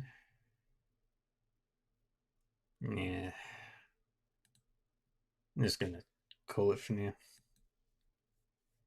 Alright. Thank you, everybody. And I'll see you all next time. Bye-bye.